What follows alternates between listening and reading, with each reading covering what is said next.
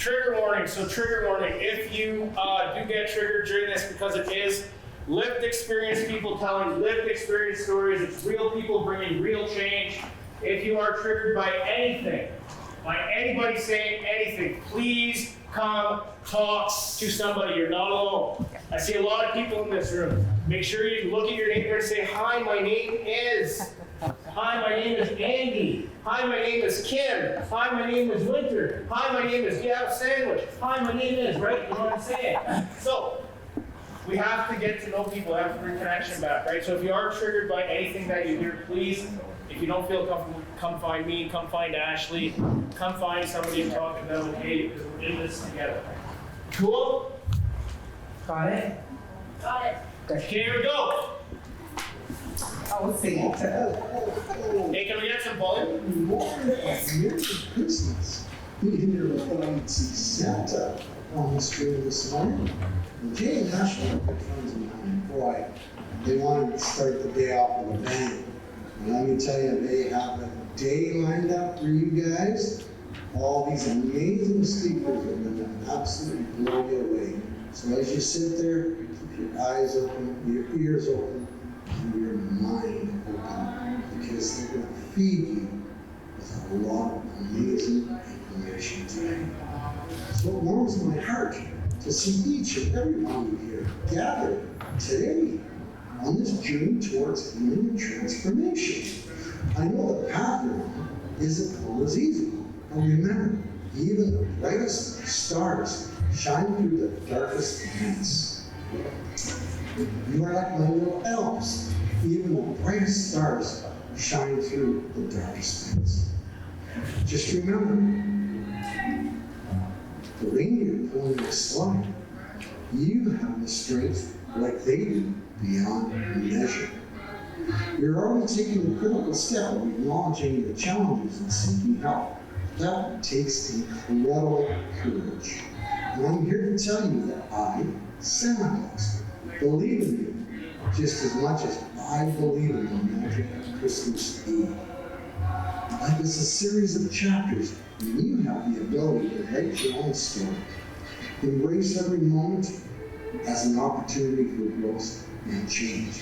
As you listen to these amazing guest speakers, let their words ignite a fire in you, inspiring you to chase your dreams and reach for the stars. Remember, the holiday season isn't just about gifts and decoration. It's about love, hope, and the power of second chances. You are not defined by your past. You are defined by the strength you show in shaping your future. When you feel the weight on your shoulders in the world, think of it as a sack of challenges that you can turn into gifts of resilience. Every single one of you is a gift to this world. And your presence here today is a testament to your determination and the great future that lies ahead. So my dear friends, keep that twinkle in your eye and the warmth in your heart. Embrace the spirit of this season where miracles can, will, and do happen.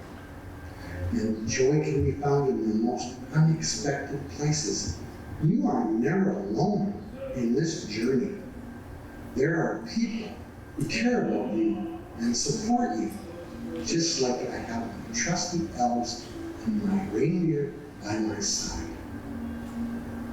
Stay strong, keep your spirits high, and remember that you have the power to light up your own light, like the Christmas tree. Oh, you remember, the bulb, it burnt out. You didn't throw the tree out, you didn't throw the string lights out. You dug deep to find the burnt-out bulb and replace it. Santa and Mrs. Claus have had their own issues with addiction. Some of the elves, oh, I know, you wouldn't think up at the North Pole, but yes, it does happen. It can happen anywhere. But, you know, with a lot of love, and a lot of kindness, and a lot of help, we were able to help with their determination and their power to change their ways. And now they are back on the line, being very productive with adults. So never give up. From the bottom of my heart, I believe in each and every one of you. Now let's join together in the spirit of hope and let the magical recovery guide you to a brighter future. Ho, ho, ho, ho! Merry recovery and happy new life to you all. And remember, Santa is very proud of you, and he will be by your side, just like all these people here. Never give up, always reach for the stars. Have a wonderful day, and enjoy your day. Santa loves you. Aww. You're out of the audience this year because you're here. So good job. Good job. So, Santa knows Ashley and I really well.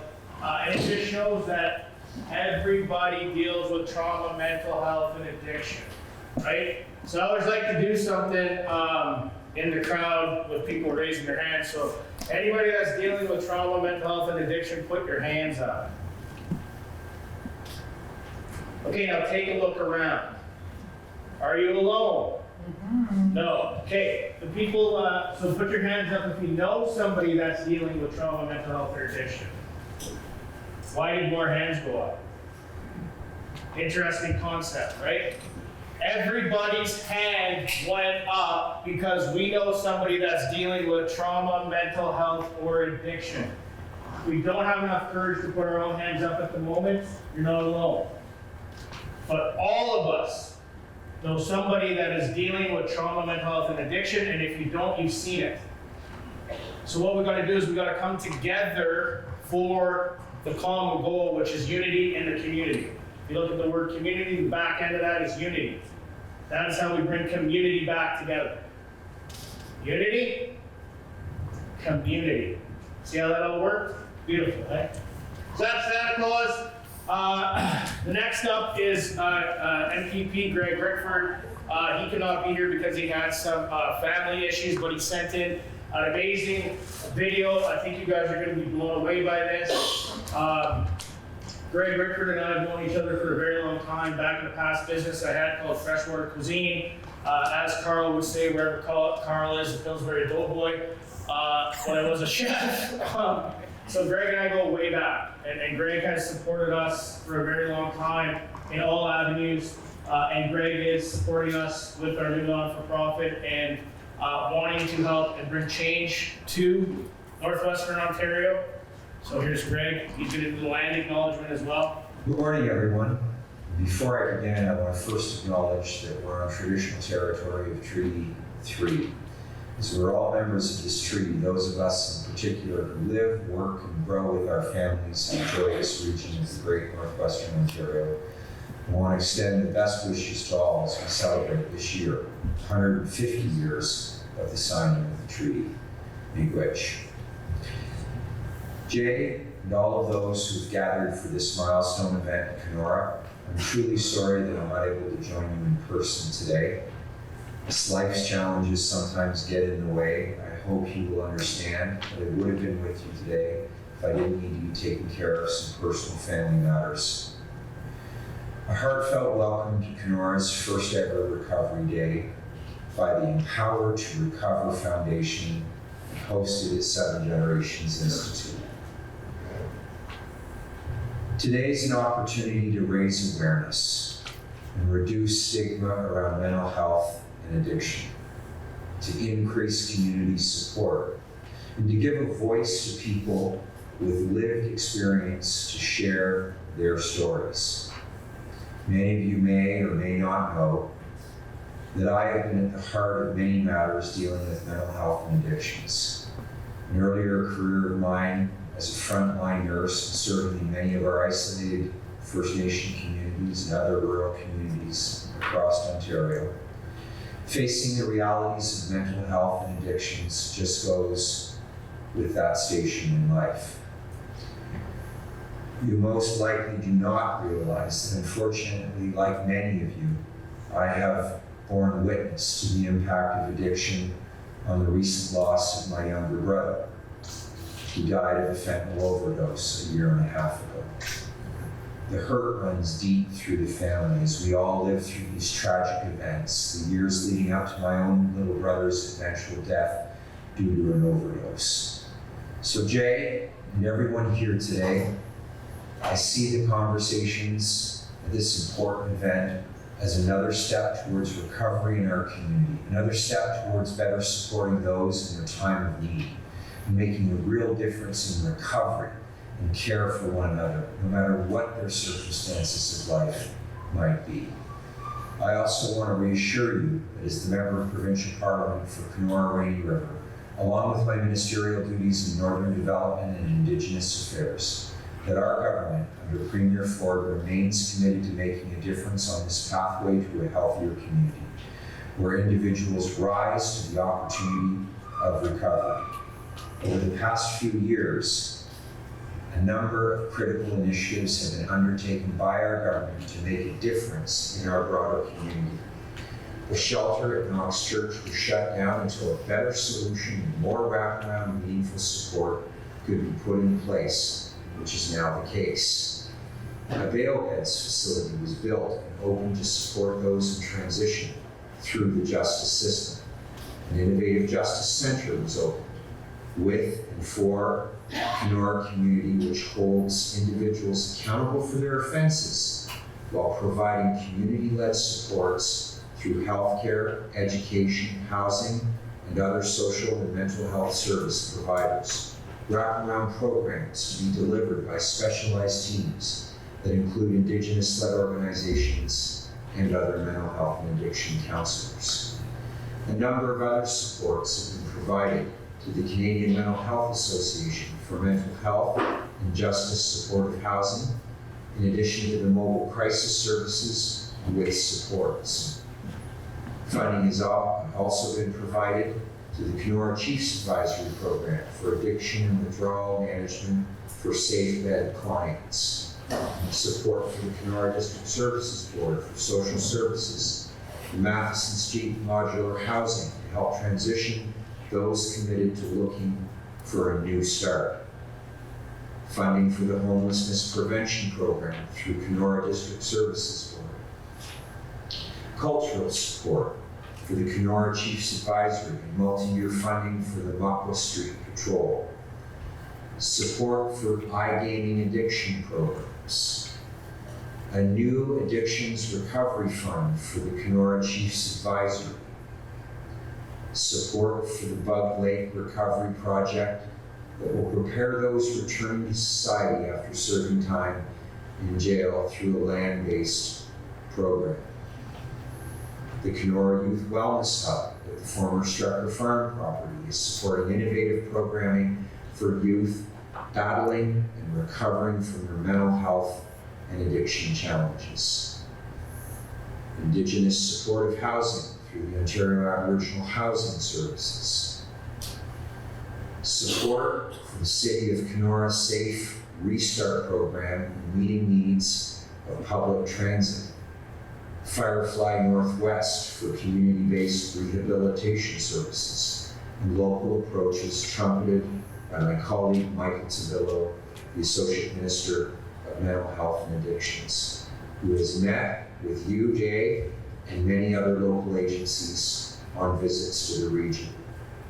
Support for the Kenora Association for Community Living, one-time rent supplements for funding, Changes Recovery Homes, funding and support of men in transition on their path back to lives in our community, an investment in women's shelters and support in their time of need, Lake of the Woods District Hospital nurse practitioner and detox services at the Morning Star facility on Matheson Street, the Kenora Jail Expansion Project with programming that will be an innovative approach in preparing inmates for their life and transition back to the community upon the end of their sentences.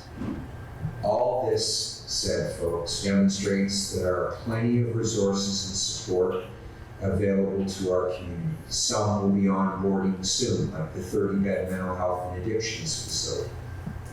These are all examples of the kind of support for agencies, services, and programs we are providing as provincial government to support your efforts here in the community. Many leaders in the region, both medical, elected, and private operators, have agreed that it is not a matter of shortage of resources. It is an alignment of the priorities and the opportunity to provide effective wraparound services focused on recovery. Jay, your passion to deliver on recovery is commendable. It's part of the overall need on a path to better health and to end addiction. I remain committed to continuing to assist on this path forward towards a better and more aligned model that achieves recovery. So thanks to you, Jay Barnard, the recovery coach behind Empower to Recover, for putting on today's event and all the work you do, folks gathered there today to support those in our community each and every day.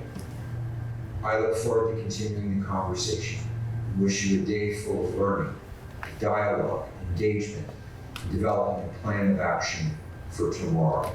Thank you, and we wish.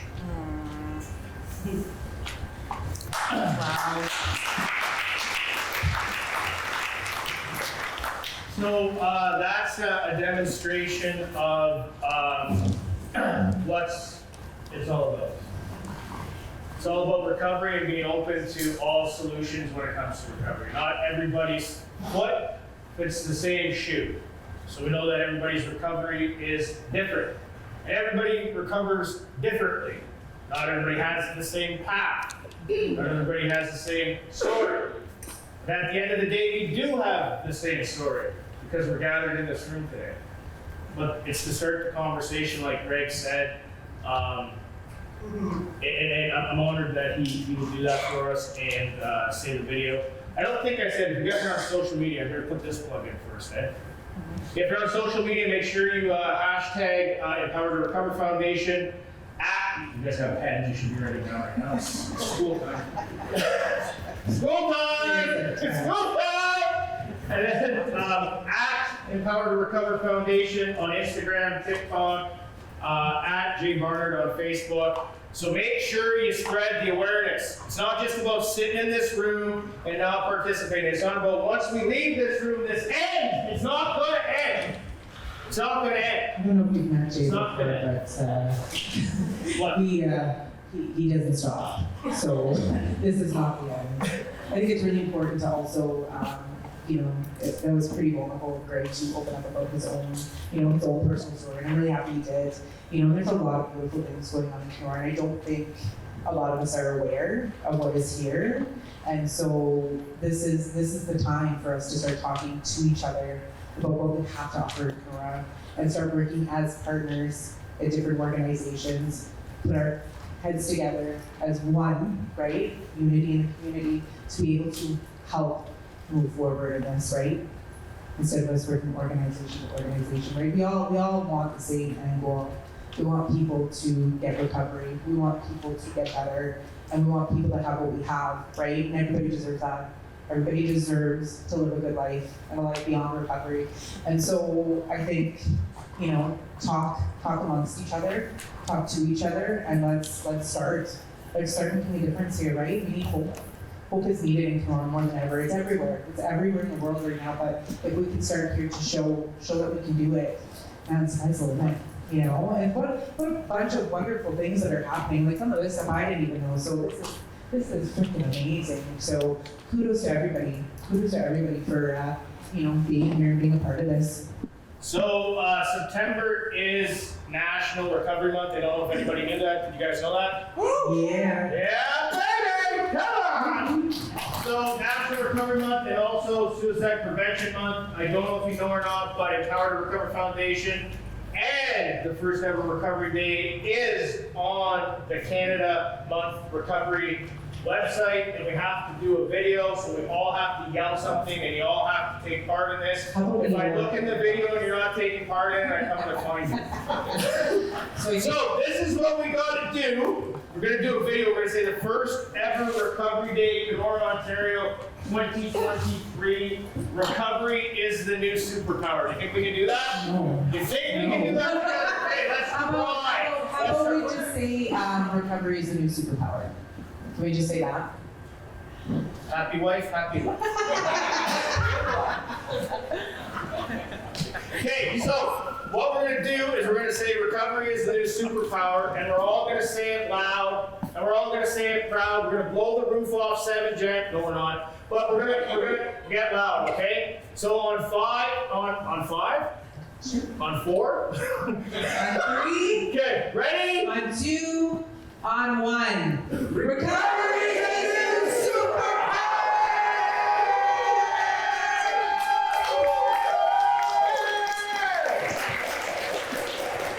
Yeah, baby. Yeah, baby. Yeah, baby. Yeah, baby. That is something. Okay, so I met a beautiful soul before I get into introducing Alicia. I want to do something right now. You guys see there's some key tags on your table.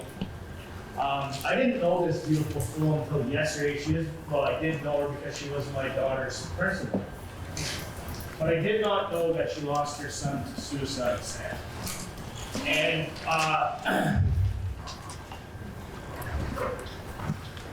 my ex Julie, who's going to be bringing Destiny down here later, sent me a video yesterday.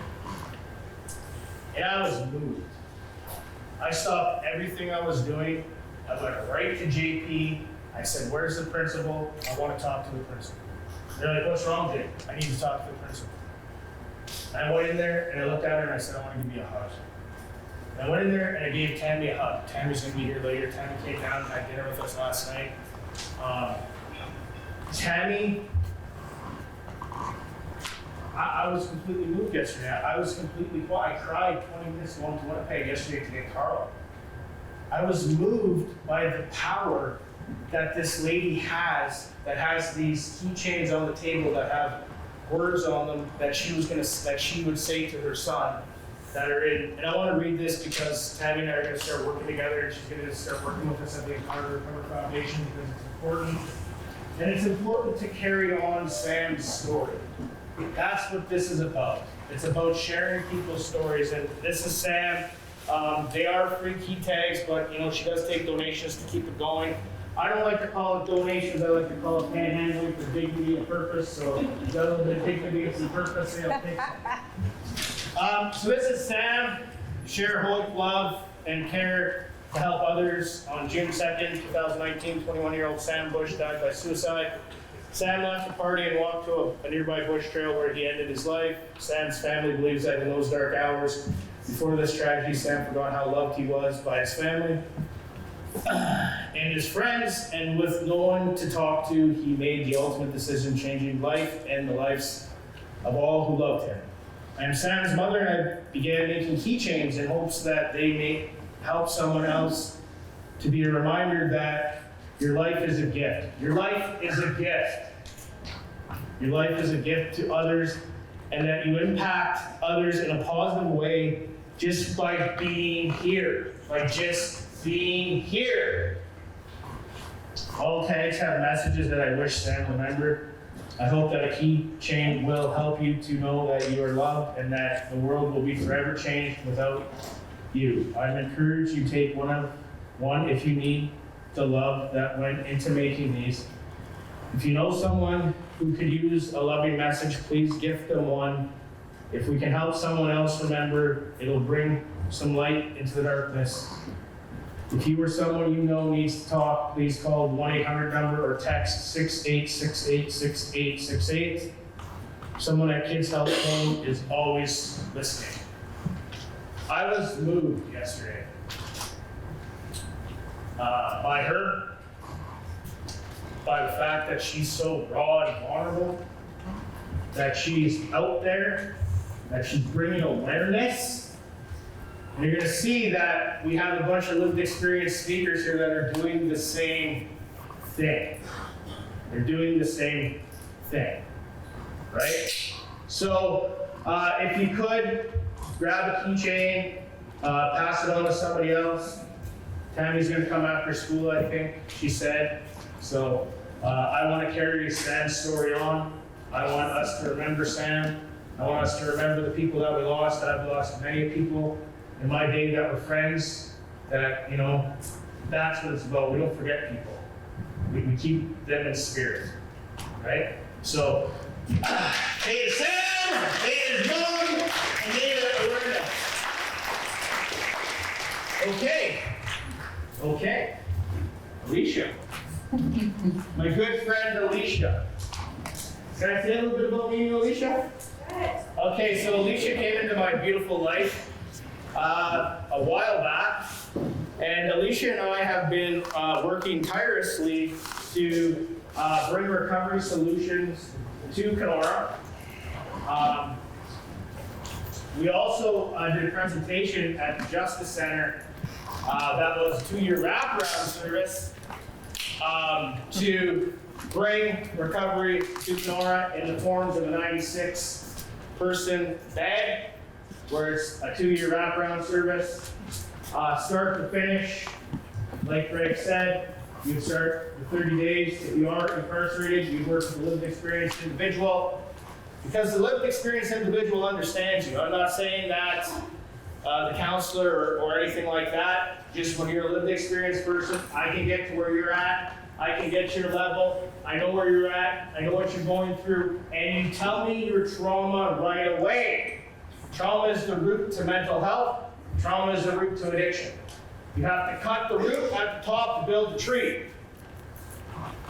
If you don't cut the root at the top, the tree, you shake yourself off the tree. And that's where fear comes from, which is false evidence appearing real. You build stories up inside your head. And that's what will run your life, is fear. Because you think you're not alone, you think you're alone. So, Alicia and I have been working at this for a while, and I'm excited that Alicia has stuck with me, because most people, you know. Come on! Oh, also, wait a second. No, I actually celebrated 4 years on September 9th.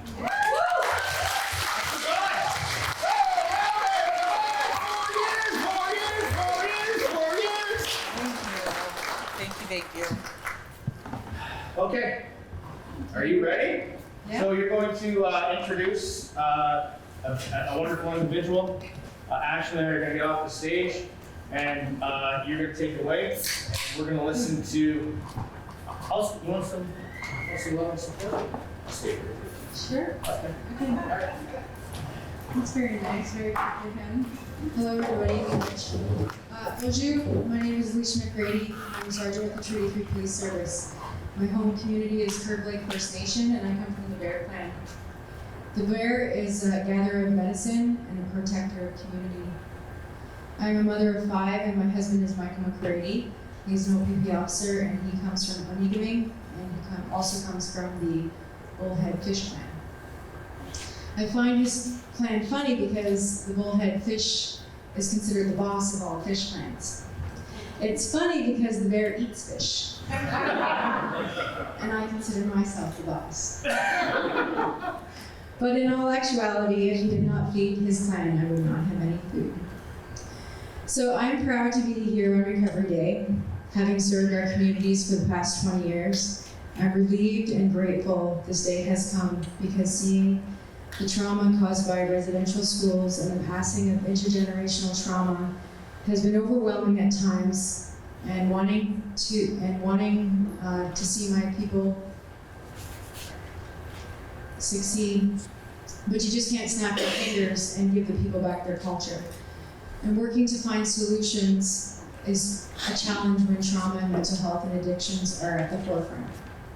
The Truth and Reconciliation Commission of Canada characterized the intent of residential schools to be, quote, cultural genocide.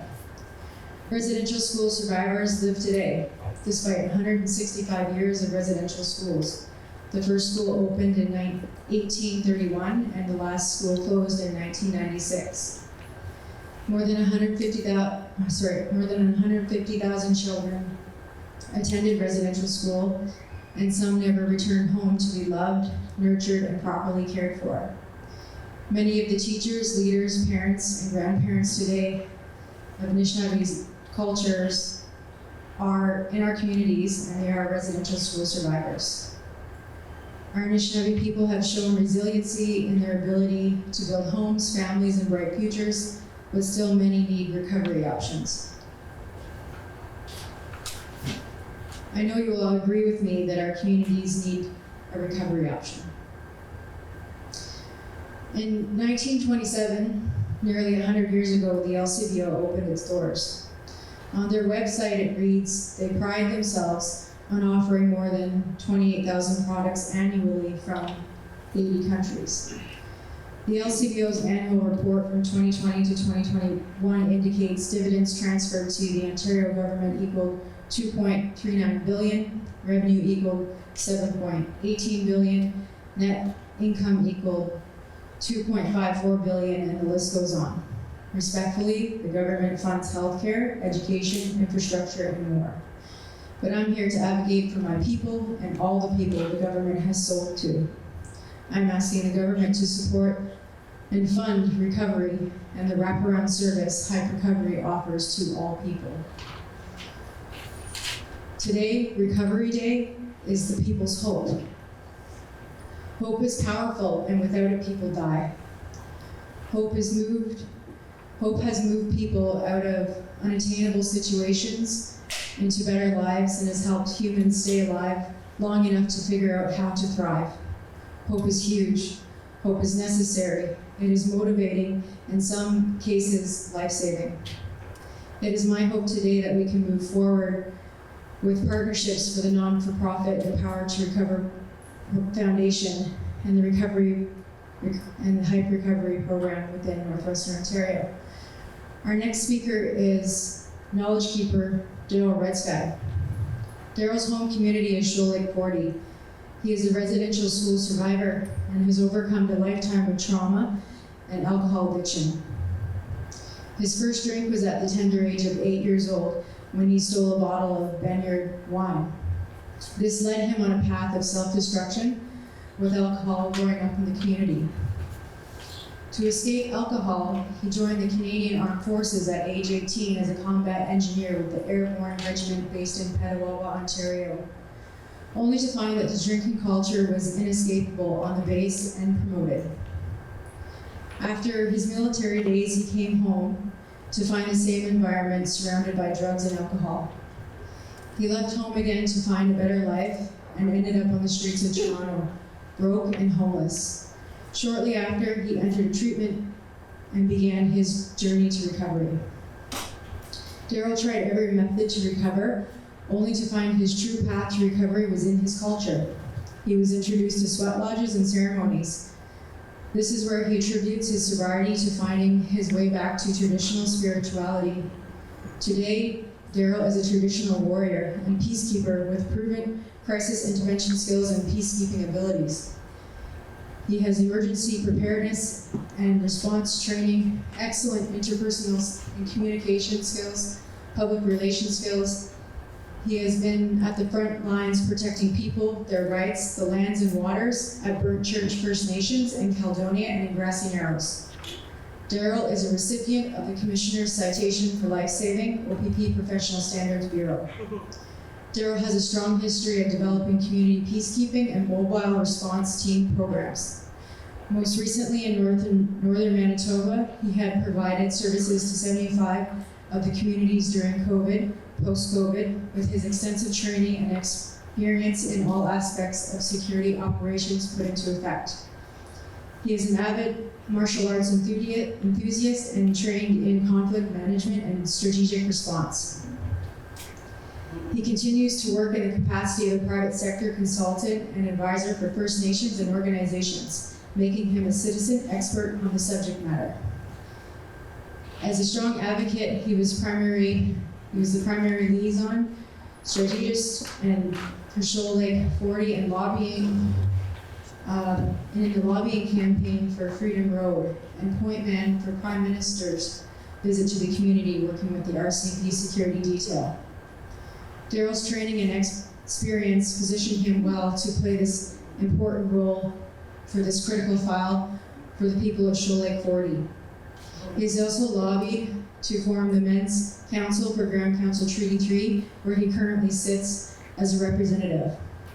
He continues to act in various advisory capacities, promoting grassroots community safety and wellness for the people and communities. It is with my greatest honor loyalty, and respect to introduce Knowledge Keeper Daryl Red Sky.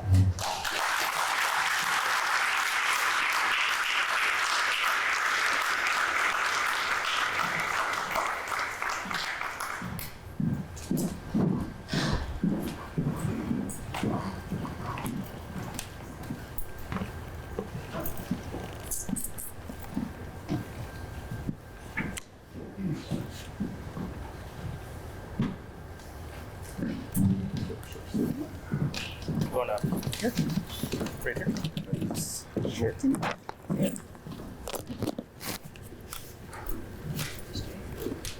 He wants that.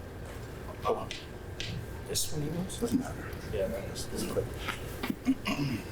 Then you'll just see right down here, Darryl. There you see. Ah, okay. Keep you on pace. Yeah, 100%.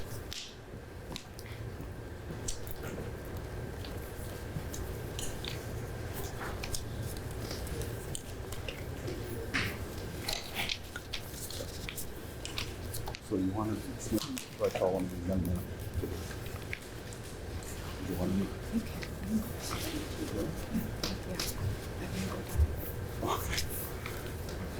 Herbie's here.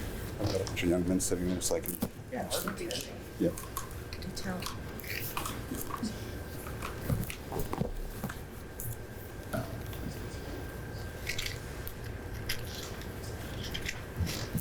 Sorry, I don't need to have my back turned against the folks, but I'm just trying to prepare my smudge here.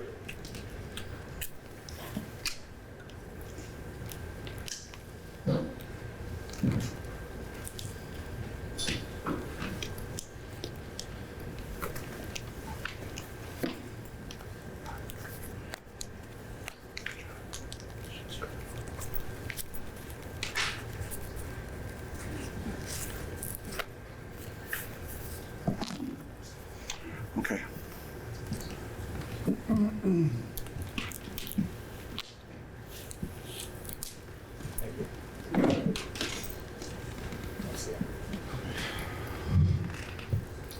Bonjour. Eu gravava nici necaz, mă școși într-o tem, dar jurul minte. So like 40 dude. That is who I am, my culture. You Gabo, bear standing on 4 legs. Most of you here know me as Daryl Red Sky. I've been asked to light the smudge and to do a prayer for the gathering. But one of the lessons I've learned from my elders growing up, being mentored,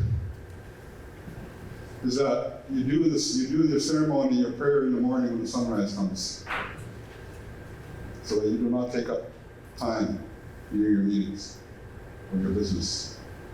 And that is what I have done this morning. When I got up, I prayed for this event. I prayed for the people who are experiencing the traumas, the hardships that everybody has. And also for people to gather in a good, positive way here today and share some of their experiences. And to move forward in a good way. And that the Creator listens to people's stories.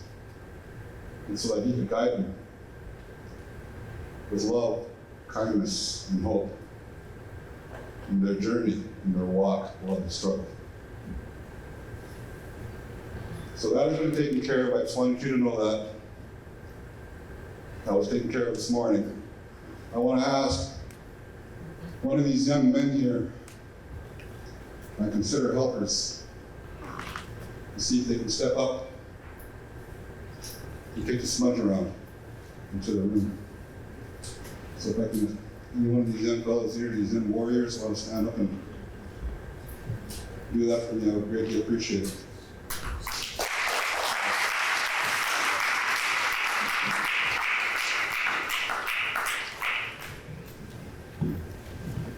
Come on, Herb. What? Come on. Go way back. Come on.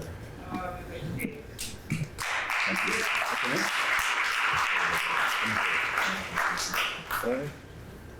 Matches. Take the matches if he goes up. And I've got more here too in case you run out. All right. I'm surprised to be here.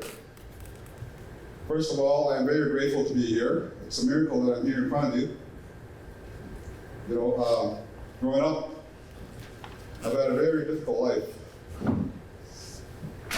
And like I said, by the grace of the Creator and sharing this time with you. As a young man, as a young boy, a very young boy, about 8 or 9, I lost my mother in a house fire with my sister. And for some reason, I was spared from that horrific incident.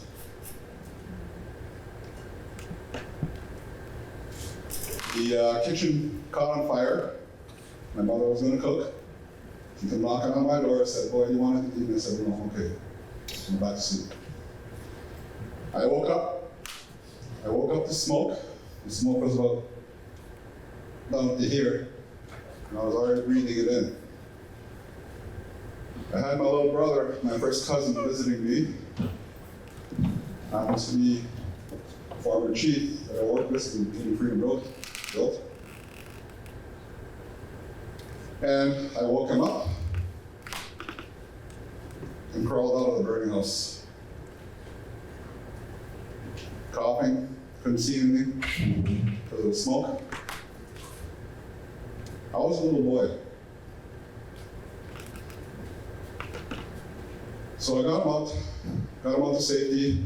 Before I left the house, front door, I looked back to the kitchen and I could see the orange glow and the flames where the stove used to be. We got out, we were coughing, crying. The hardest part for me throughout that whole event, and this carried on for decades into my life because I carried this image. My little sister, they didn't have Pampers back then, they had diapers. And where the door is right there. Let's say, for example, that's the living room window right there. The door was to the right of it. And we're standing outside coughing, catching our breath, crying, and I see my little sister standing on a couch, pounding on the window. Probably asking me to save her.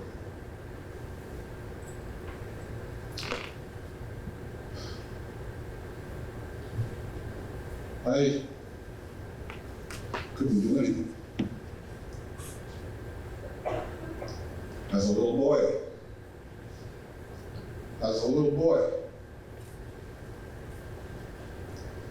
to see my sister crying, pounding on the window, probably asking her big brother to help her. So, I don't share this story too often. This is about the second or third time. So, my cousin and I ran for help. Well, we didn't run for help. There was no roads back then. So we pointed. We had a canoe. We went to the canoe. We went paddled to the point where everybody used to live at one time. Got to my aunt's place and told her what had happened. And said that my mom, their sister, was in the house with my little sister. And I was learning. By the time that we got there, we could see the orange glow above the trees, and then we heard a big explosion because there was like propane tanks in that there.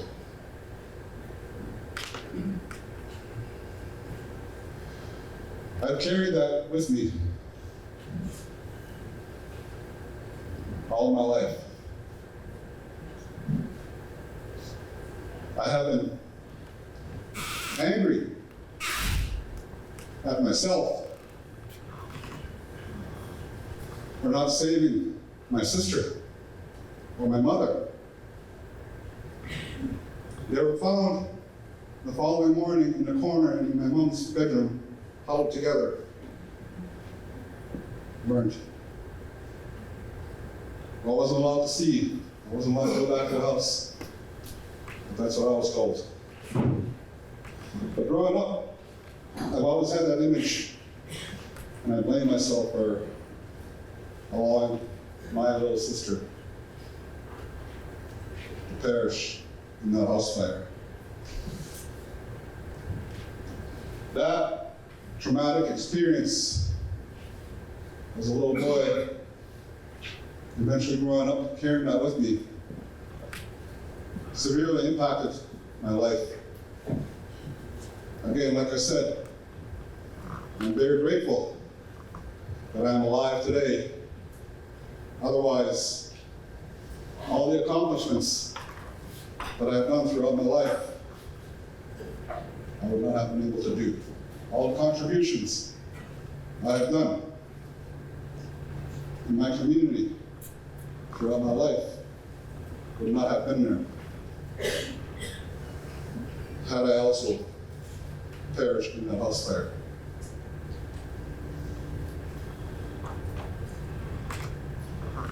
I never let my mother go.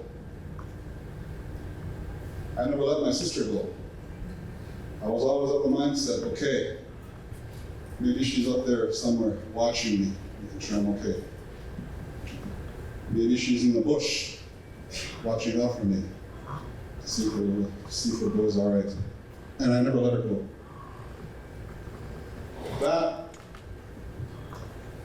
incident led me down a path which we're all familiar with. Self-destruction, the trauma that we carry, that drove me to be who I was in my earlier years as a young man. To be that alcoholic, to be that drug addict, to be that person who abused life in general, disrespected everybody, because I wanted to forget. And the only way that I could forget is by passing out and never think about nothing, being numb. Numb and dumb was my comfort zone. It's the way that I had lived. A lot of people have told me, Daryl, it's not your fault, you're just a little boy. Great, I get it, that's fine, I understand. But I tried telling that to that 9, 10, 11, 12, 13, 14, 15, 16-year-old boy that today I get it, yes, because I've been sober now for over 25 years.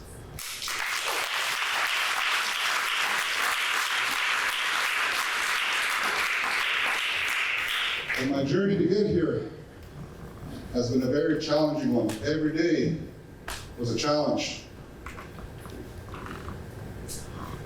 Every day was a struggle. Alicia mentioned the fact that I had spent time in the streets of Toronto, broken homes. Yes, I was after my military days. But I want to take it back, a while back, to the time that I've been in Kenora. How many folks here remember Varsky's Hill when it had vehicles, derelict vehicles, parked up on top? I see folks here my age here, so I'm sure that people here will remember what I'm talking about. Well, at the same time, I slept in those cars that were there as a boy. And I walked the streets of Kenora, looking for nickels, dimes.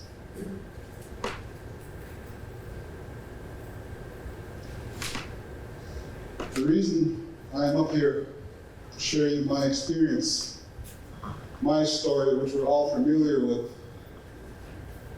you know that those addictions don't discriminate.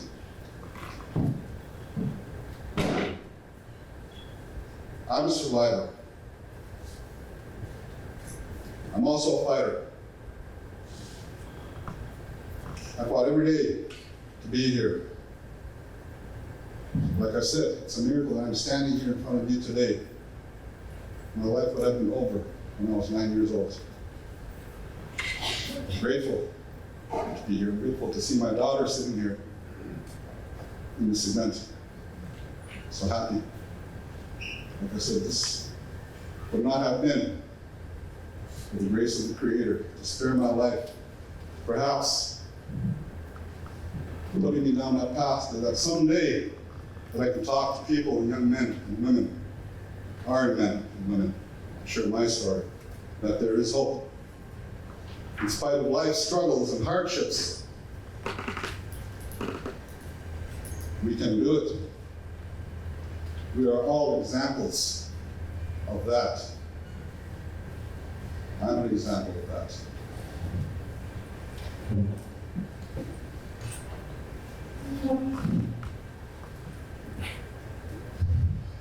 Sorry. Again, like I said, this is I just want to go back to how I was able to be here, standing in front of you here today. I was invited to come and sit at our Youth Justice Center. I don't know if it was just the way things planned out that day, because I had a meeting with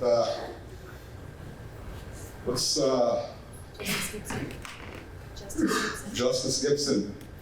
Apparently had wanted to have a meet with me about something, along the lines of the work that I do, her relationship. And as soon as our meeting was over, he said, "Oh, by the way, are you available?" So he invited me to sit in the proceedings in a courtroom with him, along with another elder. And I had nothing else planned that day, so I agreed. I sat in the proceedings. I wasn't really sure what I was getting myself into, but I did recognize what it was. It had been my first time sitting on that side, because as a young man, I was always the one being judged. I stood in front of judges. So it was an experience for me to sit on that side as a knowledge keeper. So I shared with the group, the justice, the crown, the defense, and everybody else in that room a little bit of what I felt and what I saw. And I told them, these young men, these young people who are standing in front of you today, I'm one of these young people that you see in the streets of Kenora.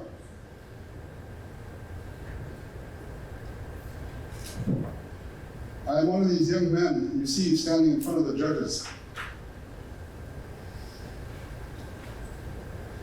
I am one of these young men that you see passed out.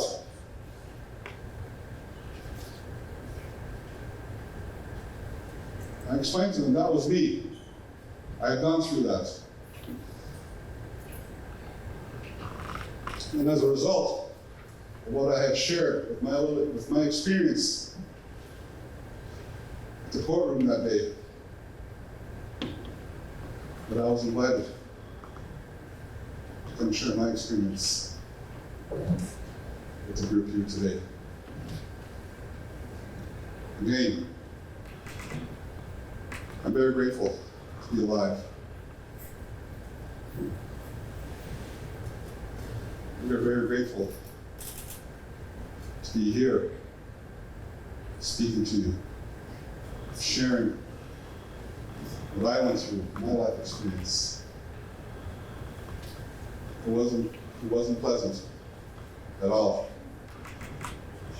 Every day has been a struggle for me to survive.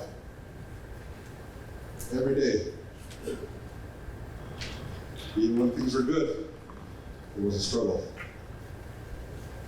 And when things are bad, it was normal. Because struggling for me is normal way of life. Growing up. I thought it was a norm. You know, I have a hard life, okay, well, yeah. Sure, that's life, I guess. And since I sobered up, that's when I started to make changes in my life. I met a man, I'd say 30 years ago, 25 years ago, when I started my recovery. He took me under his wing. He was a mentor to me. He was the one that brought me into this world that I live in.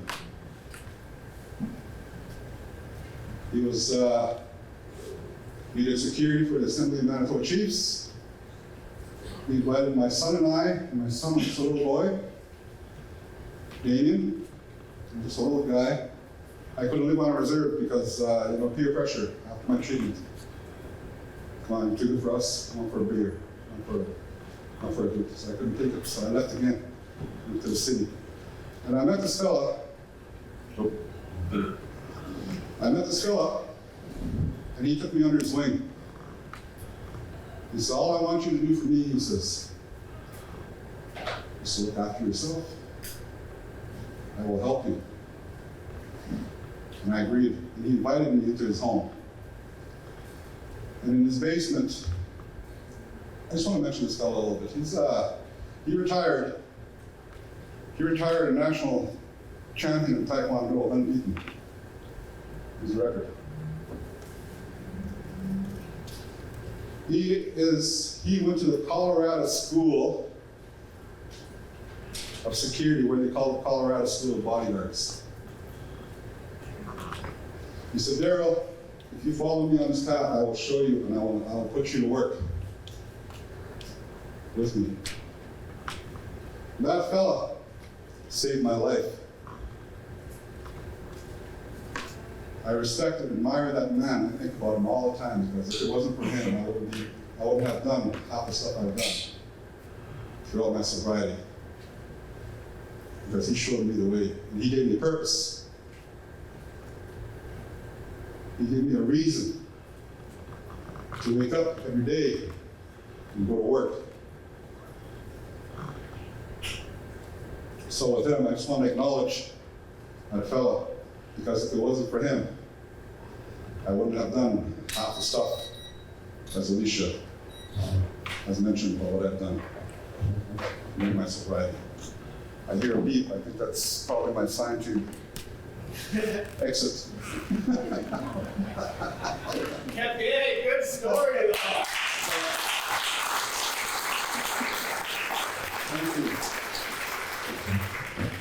I just want to share with my brothers that it doesn't matter what you're going through. There's always a way. There's always hope to get to where you want to go in spite of what you're going through, because I'm here to show you that it can be done. So I want to say congrats to Alicia for the kind words and the invitation. Treaty 3 Police, the OPP, and everybody here that's participated in this whole event. It's remarkable to see. Now I don't operate alone. I don't operate in a silo.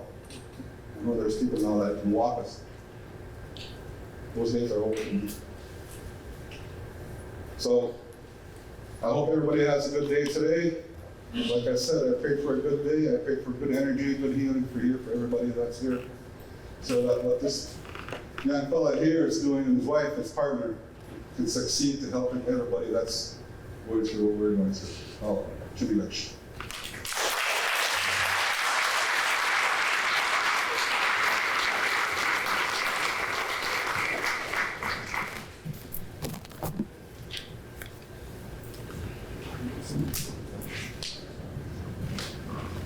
That was moving. Thank you, Daryl, for sharing your.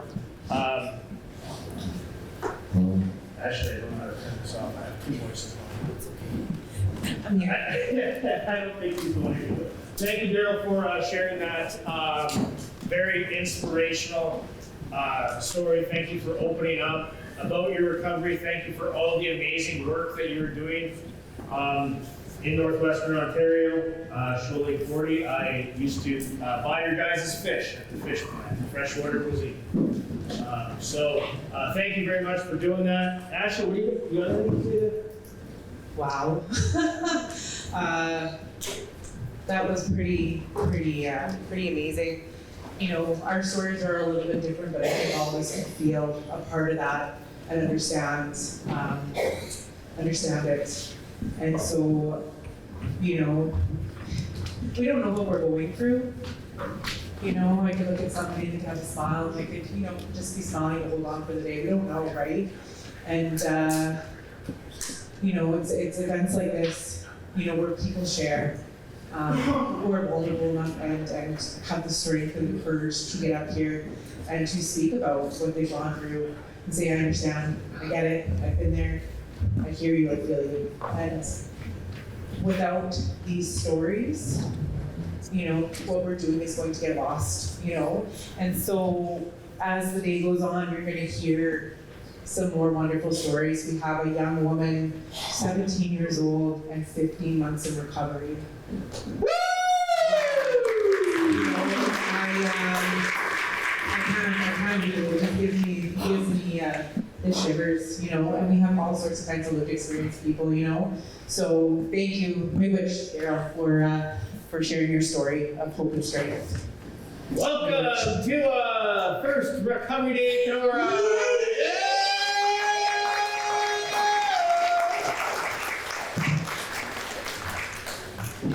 I will tell you something. There's somebody in the crowd right there who used to own the lakeshore.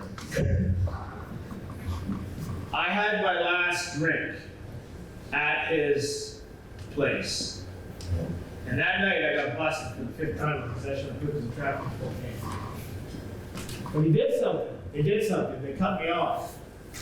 Now, you don't cut off me, but anyways. They did cut me off. And they kicked me out. But you know, because he cut me off, January 7th, 2008 was the last time I had a drink. I used drugs right up until February 10th, 2008. February 11th, 2024 is going to be 16 years of complete abstinence. And that is a big clap for you. I know you didn't know that, but you did. You have a part of my recovery for what you guys did that night by cutting me off. I should have been cut off. You helped me. At the time, I didn't think it was help, but you helped me. I don't know where Mark is, but I want to talk to Mark about Mark too in a bit. But thank you for helping save my life. Aww. Oh, can we get the volume?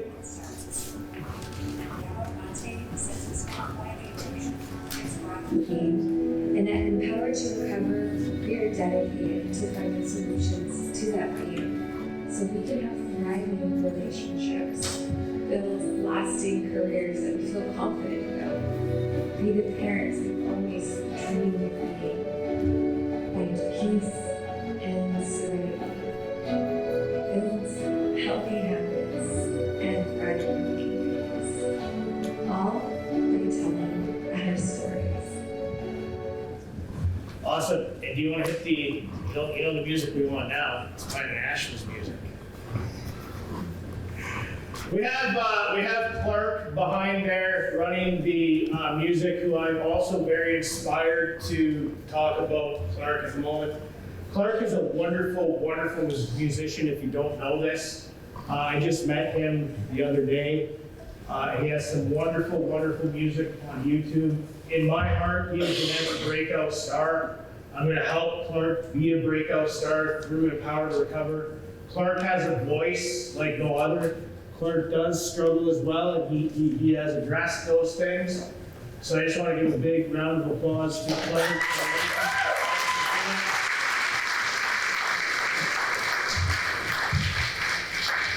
No pressure, Clark. Okay, now. Aww. You want to hit that? So we have our own song made. Hey? Yeah, we've done that. That's later too.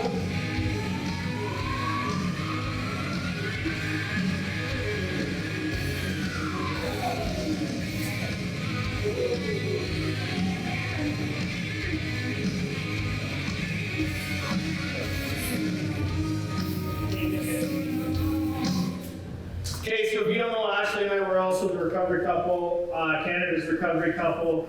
I actually didn't know that I was going to do this, but we're. No, I didn't. It was a surprise.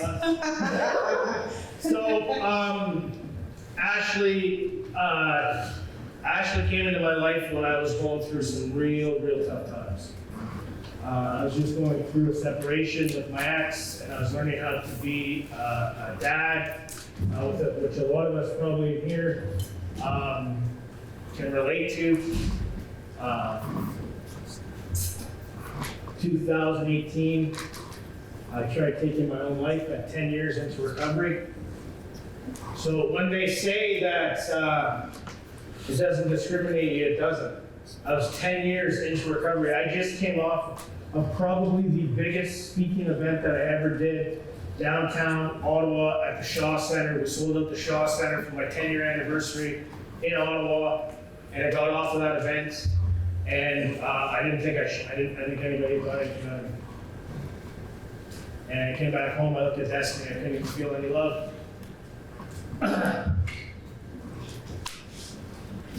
And I tried taking my own life at 10 years. And that's not because I wasn't working a program and that, not because I wasn't doing this and not because I wasn't doing that, not because of anything. It was just too much was going on. Freshwater cuisine was going over the top, and just, I found myself on the ground. And through a mutual friend of ours, I met Ashley. Did you find me on Facebook, or did I find you?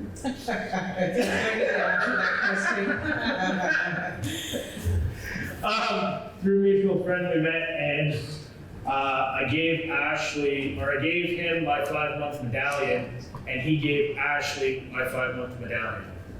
At the beginning, it was really, Ashley and I was helping Ashley get in recovery. I was teaching, Ashley, you tell her. I don't want to mess it up, because I always mess it up. He was over the top. Over the top. So yeah, I met Jay almost 4 years ago. And if anybody knew me before I was in recovery, I was I was a hot mess, we'll say. I didn't know what was it, up, down, side, just trying to survive each and every day. And through the rooms, I started with AA, and I grasped onto that with my life. I white knuckled it, and I did not know why people were sober. I couldn't understand it. I'm a bit of a perfectionist. I have, I've understood that. I'm a people pleaser. I know that now. And so I wanted to do what everybody suggested to me. And I had a lot of people who had many years of recovery suggesting things to me. And that's what you need to do. Now, somebody who's fresh in recovery, I just wanted to do it right. There's no book, there's no right way, there's no wrong way. It's just, you just do it right. And I can understand that. So when I met Jay, I didn't know what I was doing, and I almost called it quits a few times because I just, like I said, I didn't understand.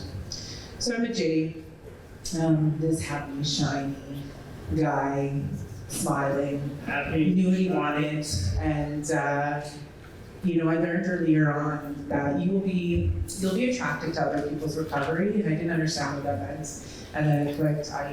I saw Jay, and I'm like, I want that. I want what he has. I want to be able to walk one way instead of wondering if I'm doing it right. And so that's how it started. It really did. I became a sponge. I asked questions. And the first time in my life, I felt like I was being heard. I was being listened to, and I wasn't being judged. you know, I sit here or stand here and I look at all these faces. Some of you I know, some of you don't.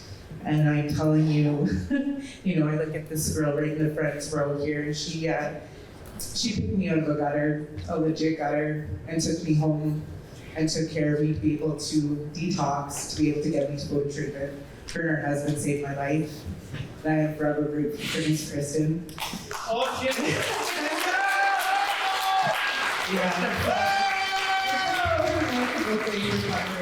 But, you know, I look at my girls over there, you know, and I have people in my life who love me enough to do the hard things that I couldn't. I lost my girls for a while. Lucky for family and friends. They were very well taken care of. You know, my sister who's here. But, you know, I have the best relationship with my girls. I worked really hard to get here. And, you know, I'm forever grateful for that. So here comes Jay. Jay, you know, recovery, and sometimes he makes me crazy, don't get me wrong. Sometimes I'm like, shh, but I don't really do it. I'm really happy. He doesn't stop. Well, we started this thing, we started dating, and then Jay's really pushed me out of my boundaries. Jay has sprung some things on me. Recovery couple was something that I didn't know we were doing until we started talking into a camera off a phone, and you know, and then Vicky came and took it from us, and I was able to do a shot spotlight with Vicky, and she did an incredible job about a mother in recovery from addictive addiction, and how it affects your family. This is not an easy road at times. You know, I still struggle. But I understand what I need to do to get through that struggle. And I know it's going to stop. And I know it's going to pass. You know, so yeah, we did that, and here we are at E2R, second event. And here I am, 4 years in sobriety, standing in front of you talking to all these people. Yeah, it's been quite a journey. Yeah, it's been a journey, and what's interesting, like I said, Ashley came into my life, and like I said, I tried taking my life in 2018, and it wasn't because I didn't have a program or anything like that. Just the Coles, you know, like there's a lot of water on the Coles, and then I saw Ashley getting the recovery that I know, like that's the recovery I know, like that's the recovery I know, right? And so it started firing me up again. The fire started coming back, and I knew that through Hype Recovery, we do have a booth over here, so please go take a look at lunchtime. Check out our books. We do have a 6 and a 12-week program. We are working hard to get that program into place for people that are struggling like us. So I saw Ashley starting to get it, and I was like, man. And then the fire started coming back, and you know, like Ashley really. So that's why I call her my life, not my wife. Ashley gave me back my life. She helped me by me helping her. And I have been able to do some crazy, amazing, well, we don't live together, so that's probably why we still are in love. Bingo.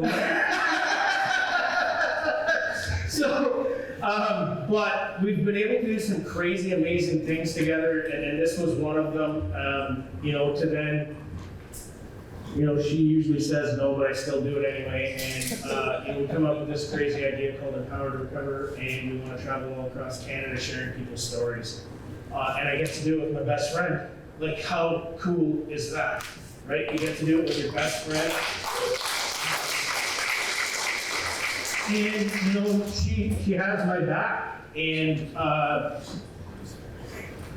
it's just a wonderful thing to do and have and be a part of, and where's the remote? and be a part of. So Ashley has done a whole bunch of work on herself. I've watched this individual grow from the inside. I have stepped away, I've allowed her to go through her process. She comes and asks the questions when she needs the answers. Because if you're looking for the answers and you're asking the questions, maybe you're not ready for the answer. Right? Because you just want it now. It doesn't happen now. Right? So I allow Ashley just to go through the process. And through Ashley's process, she celebrated 4 years. You know, and that was like when I first met her, she was a spinning hot. I didn't bring it in.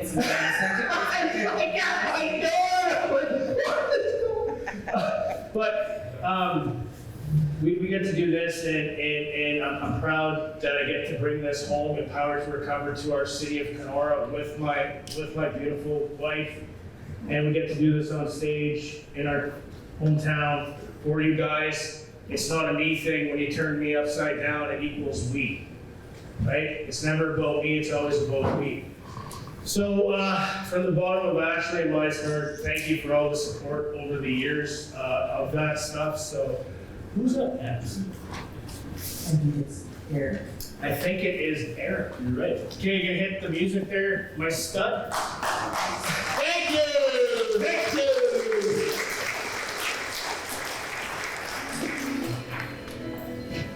Look how beautiful, all the people that came together for this thing, isn't that sexy? Okay, Mr. Eric M.P. Malello. I want to just talk a little bit about Eric before he comes up on stage. Believe it or not, Eric, Eric was in Beaver Brae when I was speaking. What grade were you in? Grade 12? 11 or 12, that doesn't date me. But anyways, I was speaking, and you can cut the music down. Thank you. I believe it. But anyway, so Eric saw me at Beaver Brae, and I was sharing on mental health week. And I was sharing about my addiction and my struggles, and I was, at that time, I was a Pillsbury Doughboy, like Carl Keith in the back, who you're going to hear from in a while. He says, Jay, don't talk enough about being a chef and chef recovery and Pillsbury Doughboy. Believe you me, this city knows about chef. They do not want to hear about chef anymore. So I met him there, and I've watched him grow in the profession that he's in. But he's also always supported me. He's also always been there for me. He's also always picked up the phone and talked to me. And he's also supported recovery. And that's important, that he does that, and the work that he is doing for us is massively important. So everybody welcome Eric, our MP. Hello!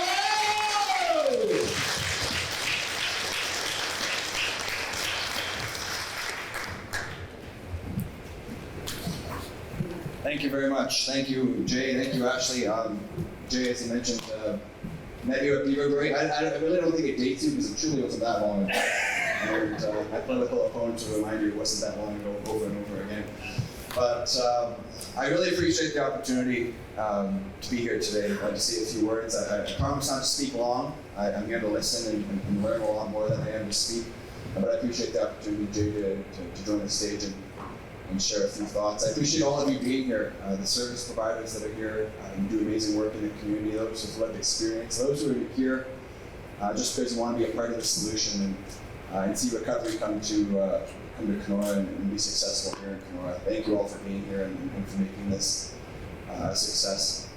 I'm not nearly as interesting to listen to as Jay is, so I apologize in advance. This might be a little bit more dull. But I do just want to share a few thoughts about what I'm currently working on and what our team is working on as the official opposition in Ottawa. So I'll be back in Ottawa next week. Unfortunately, my summer is over. I got to get back there and get to work, which is important, of course, because there's a lot of important issues, and I think the challenges that we're seeing here in Kenora and across the country is just front and center in that when it comes to recovery, addictions treatment, and the gaps that exist. I know I don't have to tell you of those gaps.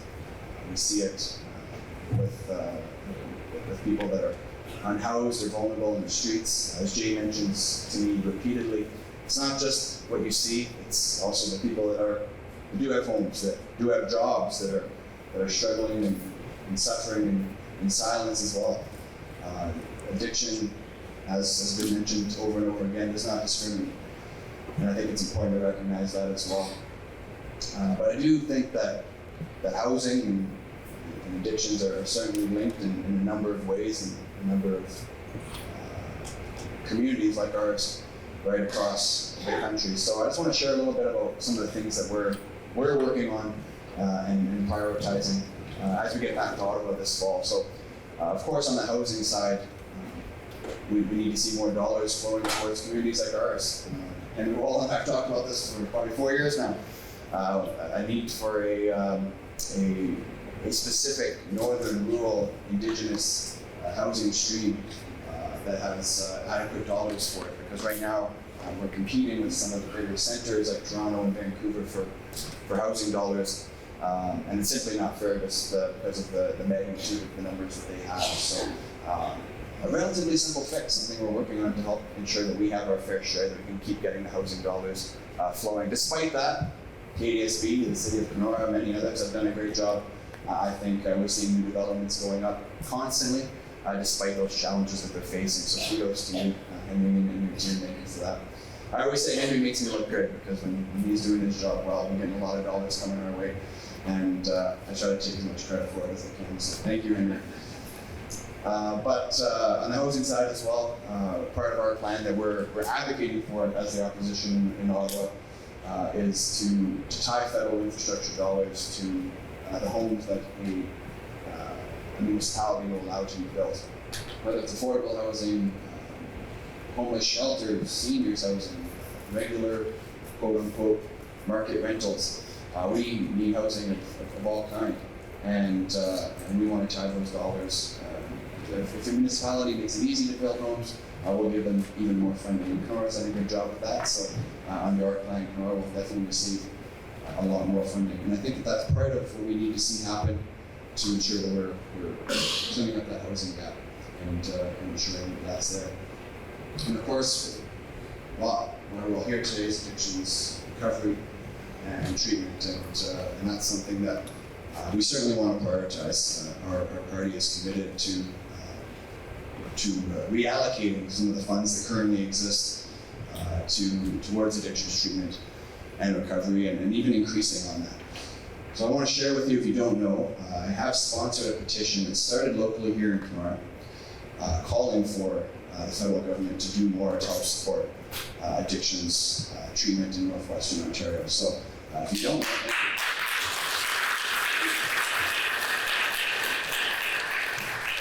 That's the plug, sign it, okay? Got it?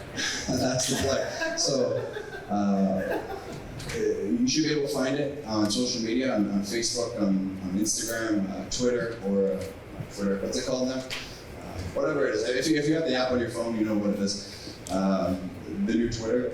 As well, we have our booth in the back here, so if you want any more information about that petition, please talk to us and look, keep your eyes open for that, because if I'm able to get 500 signatures on that petition, it will enable me, it will allow me to be able to deliver that to the House of Commons, deliver that to the government, and it would compel a government response from them. It doesn't mean that they have to necessarily do everything that is in the petition, but it will require them to respond, to highlight some of the work that they've been doing, or create a plan to address those issues. So please keep your eyes open for that.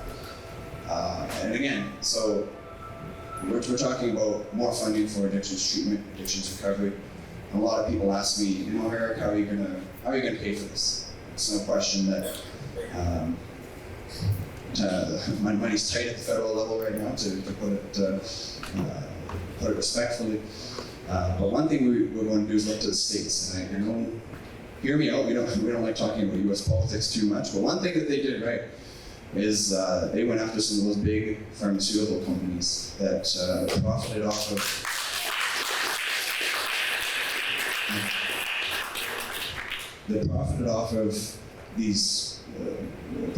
people struggling with addictions, with deceptive, manipulative marketing campaigns, and their high-priced consultants as well. The U.S., they sued them and they won, and that's something that we want to do here in Canada. So we believe that we can take those big pharmaceutical companies to court. We expect $44 billion that can come from that, and we, if we do have the honor of forming government, we'll put all of that money into addictions treatment and recovery here in Ottawa.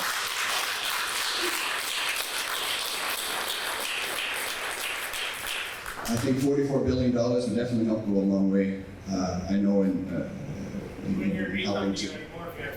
Well, I find that hard to believe. I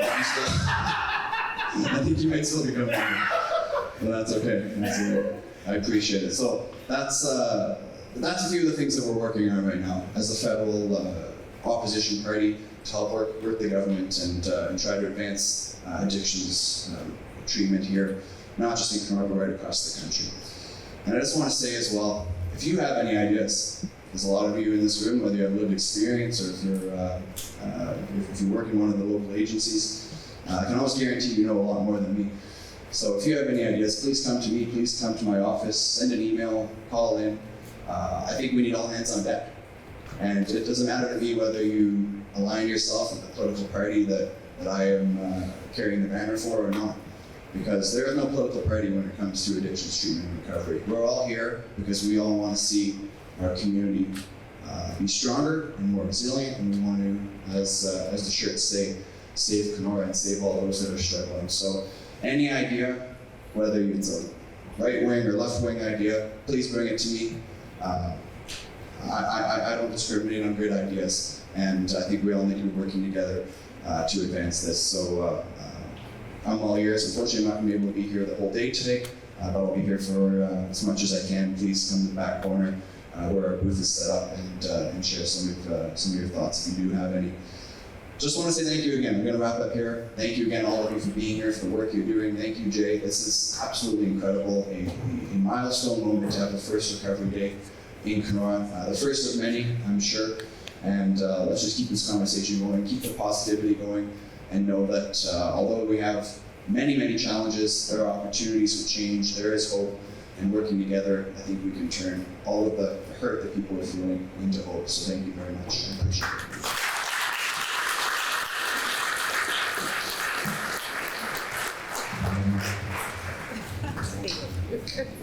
it.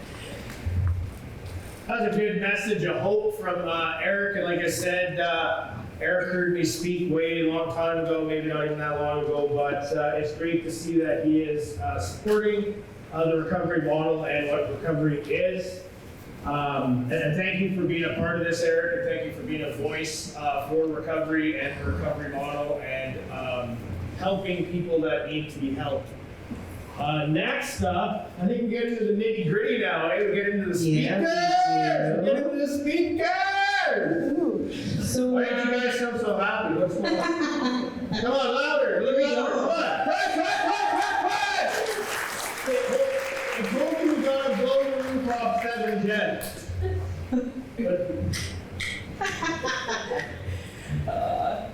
By the end of this, you're going to be dancing on the tables. So, Next up is, you can introduce her? Yeah, I am. So I've had the privilege of working with this young woman in a previous organization we worked for, and I always admired her. She's brilliant, she's empathetic, she's passionate, she's ridiculously smart. She's very well driven, and it is my privilege to introduce Ms. Shay Gander, and she's going to talk about what she's been doing and what she's seen, and let's have a listen to what she has. So, yay, Shay! Yay, Shay! Hold on, I'm gonna put the timer on there. How you doing? Hey, high five. How you doing, girl? Yeah, baby! Hold on. You okay? Oh, yeah. My hands are a little sweaty, but we're. You just celebrated 2 years, too, right? 2 years. 2 years of the practice. Yeah!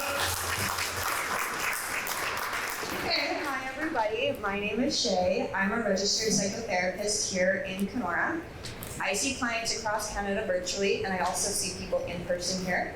I see individuals, couples, and families. And when Jay and Ashley asked me to be here today, I was really excited because I want to try to explain addiction through a different lens. So what I want to start with is comparing how society used to be versus how things are now. So on a biological level, we're hunters and gatherers. So we're out picking berries, we're hunting, we're getting fish, we're getting our own water, and we're making our own shelter. And what that does for the reward center of our brain is it goes ding, ding, ding, we're happy, we're happy, we're happy. And now society has progressed where we don't have to do that anymore.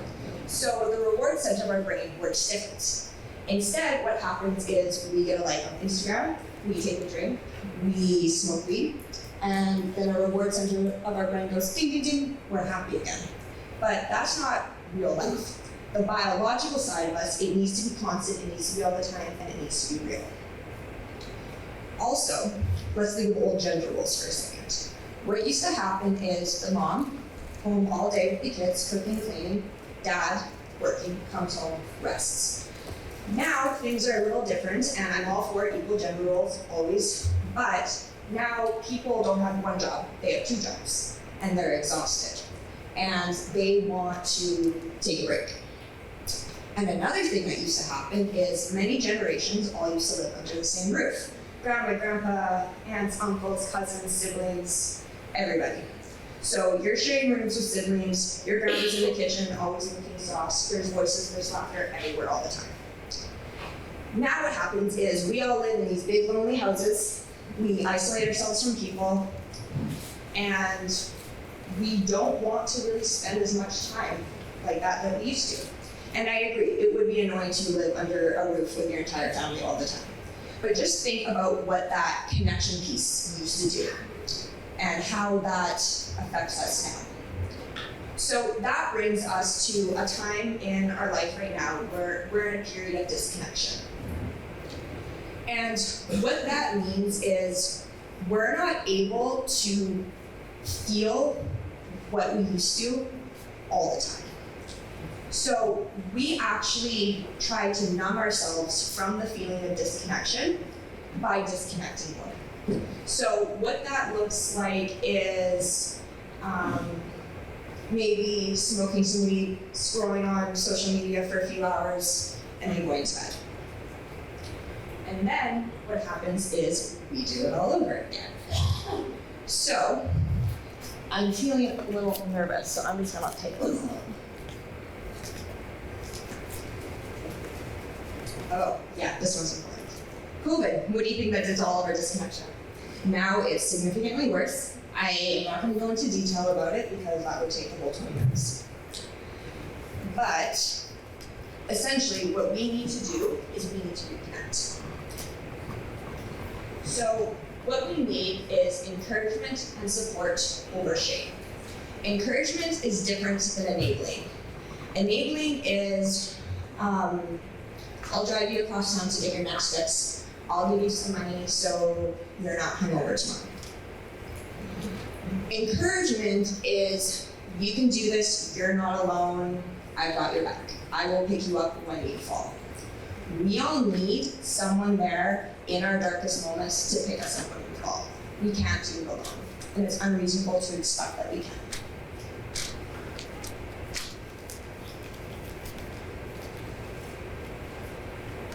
So people with addictions feel a lot of shame. So how we talk to people who struggle with addictions matters. So if we say, you're not sober today, are you? Or you had another drink, classic. What do you think that's going to make the person do?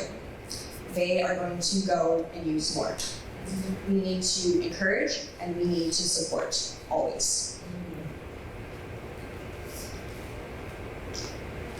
So how does addiction affect us? And also, does anyone know how easy it is to become addicted? I don't think anyone talks about that.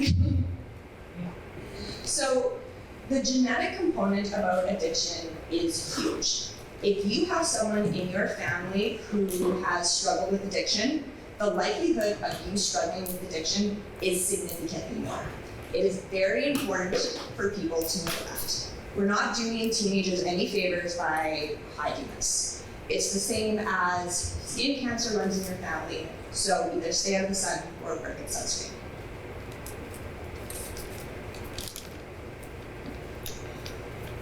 What we as people do is we try to numb out the bad feelings. No one wants to feel bad feelings, and that's completely understandable. But what happens is we can't numb out the bad without numbing out the good. It comes from the same center of our brain.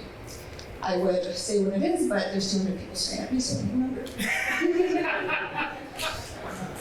So, I was told to be myself, so. So we have to feel the good and the bad in life. So you can think about it this way. We are spiritual beings having a human experience. We can't have just good and we can't have just bad. Our life is going to be filled with births and marriages and retirements, and it's also going to be filled with death and loneliness and despair. It's important to ask yourself, why am I looking to suppress my feelings? What am I trying to numb? My mom told me something when I was a kid, and I didn't really realize how big of an effect it had on my life. She said that when it comes to addiction, what people are craving is the high. The first couple highs you have is so great, and you chase that again and again, but it doesn't have the same effect. So she told me to always be careful when I was looking to, if I ever needed to numb myself out. And I never really understood that. But a couple years ago, remember when we became legal? So I had a really, really hard job at the time. I was a little therapist at a big organization during COVID. And then all of my coworkers left, and my supervisor was redeployed, so I didn't have any support. And when I went home, I needed to shut my brain off. So what I would do is I would smoke some weed.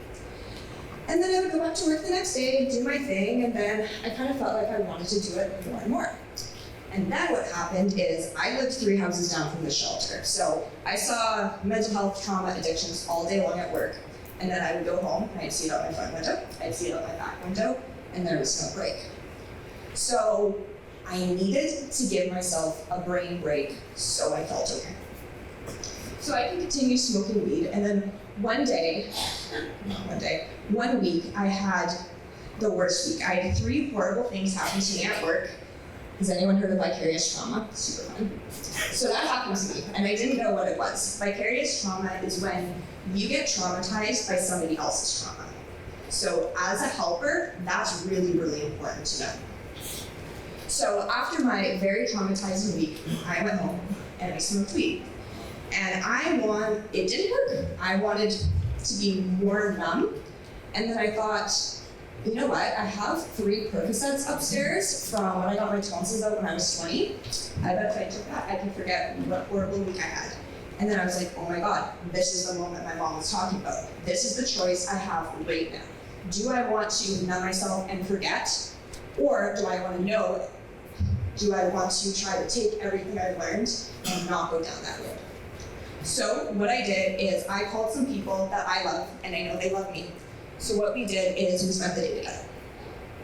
And I reconnected. So I don't know what would have happened if my mom never had that conversation with me, but I think it significantly changed my life. I wasn't going to say that, but vulnerability inspires vulnerability.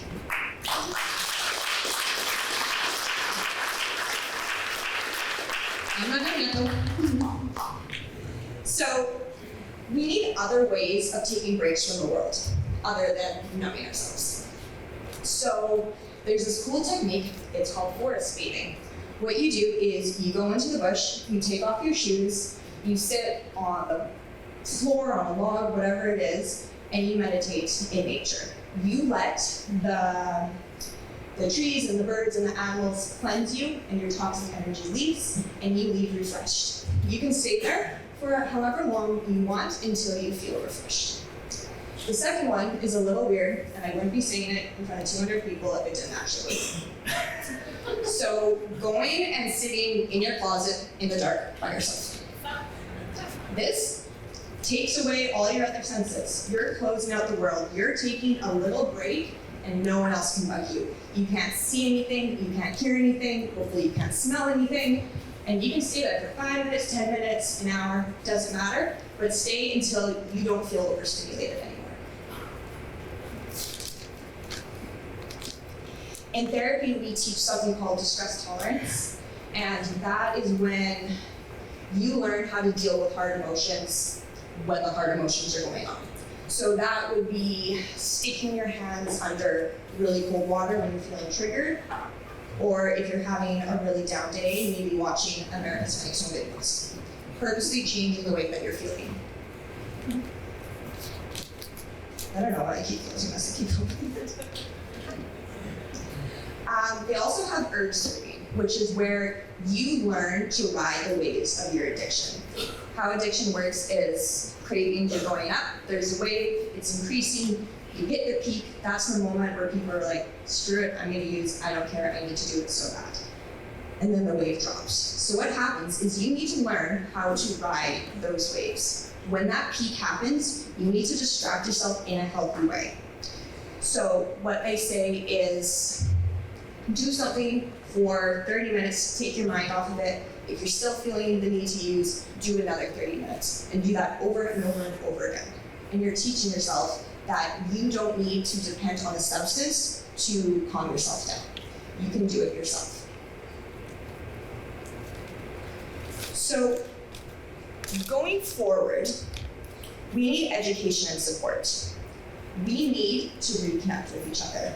COVID is still having its effect. We are all disconnected. We need to reconnect. We need outlets in place, emotional and physical, for people to exude whatever is going on with them. We need to know what to look out for ourselels and other people. Kind of like the story that my mom told me. Again, if she didn't tell me that, I don't know which path I would have chosen, because I was feeling pretty desperate in that moment.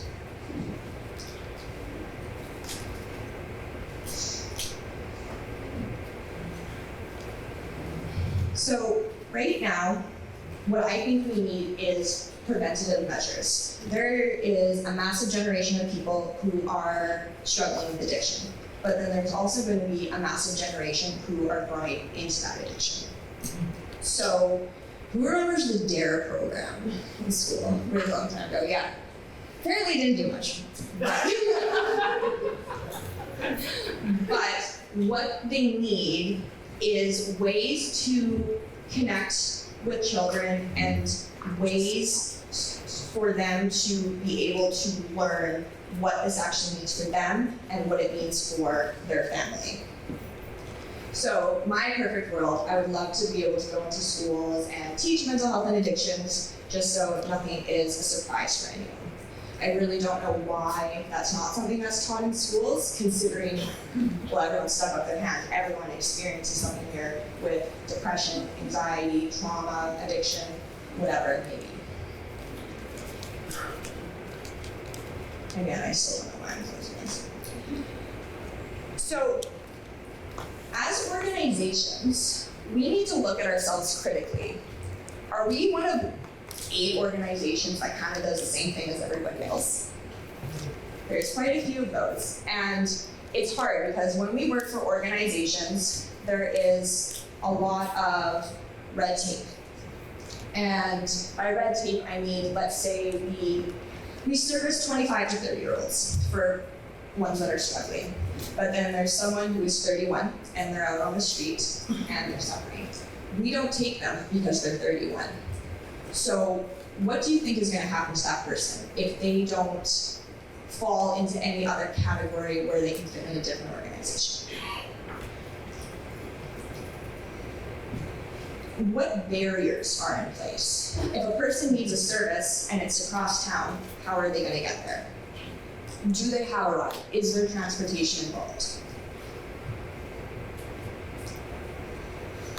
With policies in place in organizations, we do need that to make sure everything's okay all the time. But with mental health and addictions, it's not cookie cutter, it's not in a pretty box with a bow, and everyone's delivered to the right place. So I would argue it's unreasonable to expect that if we have all this red tape up, that we can help people. So critically looking at your organization, what do we do? What are our barriers? How do we overlap with other ones? How can we change that?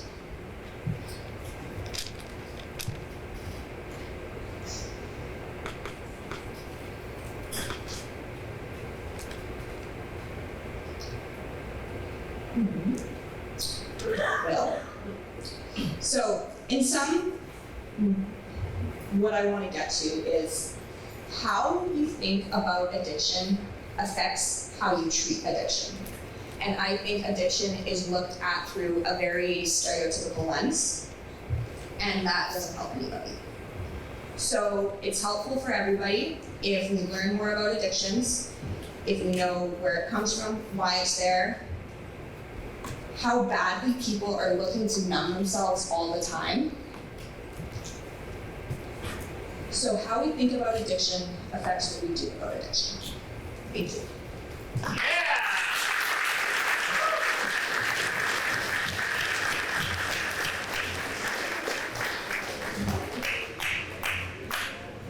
That was awesome. Thanks, Shay, for talking all about that stuff, and I agree 100% with all of that you talked about. I asked Ashley if we could reach out to you to see if you would speak here today, and you said yes, and I'm really excited that you're a young professional in the field, doing your thing. You're not taking no for an answer. You're standing up for the right things, and you're getting the job done for people. So let's give a big hand. Yeah, for that.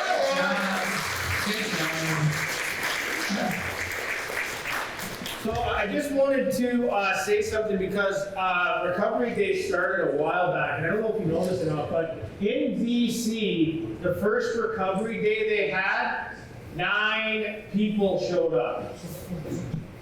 This is our first Recovery Day, and I see more than 9 people, and I'm not drunk, so. So it's remarkable when you think about it, right? Because this year at Recovery Day in BC, Ashley and I actually went to Recovery Day last year. There's 144 vendor booths, New Westminster, Minster, Minster, 4 blocks was blocked off. We had a booth there. There was 40,000 people celebrating recovery. Now, we don't have 40,000 people, but we're doing better than their first one. So that's all I can say about that one. But what I can say is this year, they did 175 vendor booths. So a big shout out to Giuseppe, who really took the spearhead with this thing in BC and really kept the momentum and the ball going and really tried to get people to do recovery days in their city. I am proud to say that we are the 3rd city in Ontario hosting a recovery day, so that's massive. Northwestern Kenora. and Kenora did that. like the armpit of Northwestern Ontario, like we did that, we did this. And there was something like 50,000 people there this year. They had to open up another street to bring more people downtown BC. And when Ashley and I and the team and Carl and Theo and we did the first event at the Anvil Center, Beatrice too, it was phenomenal, right? It was phenomenal. I had no real expectations of what was going to happen. We had a pretty, the team we had at the Anvil Center, I don't know if any of you's been to New Westminster, we had to go big, of course. We had to go big, the first one, right? So Jay, we were able to find the Anvil Center downtown in New West, and man, it was, I felt pretty bougie.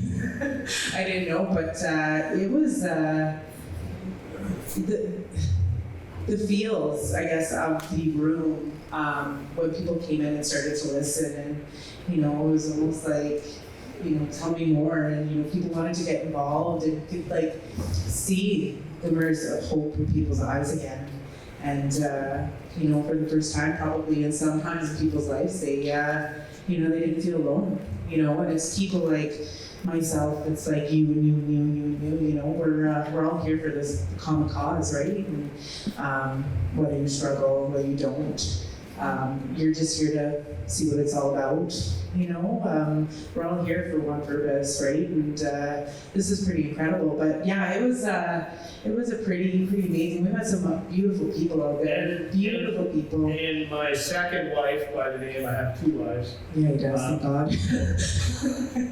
She couldn't be here today, but Brooke, who's Silver Biz Babe, is the one that has done all this phenomenal graphic work. She's the one that has. We're gonna say hi to Brooke. You guys want to say hi to Brooke? Yeah. We're gonna bring Brooke in. She. Why? Because we can do that. She just celebrated 7 years. Say hi!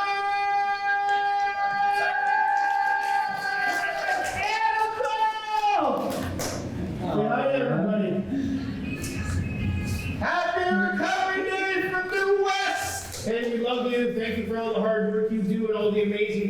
he's done for us. And my wife thanks you for being my second wife, okay? Goodbye, we love you! So she is the girl that has done, she was up with me till 4 a.m. getting this PowerPoint going for us to have this happen today. She's the girl that put everything behind. She's the one that came to me. I was calling it Empowered and Inspired when I first met Carl, and you're gonna hear Carl's story. But I was like, in 2015, I did a TEDx talk, and I said I wanted to gather a bunch of people with lived experience stories in the audience and the vendor booths and all that fun stuff.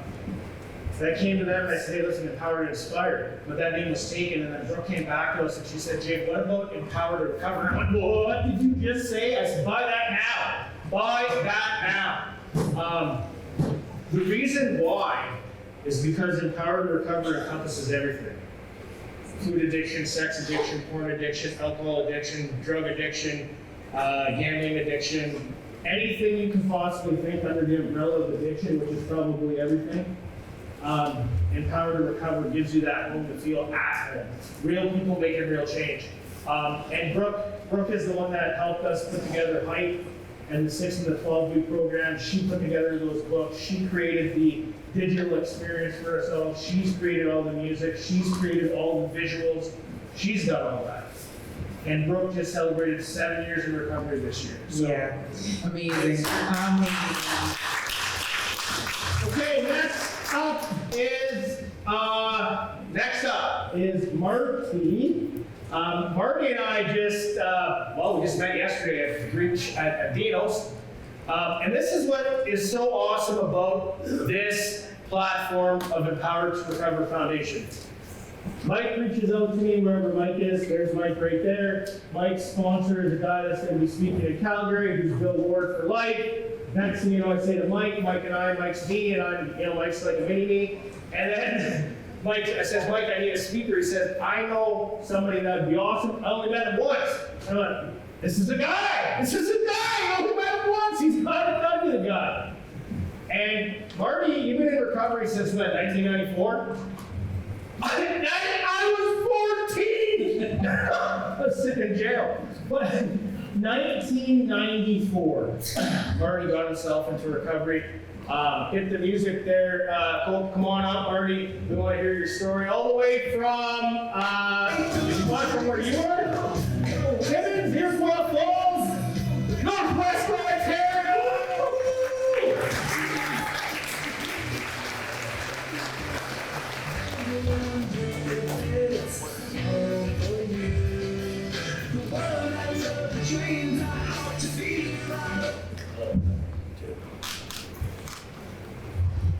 Thank you. So I always kind of carry my feather with me. Was given to me by my grandmother before she passed, and it's from a golden eagle. And for those that don't know, the golden eagle actually represents prosperity, strength, and protection. And they say that the golden eagle actually is a spirit. And when it flies, it watches over the people that are close. So I always remember that, and I think about my grandmother.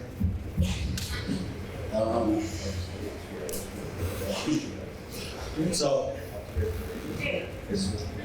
Oh, am I on? Yeah. All good. So, yeah, I've been in recovery since 94. So it's been a long time.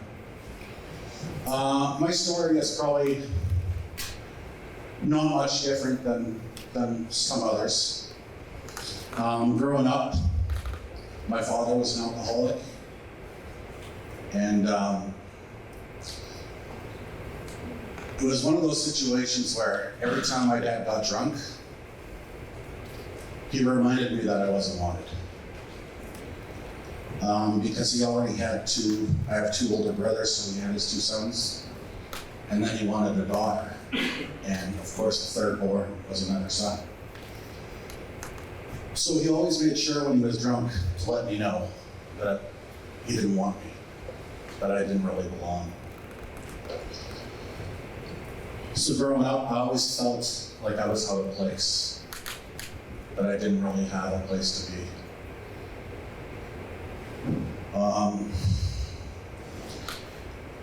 So I went through a lot of emotional abuse from him, a lot of physical abuse.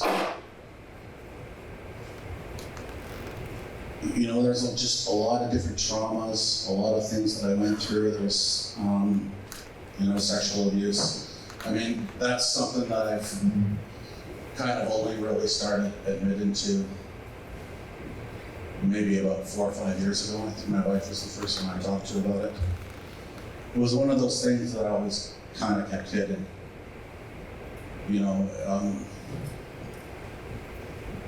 But I knew there was a point in my life where I needed to talk about it. And all those things that happened to me, I'm feeling like I didn't belong anywhere, that I wasn't wanted. Led me to a group of friends that were not the best for me. I started everything pretty young. I think the first time I got drunk, I was 8 years old. By the time I was 10, I was already doing drugs.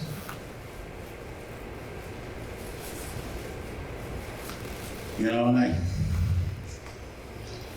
I went through a lot of different things. I think I was like 14, 15, they diagnosed me with borderline personality disorder. I don't know if anybody's familiar with that one, but there's not really a medication that helps.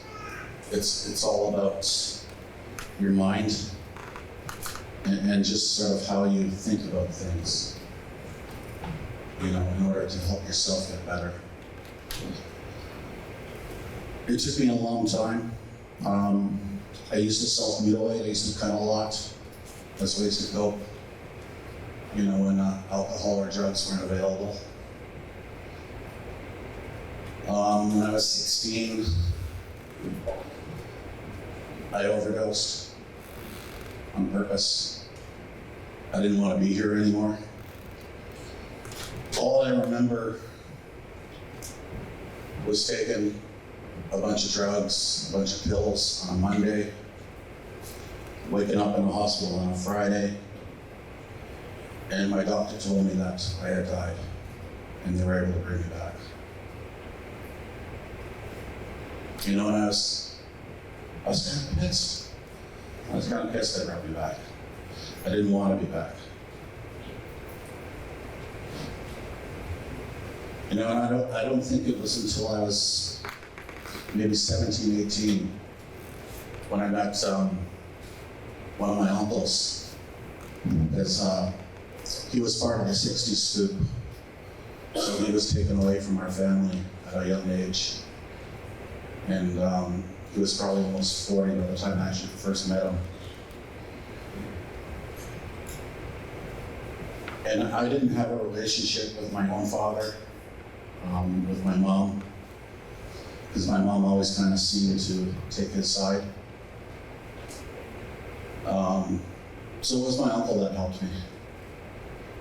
And it was the first time that I ever really felt like I belonged someplace, that I had a family.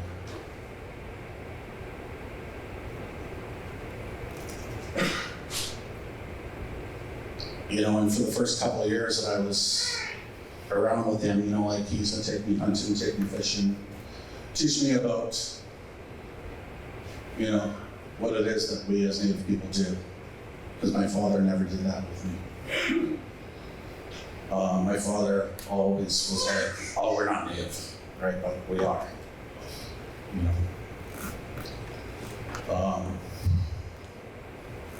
So yeah, it was my uncle that gave me what I needed, right? To get going. And for a while, I still used, I still drank, I still did drugs, I still cut myself. It wasn't until I was 19 that this guy that I knew, his name was Gus, and he was really good friends with my uncle. I used to do a lot of hunting and fishing with Gus.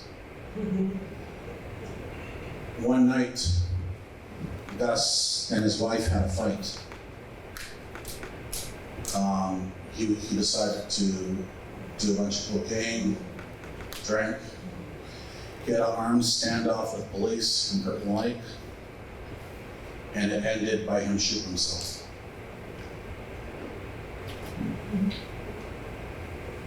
And for me, like that was the clarity that I needed. You know, they say sometimes somebody has to die in order for someone else to live. And I think that's what happened. Because at that point in my life, I still didn't want to be here. I struggled with suicidal ideation a lot.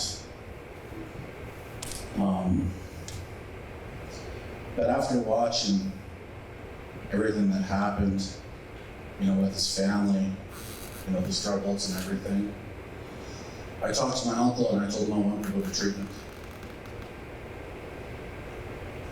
You know, and I ended up in Sudbury, the Salvation Army. Stayed there for 7 weeks. And thankfully, that was the only time I ever had to go to treatment. I was 19.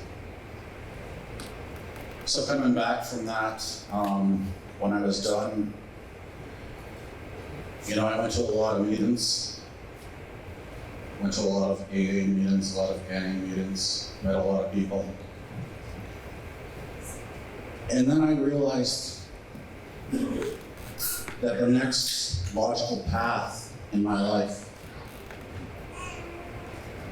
was to give back what was given to me. So I went to Northern College. I graduated from their program as a drug and alcohol counselor. And then I started working in the field. And I've been in this field now since 97. So that's like 26 years. 27 years.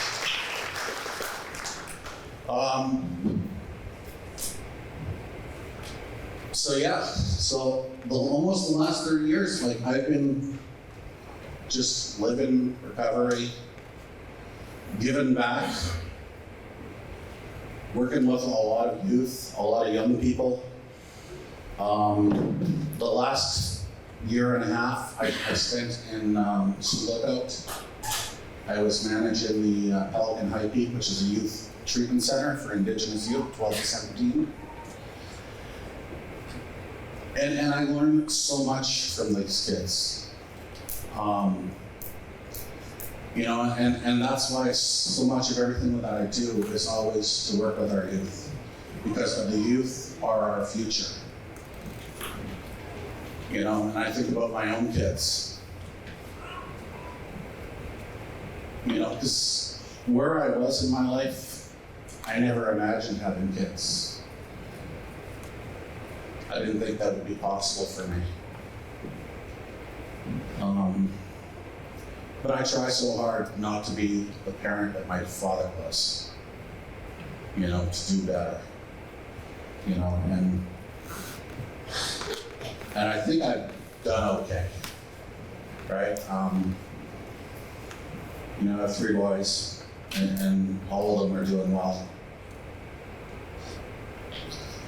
But for me, recovery it's like one of those everyday things that we have to work on. But it becomes a habit after a while, after you've done it for so long. But just because I've been clean for 29 years, right? Like that doesn't mean every day of my life is easy. My wife knows that I still have struggles. You know, Jay talked about how it had 10 years that he struggled, right? Like, and that was me even like 2 years ago. You know, and I was clean for what, like 26, 27 years, I don't know. And still, you know, like, I still felt those feelings where I don't belong here. You know, and that, I still struggle with that sometimes. And I know some of that too is that borderline personality disorder stuff. You know, and there's always that struggle with, you know, trying to convince myself that I have worth.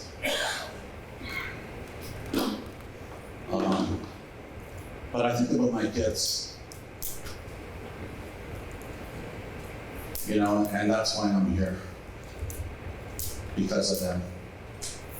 Because I know that I don't want my kids or my wife to have to go through that experience of me not being here because of something I did to myself.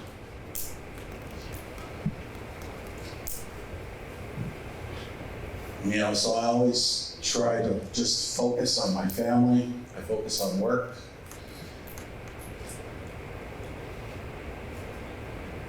And I always try to bring my culture into it. And I think about, you know, our 7 grandfather teachings. You know, because those are the most important thing. Those are our foundation of our culture. You know, and that's why I bring my feather.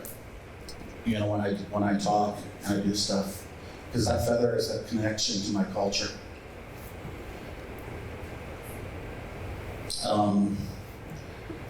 You know, it allows me to speak honestly. You know, and to speak from my heart. You know, and it teaches me about humility. To know that, you know, I'm just one person. I'm no better than anybody else. I'm no worse than anybody else. I am who I am, where I need to be right now. You know, and the things that happen in my life are just things that happen. It's my reaction to how they happen, right? And what I do with things that are given to me. You know, Shay talked about, you know, sort of that meditation piece. And for myself, that's huge. You know, that I ground myself. I spend a lot of time near the water. I always find that being near the water when I'm struggling is that calming effect for me. You know, it helps bring me back to where I need to be. So I'm not feeling so angry or so hateful. You know? And that, when I say hateful, it's not that I hate others, it's that I hate myself. It's that self-hate. You know, so by being near the water, things change. You know, and I start to remember who I am. Especially when I consider that my community, I'm an Algonquin from Abitibi and Nisnabek. And what Abitibi means is of the lake. And Nisnabek is the people. So we are people of the lake. So that connection to the water means so much to my people. Because we are people from the lake. You know, and I think that's why I always feel home anytime I'm near the water. You know, and I always try to do everything I can, you know, to find some place, you know, by a river, anywhere. I enjoy going to waterfalls. It's just so peaceful, so calming. You know, and we gotta find those little things in our lives, the things that matter, the things that help. And they're always just the little things, you know, but they make such a huge difference to you. They do for me. So yeah, I think that connection to my culture, the connection I have with the youth that I work with, you know, are the things that help keep me where I need to be. You know, I don't really do a lot of meetings anymore, and it's kind of funny because, you know, the meeting where I met Mike was probably the first meeting I went to in 2 years. And something just told me that I needed to go. You know, so I was in Timmins at the time, and the meeting was in Matheson, which is, I don't know, almost an hour drive, 45 minutes. So I just made the trip and I went there. And then, you know, I met Mike and his daughter, Angel. You know, and then Mike asked me if I would come and speak here. So of course I said yeah. You know, not knowing what I was getting into or anything, but you know, that's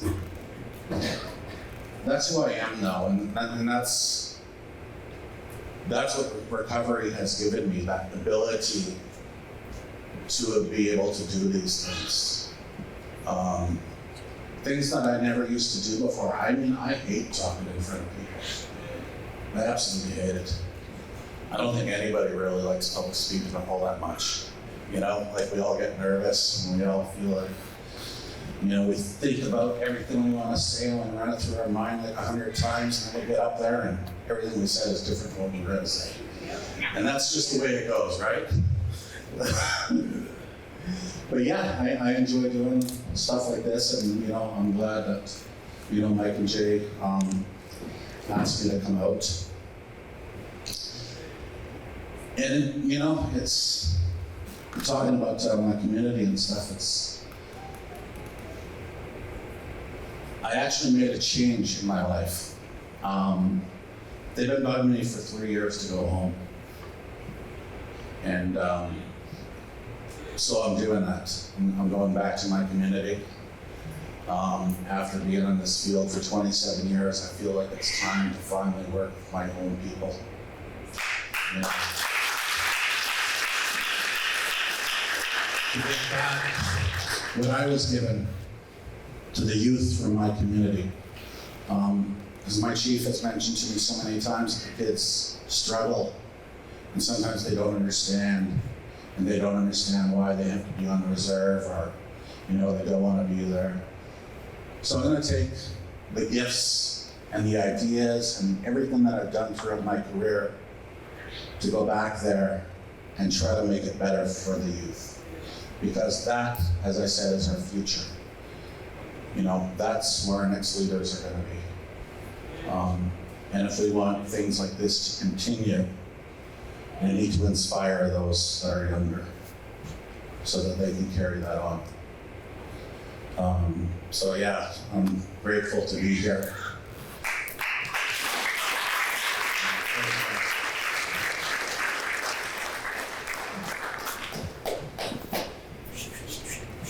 Thanks a lot for coming. We met yesterday for the first time. He didn't know what he was getting into, and that's typically what I do with people. I don't tell them what they're getting into, because if you tell them what they're getting into, they won't show up. Well, you didn't see the agenda until yesterday, people. So, what a kind soul. I met Marty and his wife and his boy yesterday, and there's just a calming I felt when I was able to just speak and just be who I am. So I was really touched by that, and you know, I wish. Did you want me to? Yeah, for our next speaker came into my life through Les. Actually, I've known Andy for a while, but Andy speaks about recovery, wants recovery, is passionate about recovery. On the individual side, as a human that Andy is, but also on the business side, as the president of the Kenora District Chambers, he wants better for the business.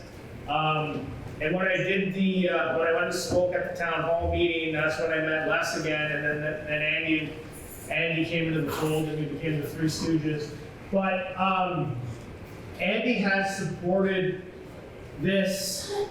Me, I probably talk to the guy 10 times a day. No joke. No joke. And you know, it's just, I have to have people in my life that I can bang off all these ideas so that we can fill these rooms with people to bring hope. And Andy's one of them. And so hit the music maestro and let's introduce Andy!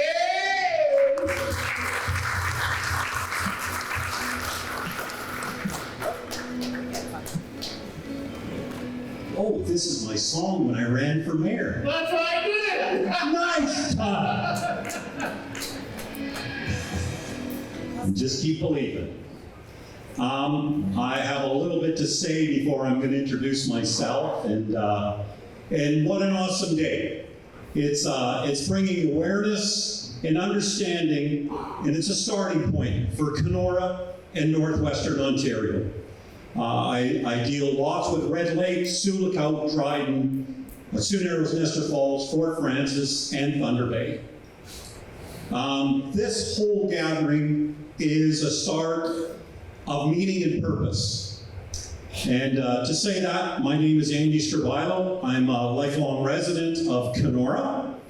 I'm totally immersed into the community, somewhat into the politics, and I've been in the Chamber of Commerce for much over 20 years. So I'm in my 60s. I love Kenora. I got involved with Jay, Ashley, Alicia, and Les to talk about what is going on in our community and where it's going, how it's affecting us, how it's affecting the people.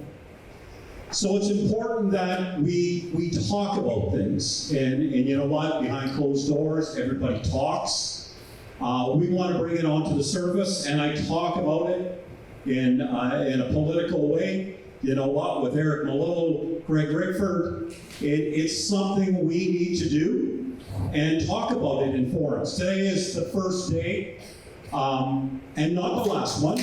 This is going to continue on that we can help people. I'm very much in favor of a recovery place, a rehab center, somewhere in our northern communities.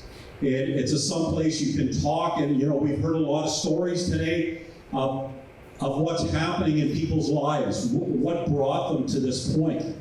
And you know what, I can remember going for coffee with Jay and Les at Tim Hortons. I would have never dreamed I was standing in front of everybody here today, my peers, to talk about what we need to do to help our community.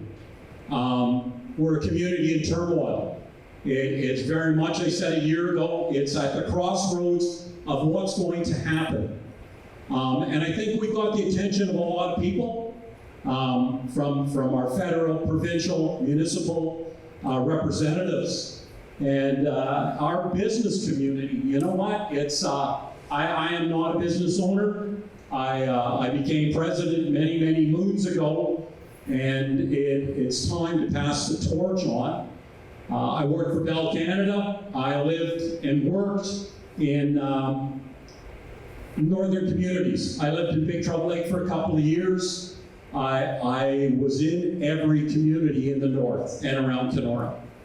I saw the strife and the struggles, and you know, I made home to Kenora, because this is home. I grew up here, could have moved away. I lived in Toronto, not for me. I got 2 kids that live here and work here. So there's purpose for us to work together. And it's not always easy. You know, I go to meetings and I stir up a lot of shit at times. And that's, that gets people's attention, but it's not malice. I don't want to hurt people. Sometimes issues have to be singled out, and this is one of them. We are really struggling to find out what our people, what makes them tick. So I know on a personal venue, working with Jay and Les, it's also on a business, because our businesses are struggling. Our downtown core, the safety in our communities, and it's not just Kenora. I work with all of the northern communities. to make it a better place for us. So we can live and grow, have our kids, our grandkids, make it home. I had a lot written down in my book, pages after pages, and I am just going to wing it to talk from the heart of, I met Jay's counterparts that came in last night, you know what, and it's great to see people who do this for other people. There is no self-gratification or self-awareness. They bring a lot of knowledge. And that's one thing we can do is share what we know. Because we don't know everything. And in the last 6 months, I'm going to tell you something, I've learned so much of what's happening and how people are suffering. And what we need to do is help them into a treatment center or a recovery center. I go to all the community meetings. We talk about injection sites. We talk about safe supply. And I'll tell you, I'm totally against that for my life. I'm not saying that's the end, but it should be the start to get them to a better life. And with that, it's getting them on board and be able to talk to somebody. You know, I've met lots of new people. We have the resources. We have to make it resources. And you know what? If it's money, and that's what drives everything, is the funding. And you know, I talked to Alicia and to Jay. They got so many ideas of how to get the funding on the next step, because this isn't the end of this. I'll tell you, in 2016, I brought Let's Talk to Kenora from Bell. We had a guest speaker come in. We filled the room to talk about mental health and what happens. And you know, sometimes things just die off. It's really gung-ho. And then for nobody's fault or no reason, it just wanes away. And it wasn't until I got involved with this that I looked back in time, that as a community we came together. It was such a great idea. Things were happening, and then it just peters out. So as a group of people, we have to make sure it doesn't peter out. And I know where I stand with the community personally, and for the Chamber of Commerce. One of our best years ever. 200 plus businesses on board, and their voice matters. Their voice matters when I talk to Eric Malolo, when I talk to Greg Rickford, and to the Mayor of Kenora. Sometimes you say things that come out and they're not taken very nicely. But it gets people's attention, and I don't do that in malice. It's to get an awareness of the strife and struggles people are having. And you know what? You don't look down on them. You go to some of the town hall meetings. There was 3 young girls, you know what, that wanted to get off the streets. They had nowhere to go. Their answer was, oh, just spend 6 more months on the streets. That is incredible to hear that, is that there's not somewhere they can go to get help to have a better life. At 25, 26, I mean, I can't even tell you their age. They were young girls. But they're not the only ones. It was a room of 15 people that want help. And where do you go for help? It's not as readily as anybody thinks it is. So where I sit, I'm involved. I want to push this ahead. I want to make everybody aware. Everybody that I see. Sure, my name's in the paper. It was on some signs last year. I mean what I say, and I don't want it to stop. And I don't think it should. I think we work together, we can have a great outcome. And it's not going to happen overnight. We do have the awareness now of our government, of people who really want to see Northwestern Ontario grow, so people are healthy and happy. we're not helping. There's points that people need help, and we have to get it for them. How we do it, it's in this room, it's our guest speakers, and just keep pushing ahead. There is an end in sight, and you got to do it one step at a time and one group at a time. So I'm honored I was asked to speak here of pushing the awareness ahead, and everybody's got a part to play in it.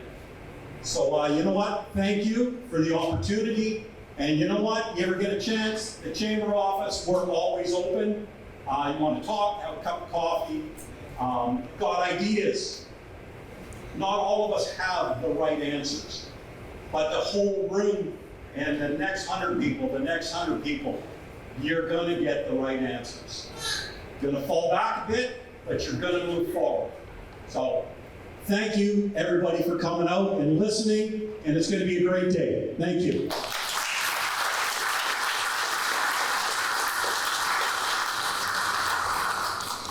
Sweetheart, you want this one? Thank you.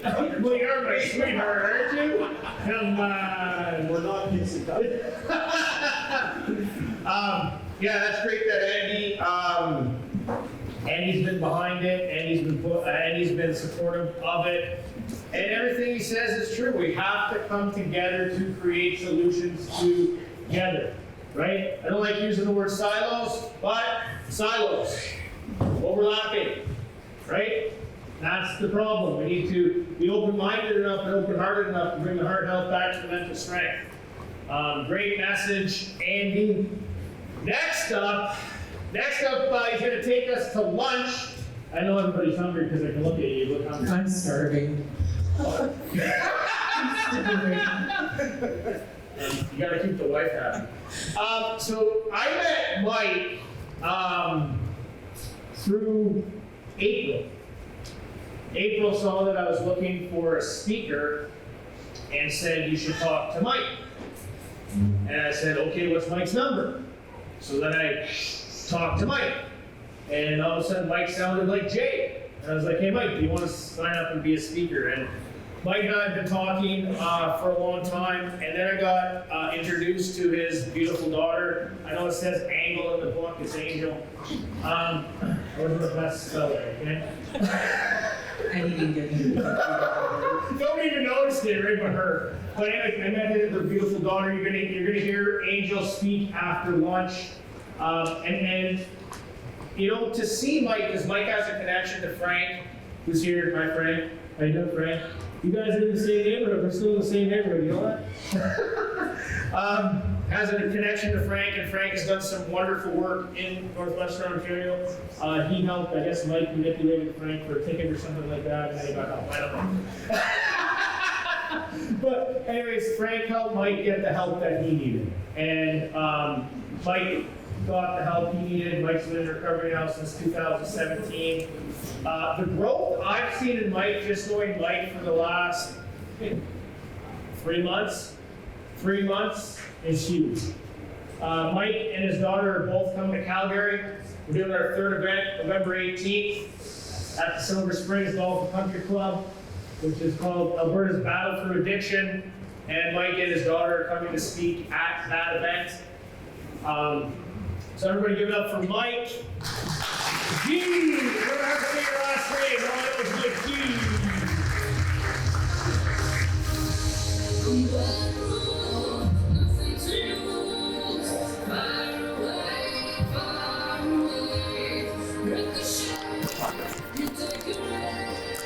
I'm quite lazy, so I'm going to sit down. All right, I'm Mike Jaguar, and I am a recovered addict, and I like to say recovered. Hey, Mike! Because, I'm going to start out by making a few connections here. Jay proves that we're all the same. Not Jay, Marty. We went to the same treatment center 7 years apart. Never knew each other. We worked in the same field and we went to the same college, and we never met until that day in Matheson. but we're exactly the same. Our stories are very similar. So it's just amazing how ununique I am when I thought I was so unique my whole life. You know, just look at me, I'm so different. Now, we speak of intergenerational trauma, and I'd like to point out that that would include intergenerational recovery. My daughter's here, but so is my uncle, and all three of us are recovered. And I'd like to say that that's amazing.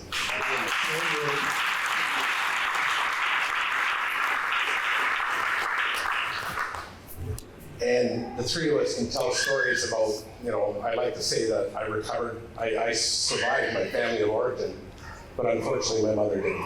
In 2019, she committed suicide as a result of addiction.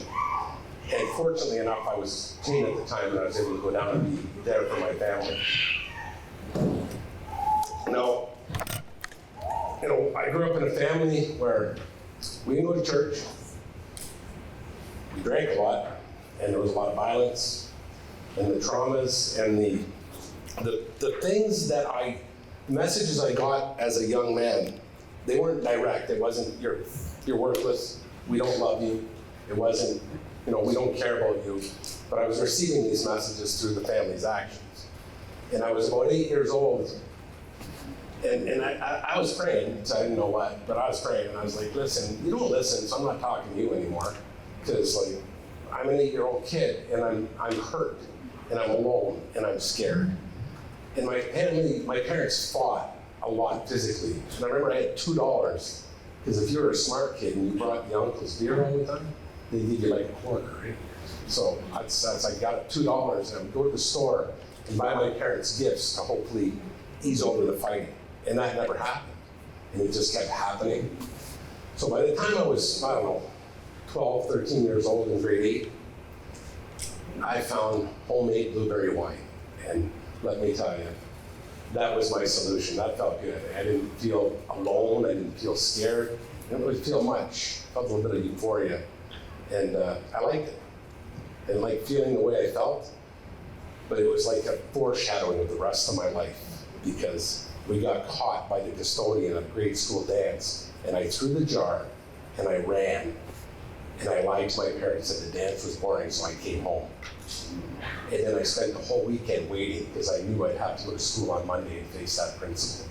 And he was standing right at the bus with all the pieces of the blueberry wine jar and said, come with me. And that was my life. I drank, I got in crap, and I ran away. I was a runner. So if I ran into any of you in my journeys, come and hit me after. We'll talk about the amend I owe you. But right now, I've been to Kenora several times in my journeys as a practicing addict. I was here. There was a big hotel. Couldn't figure out the name of it, but it was like over by where the No Frills is. There was like a big hotel. I was 17 years old, and the Salvation Army put me up there as a short stopgap measure for a couple of nights, and then I would just leave town, and that was my MO, just leave town. I would try and build a life, and then wind up using and just burn it to the ground and run away, and it would happen over and over. And homeless shelters were my life. I have seen the inside of many of them, from the Metro Turning Point in Halifax, big shout out, and to the Catholic Charities in Vancouver and all parts in between.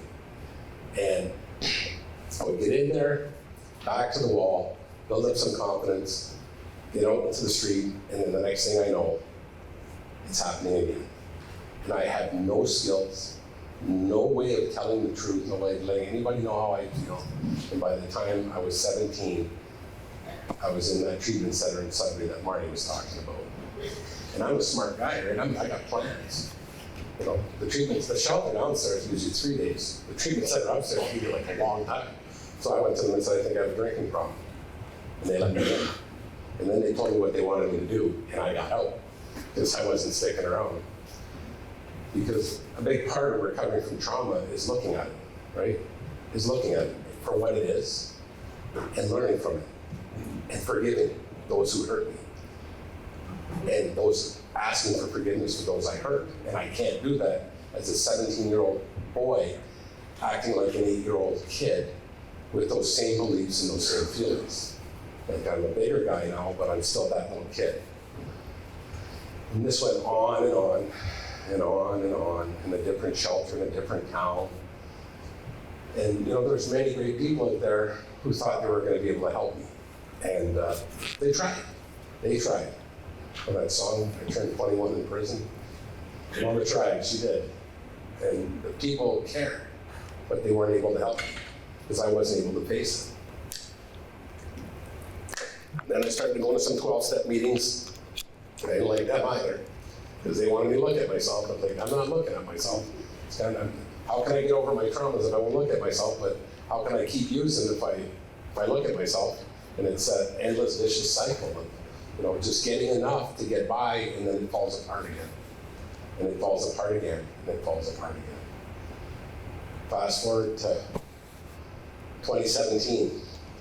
Actually, before that, I better talk about my daughter's here, and she was born in 2006, so I guess in 2005, I was living back home at my parents' house. My dad's proudest moment.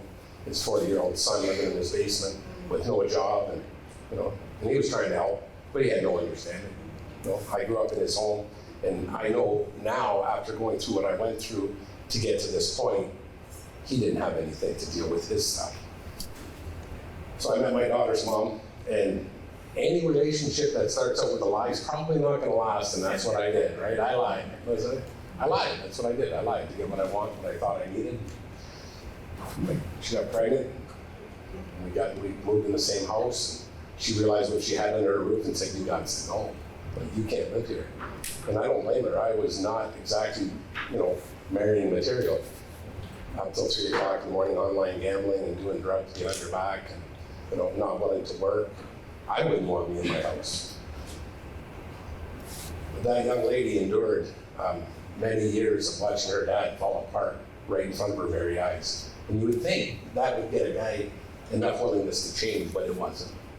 And then I OD'd, and they found me in my apartment, and they brought me to the hospital, and I had given them this big cockamamie story about how I asphyxiated because there was carbon monoxide in the apartment, but there was a nurse there, right?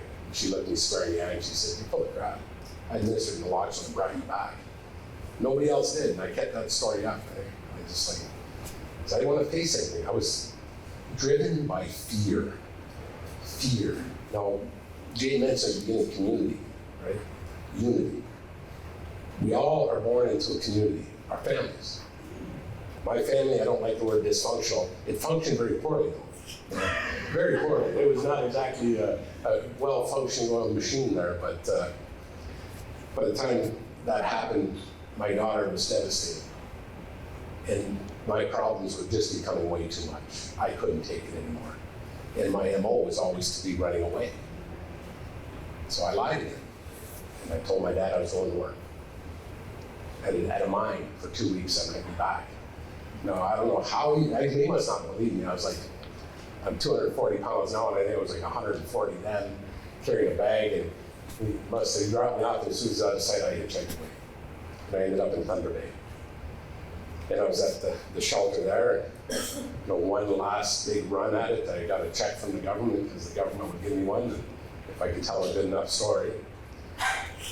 Well, I was good at telling stories. Woe is me, and this time it's going to be different. That check lasted about 9.5 hours, and I got up in the morning with not even enough for a coffee. And I just gave up. I broke. I was done.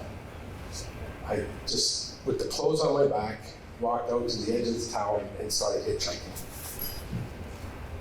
And 2 days later, or the next day, I was here. April 1st, 2017, I ended up here. And just up from the detox, or across the bridge, there was a shelter. I don't think it's a shelter anymore. But I spent 2 nights there.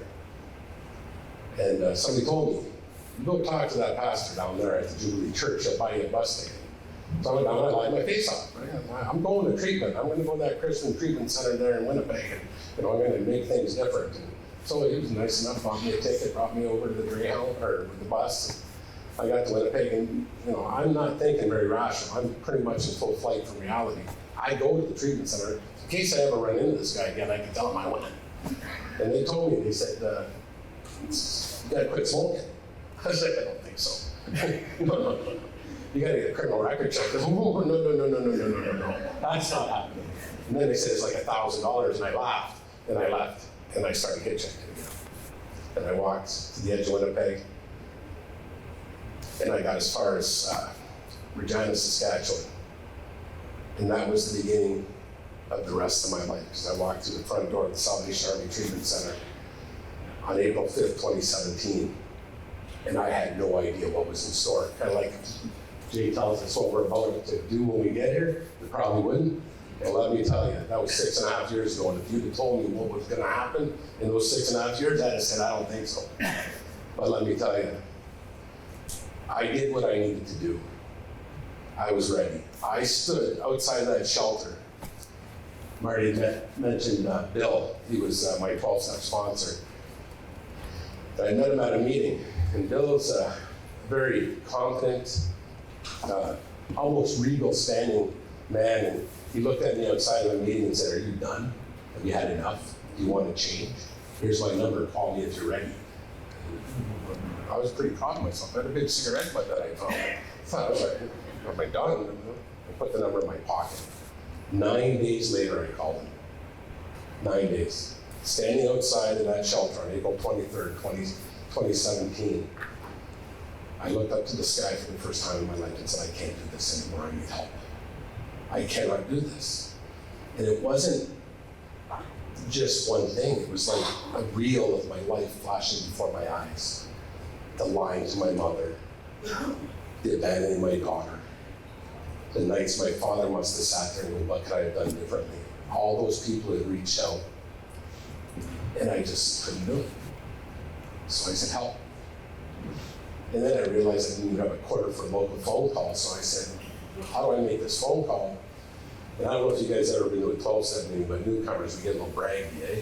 And this guy was bragging about having a cell phone with free long distance on the weekend. I was like, oh! So I go talk to him. And I went and talked to him. Called Bill, said, I'm ready. He said, are you really ready? I said, yeah. And from that moment, when I walked away from that shelter to the moment I stand here, life has not been a bed of roses. You know, my mom committed suicide. I've had to have a couple of surgeries. But all of those, if you want to call them trials, have been opportunities for me to learn and grow. For me to become a better person, better member of my family, my church community, my community. Wherever I go, I get to be a better version of me each day. And it's amazing. Like, I could not do this on my own. I tried every means possible that I could think of. And I never knew that if I just stopped, put my hands up and said, help me. And we talk about the wraparound recovery, right? There's so many opportunities for us to get started, but there's no complete path all the way around for us to be able to just get to a point where we can be a part of something. And I listened to that internal dialogue for so long. You know, you're not worth it. You're not a part of anything. You never will be. And then I come in and people are helping me challenge that talk. And then you'll hear my daughter's story, but let me tell you, for the parents in the room and the friends and family members who have addictions, I got to watch my daughter burn her life to the ground, and there was not a darn thing I could do about it except for wait for her to come and say, I need help. But I had the strength to do that. Right? I couldn't do it alone. I had to ask for help. No. Since the moment I asked for help and I started to recover, I too went back to the same college, took SSW, social service work, started working in a homeless shelter, thought that was full circle, right? 50, 60 different homeless shelters across Canada, now I work in one. And then my mom committed suicide, so I stopped working in the helping field. And then I got the call and the feeling that I had to go back, so I started working at a detox.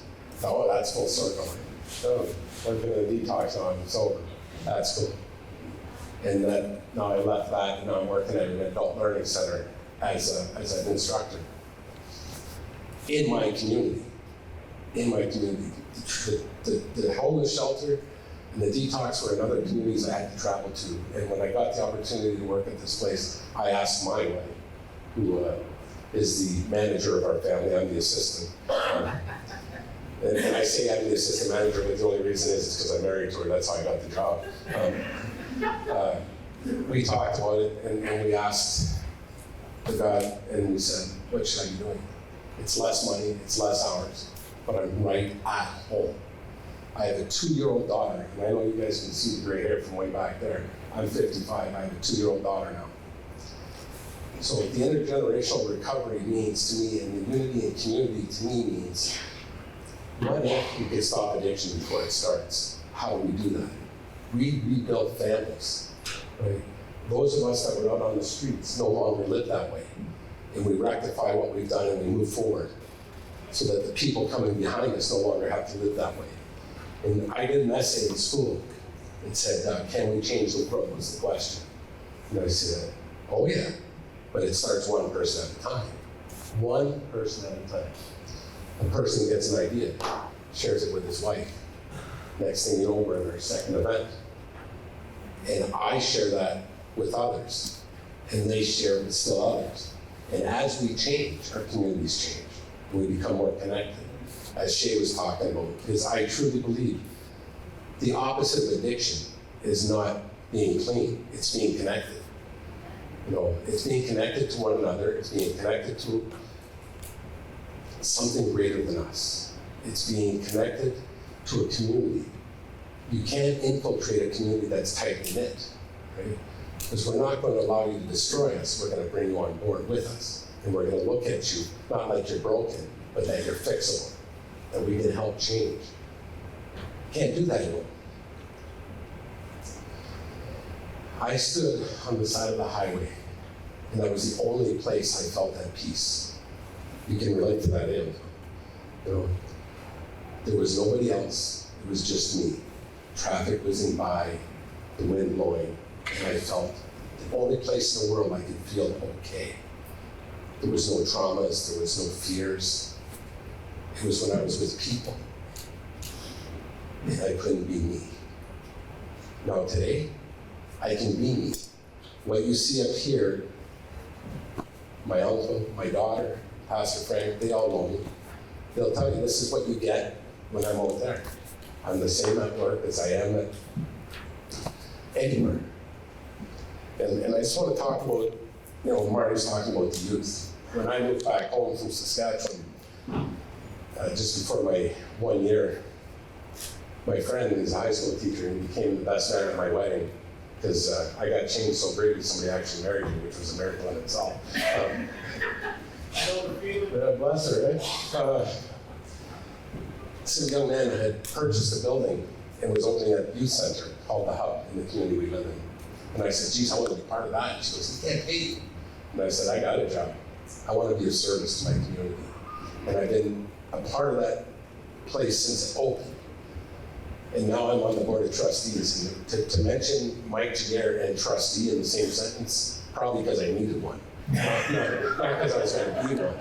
But I couldn't be trusted. As another quote, Marty used my uncle's quote, you know, panhandling with dignity, and he added with purpose.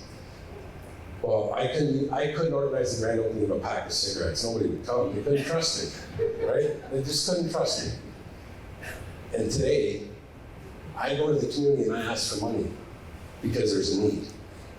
And it gets filled. I ask for volunteers. They come. Now, and Marty's moving home, he's going to be about an hour from me, and we're talking about bringing this event back to our community.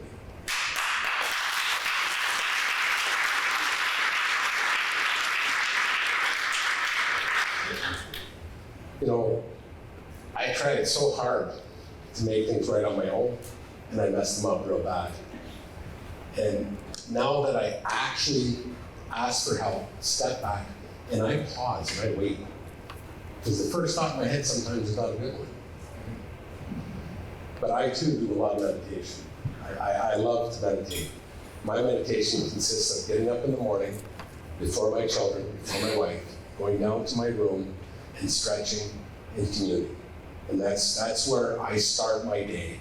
And then as I go through my day, when I'm being thrown off balance, I really try hard to keep my flapper shut, my mind open, and connect to my heart. And when I do that, I can respond with love with caring and treating people with dignity. And that's what people want, right? They want to be treated with love and dignity. And see that the timer's going to go off here in 40 seconds. So I just want to thank Jay, his wife, and everybody who come together to put this on. Like, there's people out there taking tickets, there's people who set up these tables, people who put things on the tables. And it's true. When we leave here, this is not where it stops. Take what you got here and bring it to the next person so they can bring it to the next person. And then we can't be stopped. Thanks.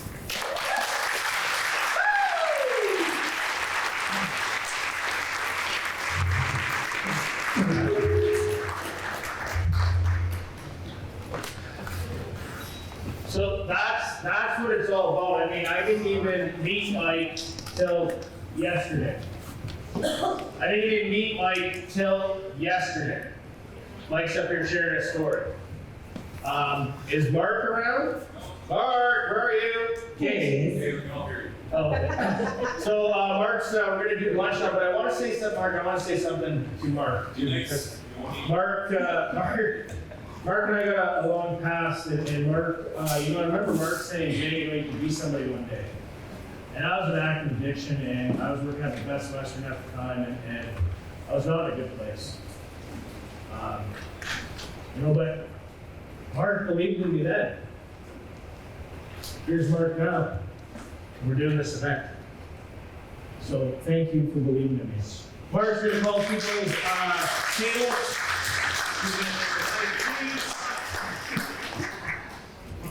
Kim Henner is the first one that ever helped me at KSB. It really pointed me in the direction to fulfill my first dream in life, which was to become a chef. And they had a intro to cooking at College, and KSB helped me actually become a chef. I don't think a lot of people know that. So KSB with Kim Henner helped me become a chef. From there, they hired me at the Best Western, and that's where I met Mark. And became apprenticed to be a chef there, and was still connected with KDSB. And then as I got into recovery, the KDSB and I did some speaking engagements all across Northwestern Ontario. I text Henry all the time, and text or test? Talk to text or talk to test? I just, I'm a persistent guy that believes, and I know Henry does too because he's supported us for a very long time. So everybody give it up for Henry. He's gonna come up and talk for a bit.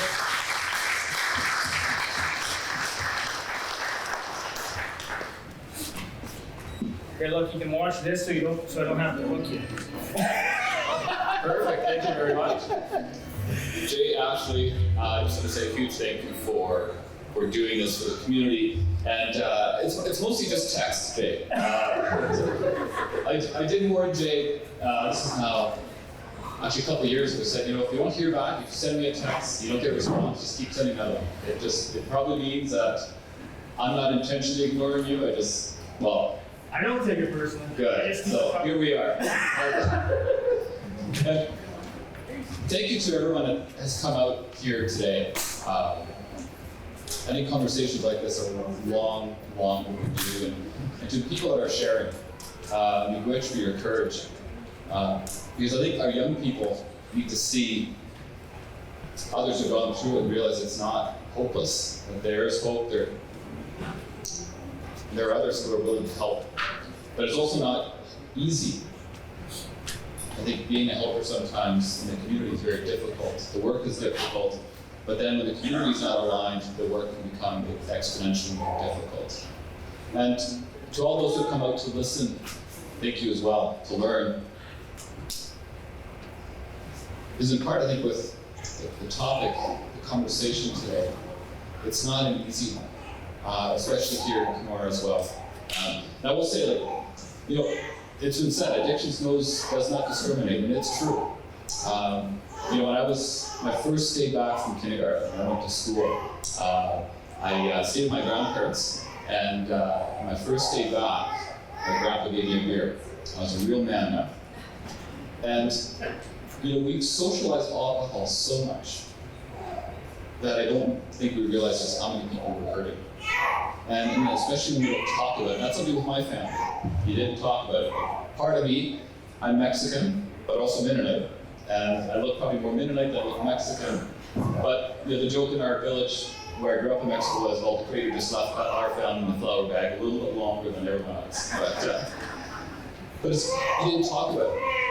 So I have uncles that drank themselves to death, or gave up everything just in pursuit of that one drink. Or as a 7-year-old, when you hear your grandpa's truck come, you realize, all right, guns and knives have to be hidden because we didn't know what we were in for. But I think in part what our family worked through the hard way was it's okay to talk about it. It's sometimes not okay to talk about it in conservative religious type settings.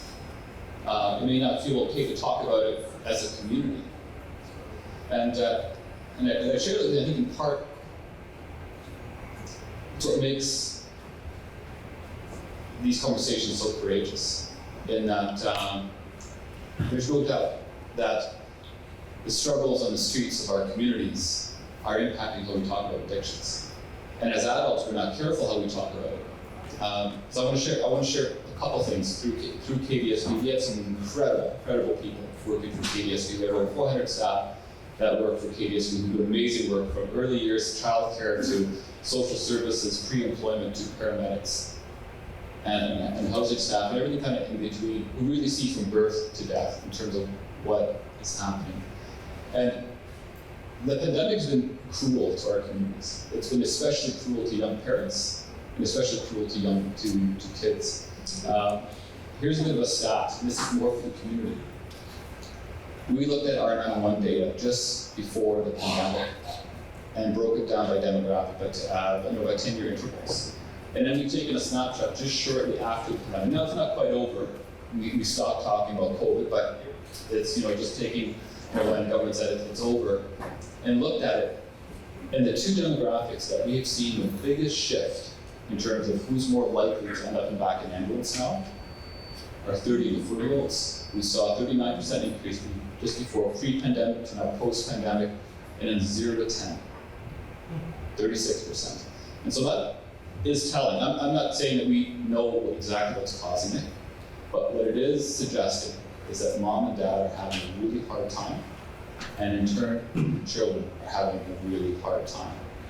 And I think, in part, people are turning to social media, and that's where they're getting a lot of information and a lot of their reality from. And so when we talk about addictions on social media as adults, I think in part we do a lot of harm because young people will not come forward and want to talk about it. And then they struggle. And then it translates into overdoses. But also, here's another stat. When we take a look at our region from a 911 standpoint, and you look at from a behavioral or emotional or psychiatric related type call, the demographic that is most likely now to end up in the back of an ambulance are young people under the age of 20, and mainly young girls. And so I think those are things we cannot ignore because it's there, it's a reality. If we don't address it as a community, figure out a way how to do that, they'll turn 20 and then 30, and it's just going to manifest itself in other ways that as a community, the challenge is going to get a bit harder. And so I think that's, part where it sounds hopeless, but it's not. And so the reason I say it's not is that I've really seen Kenora as a community come together in terms of getting stuff done. The last time meaningful housing, community housing was built was in the 1990s. So across the district, that was the last time when you saw all three levels of government, municipal, provincial, and federal government, really being meaningful, intentional building community housing. Housing for seniors, housing for families, and housing for single elderly who just needed a hand up. And then it stopped, but our populations kept growing as a region. And so what we have now is we have significant wait lists for housing, and when we exchange the word housing for homes, what it means is that we have a number of people who have no homes that we have never seen before. And so as communities, as municipalities, it's taken a lot of work, but we come together in terms of pooling our resources, pooling assets. And so as an example here in Kenora, you may have noticed that up on 10 Matheson Street, right next to City Hall, there's a new housing built. It's 20 units, affordable housing, and people started moving in this morning. So for the first time,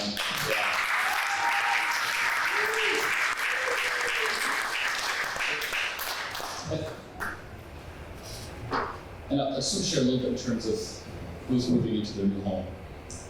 People work as crossing guards. People who clean schools where children go to school. People just can't afford things and it feels hopeless, and that will manifest itself in other ways. And so the housing program is about creating affordable homes that ensure that people have jobs, they can maintain jobs, and then other wraparound supports can help. And very similar, through the pandemic, something that we saw as well is young moms struggle. Postnatal, just simple things that, like, not simple things, I don't know these things, but as a father went through it and witnessed it, when we brought our son for the first time, we didn't know what the heck we were doing. Like, it just, we struggled. We had family and we had healthcare professionals that helped us. It's like, this is how you breastfeed. Well, not me, but it just, anyways. But that kind of stopped. Those supports went away. And so in response to that, and finding creative ways to make it work, we stopped at a house. A 6-unit postnatal home was opened. And we kept it kind of secret because, in part, the community should know, but it shouldn't know. We didn't want it to be labeled as that's where that program is.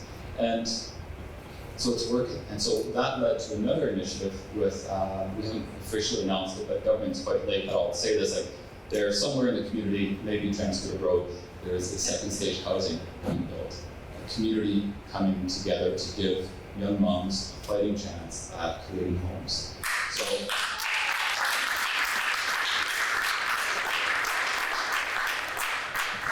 and that's the community, that's you helping helpers. And I think what we see is with burnout support is that when helpers feel they're not supported by community. And so this is where I think the real power of today is shifting the conversation about addictions in a way that individuals don't create community, community creates community. And so when people who struggle, when our kids who struggle feel that it's okay to talk about it, that's when they feel like they belong. And that's when community starts doing well. And so I think that is the real power of today.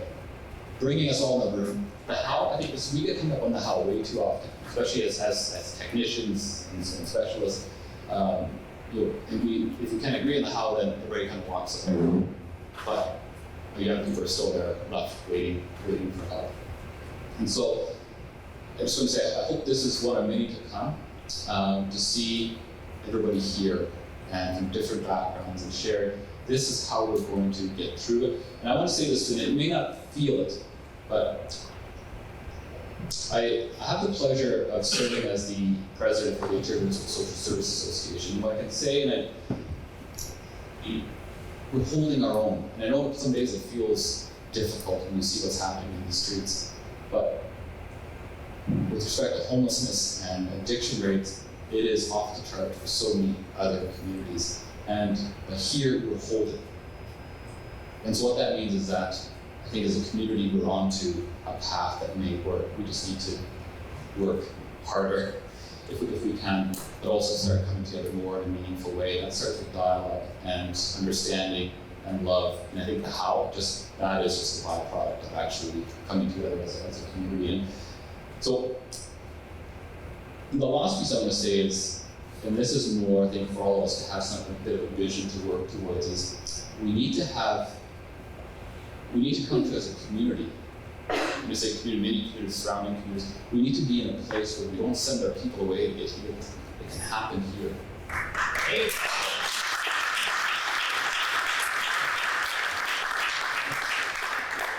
And it can be done. The reason I say that is that I look at what went into, so close to where Walmart is, there's a new seniors building being built. So we found designs back from the 70s. So this community's been dreaming on having a new seniors build from the 70s. But what it took is that community coming together and saying, make it happen. who can contribute what resource-wise? And then what's the vision for government, both the federal government and the provincial government? And that's how it came to be. So there we have a $27 million build for a community this size. So it's quite astonishing. You look at it that way, like that's, like Kenora's punching above its weight, big time. So when you take that and turn it around, use that same approach, think, what about addiction treatment at home? What about healing programs at home? So when we don't send somebody to Ottawa, hoping that there'll be a bed available for somebody, or let's say they do get stabilized, but then coming back to what? Or if they come back at all. And so I think this is where, as part of a collective vision, I'd love to see a community where we stop sending our people away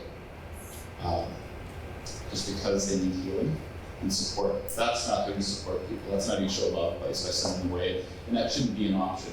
And, you know, Chief Sinclair put this quite well in it. We need to come to a day when we don't decide who to sacrifice in communities anymore because we don't have the resources to support people, to support families. And it starts with dialogue. And I think too with Kenora is resource rich. I'm going to step off my script a little bit. Forgive me. I had some meetings here a couple of weeks ago, and I was watching kind of the sky and the number of private jets flying into the community. It's kind of cool. So I drove by the airport, and there were enough private jets sitting at the airport, in value-wise, probably equivalent to what it would take to address our challenges here. And I just kind of, it just is this aha moment saying, we have the resources, both on the lake, we have expertise, we have the wisdom to really own this as a community and decide for ourselves what is good for ourselves. And I think through that, perhaps vision for the lots of government to provide a bit of support. And so I want to leave that with you saying, there's a lot to be proud and hopeful for. But let's also be careful how we talk about addictions on social media, because our young people are plugged into that. And if that's all they see, that's what they're going to feel. And they'll never come and talk to us or reach out for help, unless it's too late. So, be good. Thank you very much, everyone.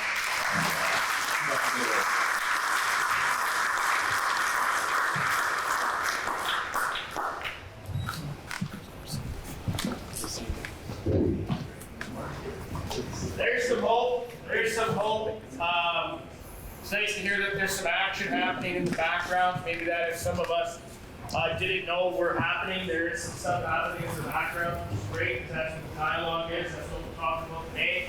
So it's great to see a stakeholder like that come and talk like that, and there is a bunch of things happening in the community that we might not be aware of. Can there be more? There always can be more, right? So it's a start. It's a start. It's a big start. And it makes me proud that we are a part of this. I think it's Carl. Is it Carl or is it? Yeah, it's Carl. It's Carl! I didn't even say it. Just Okay, so the UK stud. So Carl and I, a very interesting thing about Carl and I gotta put a timer on him for sure. But Carl and I met March 29th of 2022. I was introduced to Carl through somebody else, through Jason Ritson, who William Cullen here knows. And ever since then, we've been working together. I said, hey, listen, I got this idea. It's called Empower and Inspire. What do you think? At that point, I started bringing up Theo, and I said, hey, listen, we should be doing this. And from there, we kind of just snowballed and worked every single day together on trying to get it moving forward in the right direction, the traction, the belief, the love, the kindness, the compassion of the whole entire thing. And Carl's from Edmonton, so he also is a brand new author of Activating Flow. So Carl really talks about heart health, mental strength, and he also talks about staying grounded and energy flow and all that stuff. And this is his second event with us. He was with us in BC. He's going to come to Calgary with us as well. And then we're going to go to his home city of Edmonton, February 10th. So take it away, Carl. Awesome. Jim, I just really feel the passion and the waves we've gone through this morning. But I really, I'm in the passenger seat when it comes to Jay, because Jay's driving. And I'm loving watching how he moves, where he goes, the bumps, everything. And his consistency, his persistence, his perseverance, he's got it all. And I thought I was the craziest man on the planet. And then I meet Jay. But I'd just like us all to just give a massive round of applause and a cheer for Jay, who's brought all this together. Is there Who's the name? So my experience is over 35 years of being a sportsman, a coach, and a mentor. I've worked with so many youth in alternative learning, youth projects, preventing reoffending. I've worked with, homeless shelters here in Edmonton. I just have a vast experience, and my passion is our children. Because what I'm seeing at this time with our children is there's a lot of emotional confusion. And that's what I'm going to share today, is my journey from the head back to the heart, and how I learned to break down, mentally break down, and emotionally break through in 1985 to switch on and tune into the universal flow of potential. And for me, I've been guided. I'm very blessed to be guided and living so purposeful that I just feel so blessed. And the synchronicities that I've had since coming to Canada have been amazing. But let me take you back. My journey really started in 1968. I was born to a single mom. My dad left before I was born. There is the start of separation. By the age of 2, my stepdad came in. By the age of 5, I had a brother. Myself, my brother, and my mum were staying in a mental hospital. My mum was on heavy medication. She'd also had 8 sessions of electric shock treatment. And when, I started to go through the process to look back and have conversations, she said, son, I had postnatal depression. I was on heavy medication. My friend Betty, she said, Mary, you need to get off that medication. And what they were telling her was that the electric shock treatment would release the demons that she had. But the research I've done, I know back then there was a lot of that happening. But my mum said, I wasn't very well and they took you away. And I would spend the next 8-9 years in a children's home. So, in the children's home, it was an house, 8 to 12 of us, short term, long term. I was a long termer. And I just remember just all the rules, the regulations. I call these mental constructs. And I remember growing up with about 10 aunts and uncles. So I had 10 aunts and uncles, and it was like the emotional confusion that started for me was really just, seeing your mum come to see you on a Sunday, and then you sit at a table, and then you're looking out the window and she's gone. And, this went on for years. And I remember going to school, I felt like an alien with one eye, because I was on there with my backpack, plodding along, and at the school gate there would be families, there would be parents dropping kids off. We individually did the walk every day. And for me, in education, with all the rules and regulations and everything, I remember the biggest part for me was the church. We went to Sunday school. We spoke about Jesus, the Christmas play, the Bible. And I remember leaving the care system at the age of 15 to go live home with my mum, my stepdad, and I was like a stranger. I had no real bond there because of what happened in that experience, but I just remember in the last year of school, I was done. I was done with everything. I was done, and in the last year of school, I switched off.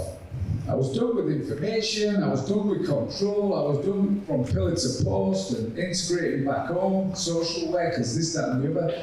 8 to 9 years, I was done. But the one thing I had when I was at school was I played soccer. Isn't that right, Theo? Is it football, Theo? Soccer. We call it soccer over here in Canada, and I just remember You know, that was my release. I had a release. Every weekend I had a release, competition. And then I was a long distance runner.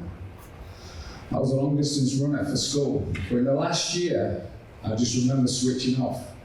I switched off, I left school with no direction, no qualifications, and I just remember I was still playing soccer on a weekend, but I went into a men's league.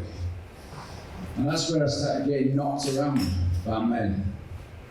And I couldn't handle it. And that's when I started to really, you know, this aggression, this anger. And I was fighting every game, and I went up in front of the committee and they said, Mr. Heath, you're banned for 3 years. As soon as I stopped playing soccer, I lost motivation, I lost confidence, but one thing I lost was my release. That release I had to express myself, I lost it. I became demotivated, I lost energy, I lost confidence, and before I knew it, I was spending more time like a stranger in my parents' home, more time in the bedroom, home alone, in a world of my own, and that's when I went through depression. That's when my past caught up with me, and basically what I hadn't processed as a kid, what I'd experienced with the trauma, the mental health, I hadn't processed. As soon as I stopped moving the body, here it comes, like a tidal wave. And I just remember spending a lot of time on my own. I'd spent all that time on my own growing up. I had a certain self-reliance, but now I was going through an heavy period where I felt so low, so down. Anxiety till the early hours of the morning. And one morning, I was thinking, how do I end these feelings? I had so much emotional confusion. How do I end this?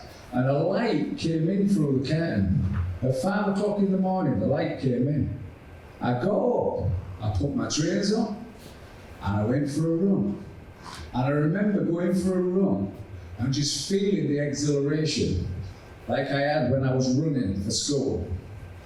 You had to start, you had to finish, we did cross country, and the feeling I had was absolutely awesome. So what did I do? I got off the streets, I stopped smoking the weed, taking the magic mushrooms, I stopped hanging around with certain influences. I got control of my life. That was 1985. But the one thing I did when I got control was, I went from being low to feeling high, and the mental aspects of what I was experiencing were getting too much for me. I had no role model, no male role model. I had this extrasensory perception where I was actually just feeling psychically that I could see the future. The television was speaking to me. I went through the process of the Jesus experience. This is where Jesus came in for me. But then I could see through the Gong Show, the Matrix. But Jesus was really the gateway to the God, the goodness of the universe. And that's what I learned to switch on and tune into. And that's what's guided me throughout life to this very day. And when I took control of my life, it was the process of really going back. I rescued the inner child, but I had to do the deeper work. A year later, we're in the UK, it's drug culture. Ecstasy, speed, cocaine, uppers, downers, man benders. I'm now working in security on the door. As a doorman, I'm working in security. I started playing semi-professional soccer. I started hanging around with characters. We didn't go to bed on a weekend. We just got the amphetamine sulfate. We was off, we stayed up, we played. And what happened then? That was my second phase. But I already knew deep down inside, through that first experience, I just needed to go get some space. I needed to go run. I needed a meeting with myself, just to deal with those mental thoughts, so I could have that mental breakdown and that emotional breakthrough. And that was around 1991. I went to Europe, I travelled, Gran Canaria, Spain, Tenerife, Portugal, working, sleeping on beaches, and I came home and I remember coming home. And I fell in love. I thought I knew what I was doing. I'd never seen or been in an environment where there was love. I grew up in a very dysfunctional situation with all the other kids that I grew up with. I fell in love, and before I knew it, I had responsibilities, but I didn't have the ability to respond. And what did I do? I went back to the addiction of drugs. I went back to the ecstasy, the cocaine, all of those drugs that were out there in the late 80s and early 90s. And what happened? This time, it wasn't just about me, it was about somebody else. It was about bringing a child into the world. It was about responsibility, but I did not know how to respond. I had no heart-minded guidance. And what happened to me was, I was going through the guilt, the regret, and just feeling I was losing my mind again. I went to a boxing gym. So I went to a boxing gym, and I just remember I'm playing semi-professional soccer at the end of the season. That's when I did more partying. I go into the gym, and I just remember getting on a bag, and it just felt awesome. It just felt awesome. I had all this anger, all this aggression, which was really passion. Aggression to passion, intensity, intentional. I got in the gym, and then I boxed amateur, and I boxed professional.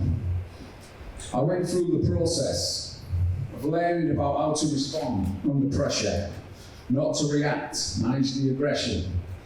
And then what I did was, I remember waking up one morning and thinking, what the hell was that all about? Fighting? What was I doing? What was happening was I'd been on the streets, I had so much raw aggression, but now I found an outlet, and I grew beyond the fight. I started to harness that fire within. Then I started to work with youth. 1997, I went into a school for alternative learning. I could see these kids were switched off, just like I was switched off in so many ways. And I started to study brain gym, left and right brain. I started to look at the kids sitting in classrooms all day, taking in excessive information.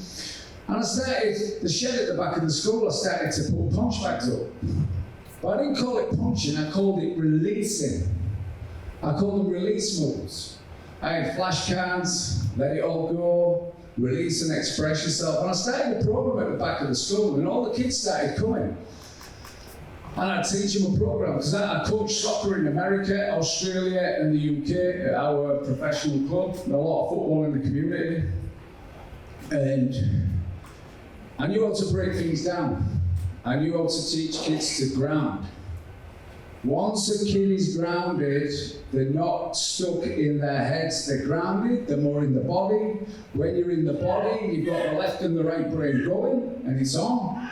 You've got access to critical thinking, you've got access to your heart space. And what I found was the success I was having with these kids really started to develop. I started working within mainstream schools, but this was around about the time, 1997, when a lot of video games were coming out. Dysfunctional behaviour in the schools was getting off the charts, but I found myself really busy. Anger management, anti-bullying, whatever the code was. And I just remember going through the process of just really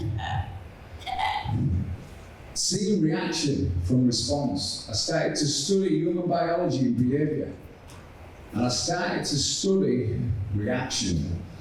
How when we don't have a release for stress, it builds up. Then what does it do? It sits in the body. And then we start to pass on the way we feel. We become irresponsible. All of these reactions that we have, that we're unaware of. So what I started to do was I just started, every day I would go out, I would observe behaviour. And I started looking at the drugs. And I remember coming into the 2000s, it was like alcohol. I never really was into drinking alcohol, but I stopped about 2004. So I'm nearly 20 years free of alcohol. Nearly 20 years. And that was my commitment to working with young people, was that I had to shine the light on what was happening. I had to connect, I was connecting, but while I was seeing the world through their eyes, I was healing, I was on a healing journey. And on that healing journey, I traveled. I would go to seminars, I would heal. I I would get in front of a group of people and share, like I'm doing now, share what I was feeling. I go to shamanic sweat lodges. I went in Germany, fly to Germany, shamanic sweat lodge, running naked. Yeah, running naked, and you've got 10 Germans, there's 2 Englishmen. One's my pal who has got a didgeridoo, and he's a shaman. I go to Lake Bala, and I go to a vision quest. I'd go sit in the wilderness for 4 days. Fast, but you know what was amazing about that is I rebooted my sensory system. I got clarity in those kind of experiences, but I did the healing. I didn't fight the feeling, I did the healing, I let go. And the success I had, really over many years, just allowed me to travel. And it was in 2012 I came to Canada and the Canadian adventure. And a year later, this very same day, my son was born. My son Lucian was born. And that's where I could not let him down. Because I'd already done that. So I came over the ocean backwards and forwards. And I went through my greatest adversity with everything falling apart. It didn't matter, because you know that boy, the light in him, was taking me on a deeper healing journey of my inner child. And I watched and I saw how he was in the moment. And it taught me so much that I would just open up and unlock the heart. And I had so many just deep emotional experiences with him. But he was here. He was here to take me on that journey. And I would be in Edmonton. I would be going through the ringer. I was in the immigration. What's all that about? Immigration. My name's Cal. This is what I do. I can't do this. I can't do that. What do you mean your qualifications don't count? You got to start again. I went into the immigration. I did not know an immigration system existed. Someone like me with a professional background should have got through. And I had so many people saying, this Canada needs Cal with the work. I was working with your program. So I've been in the ringer for 10 years, working through the process with immigration. But you know what? It's worth it. Because my son is 10 years of age now. And it was around 2018 that I met a young MMA fighter.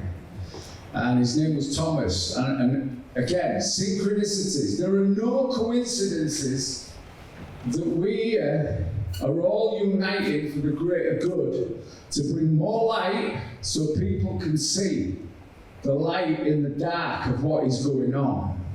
And the synchronicities for me were just showing up. And I love Canada. I absolutely love Canada. I love Edmonton. I love Calgary. I just love Canada with a passion because it's open. It's open, and for me, it allowed me to do the deeper healing. But I met this MMA fighter in Rice Bowl Deluxe, and I'm in there, I'm jabbing, and I'm just playing and jabbing and moving. And he said, what do you do? I said, I used to fight. But you know, I grew past that, and I work with the kids, and I teach movement, I teach flow. And he said, I've got a marketing company. I started working with him. He said, come and see me. And I went to see him. He said, I'm just at the Rogers Stadium. I'm next to it. I'm at the startup business. Come and show me what you're doing. I went in and I started doing this presentation. 5-year and focus and 10. And within 2 minutes, he said to me, Thomas said to me, he looked at me and he went, get your book done. And I went, oh, all right. And within 2 weeks, the book came in. My son was 6. That's when I went into the children's home. It took me through the deeper healing. The chapters in the book are 18. That's when I woke up in 1985 and connected to that universal flow. I had a mental breakdown, emotional breakthrough. And the book took me 4 years to write, go over every day, taking my bag, my laptop. And in the process of writing my book, energy-wise, University of Life is all about energy, frequency, and vibration. And what I feel is happening is this is like upgrading our human technology. Human technology is thoughts are electric, emotions are like frequencies, and we all give off a vibration. There's a lot happening at this time with everything that's going on in the world. But a lot of people are waking up, A lot of people know, and I feel all the warriors that I bump into know, and there's more and more people coming together. And the process that we're in at the moment and the healing journey is amazing. And what I want to say today is that, you know, what Jay's done with this movement, and I'm just in the passenger seat. I love this guy because I just watch, and I watch and I go, I call him Wreck-It Ralph. I call him Wreck-It, I just go, wow, because the world needs a Jay to break things down. The world needs a Carl, the world needs a Theo, the world needs you, all of us are needed to create the shift. We've got to do the healing, and that's the journey from the head back to the heart, and to realize that our true power is within. And what I'm doing at this moment in time is I have an online process, energywise.ca. I have an online process for what I'm sharing is really how to become stress-wise in a technology and information age, because it's technology that's affecting our kids on many levels. And you know what I want to do is really keep it simple, because without a release for stress, it will affect you mentally. When you have a release, it activates your energy, your human technology. Yeah, you're no longer on the, running the old amygdala software, freeze, flight, fight, or fawn. You're in the bright. When you're in the bright and you're moving and you're flowing and you're activated and you're grounded, there's no better feeling, because you're in your heart. You're free. You're in your heart, and you're living from your heart, and that's important. So thank you for listening. It's been a long day. I was excited last night when I stayed with you. I've been excited all day. And it just feels good to share the love, spread the love, share the passion, and most importantly, live from our hearts, because that's what's happening. We're on the journey. That's what I feel. Thank you for listening.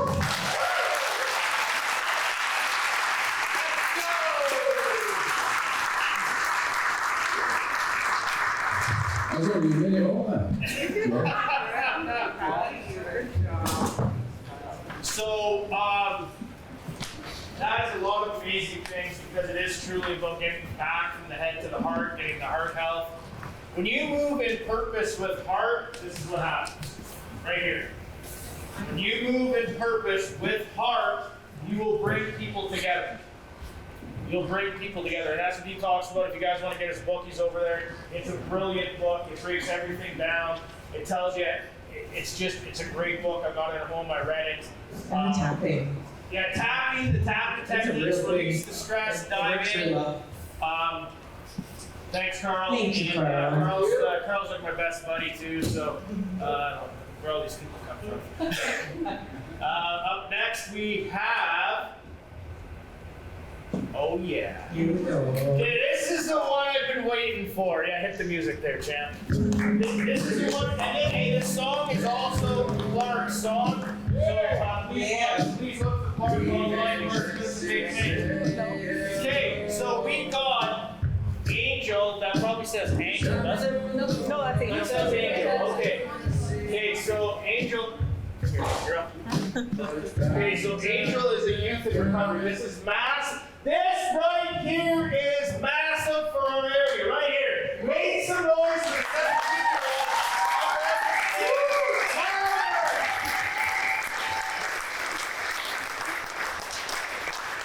I'll tell you, when I was 17, I was on a stage sharing the story of recovery. I was sitting in jail and I was trying to get canteen, and my mom wouldn't bring me any canteen. So I was no. But at the end of the day, I'm extremely proud of you. I'm extremely proud of you for having the courage and the strength to get up here and share your story. The combination of you and your dad together is phenomenal. I get goosebumps thinking about it. You guys are doing amazing things. I love you. Take it away. There's been a lot of talk about youth, so here I am. Like you said, I'm 17 years old. I'm 15 months in recovery. Woo!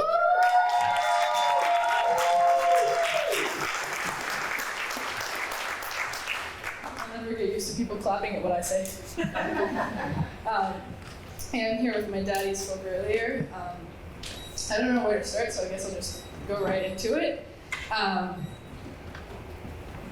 My story starts when I was a little girl. My dad was an addict for the first 10 years of my life, well, an active addiction for the first 10 years of my life. And I came, with my family, I came from a place where addiction wasn't talked about, but it was very clear when your grandfather has a beer with breakfast, a beer with lunch, and a beer with dinner, and your dad is like sprawled out on the couch, and your whole family. Like, they don't talk about it, but it's there, and it affected me as a very anxious little girl. I had like crippling anxiety, I got stomach aches, headaches, everything. I didn't know what I was feeling and how much fear I had, so my body showed me, and I missed a lot of school. I never would have done something like this. I don't even think I sat in front of my class and spoke for the first 12 years I was in school. But I had very much debilitating anxiety. And I never really understood how I felt when I was a little girl. I knew I was scared, but I didn't know. I could tell you that I didn't feel okay, but I didn't know what it was. I didn't understand it. I didn't know why I wasn't okay. I just knew that something wasn't right, but I didn't want to tell anyone about it. So my body showed me.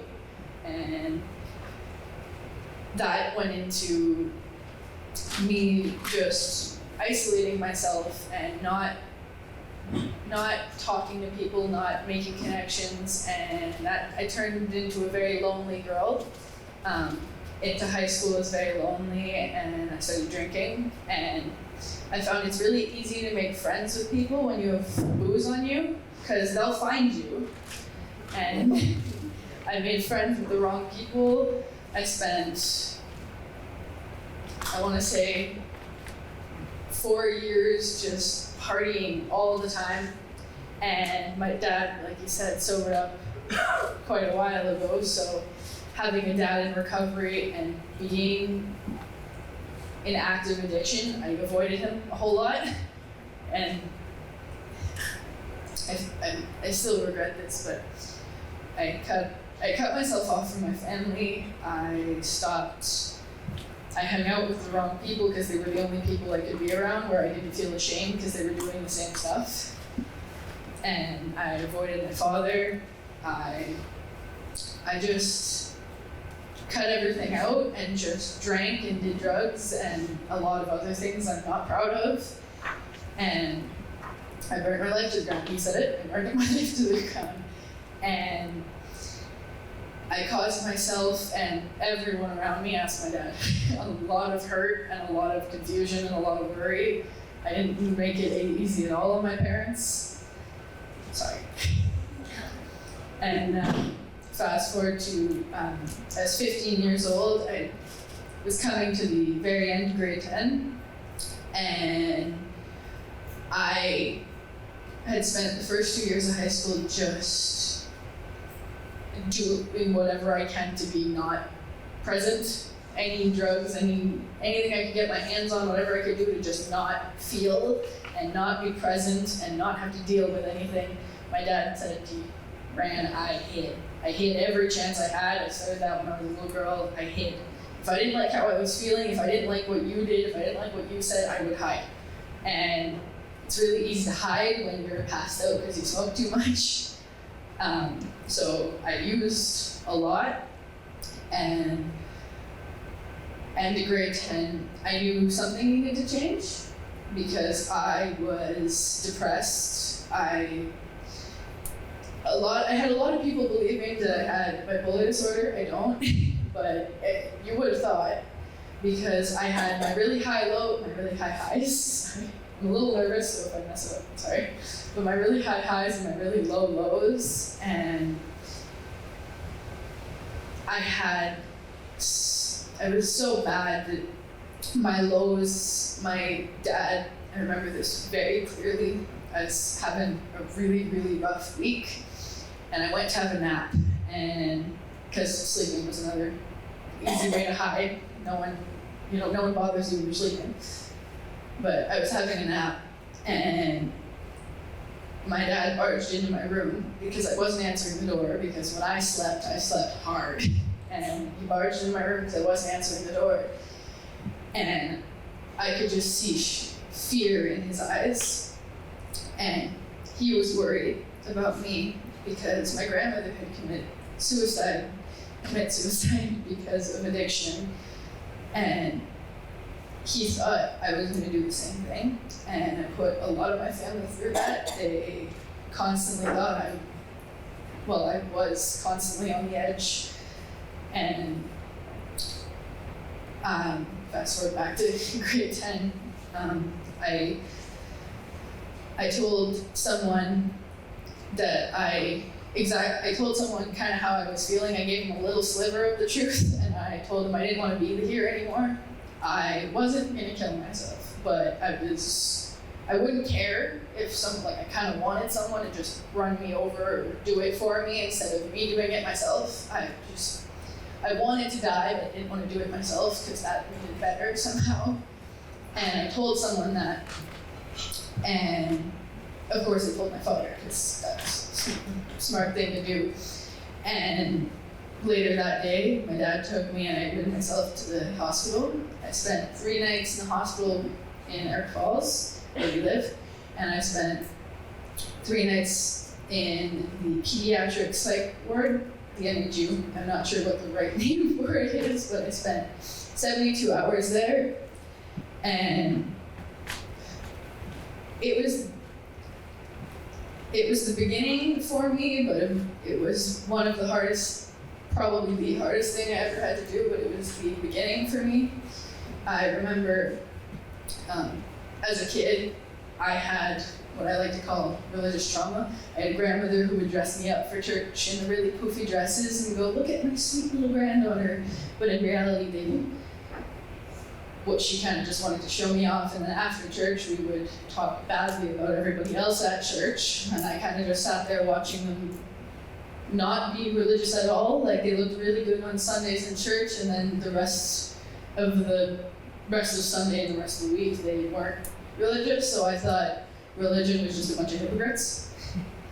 So I, as a little girl, would pray for my life to be different. I would kind of tell God, if you did this, that'd be really great. Actually, you gotta do this. That's like, you have to do this for me because I'm asking. And if I throw in a please there, like, you really had to do it because I was asking nicely. And when eventually God didn't do what I told him to do, I got real mad at him.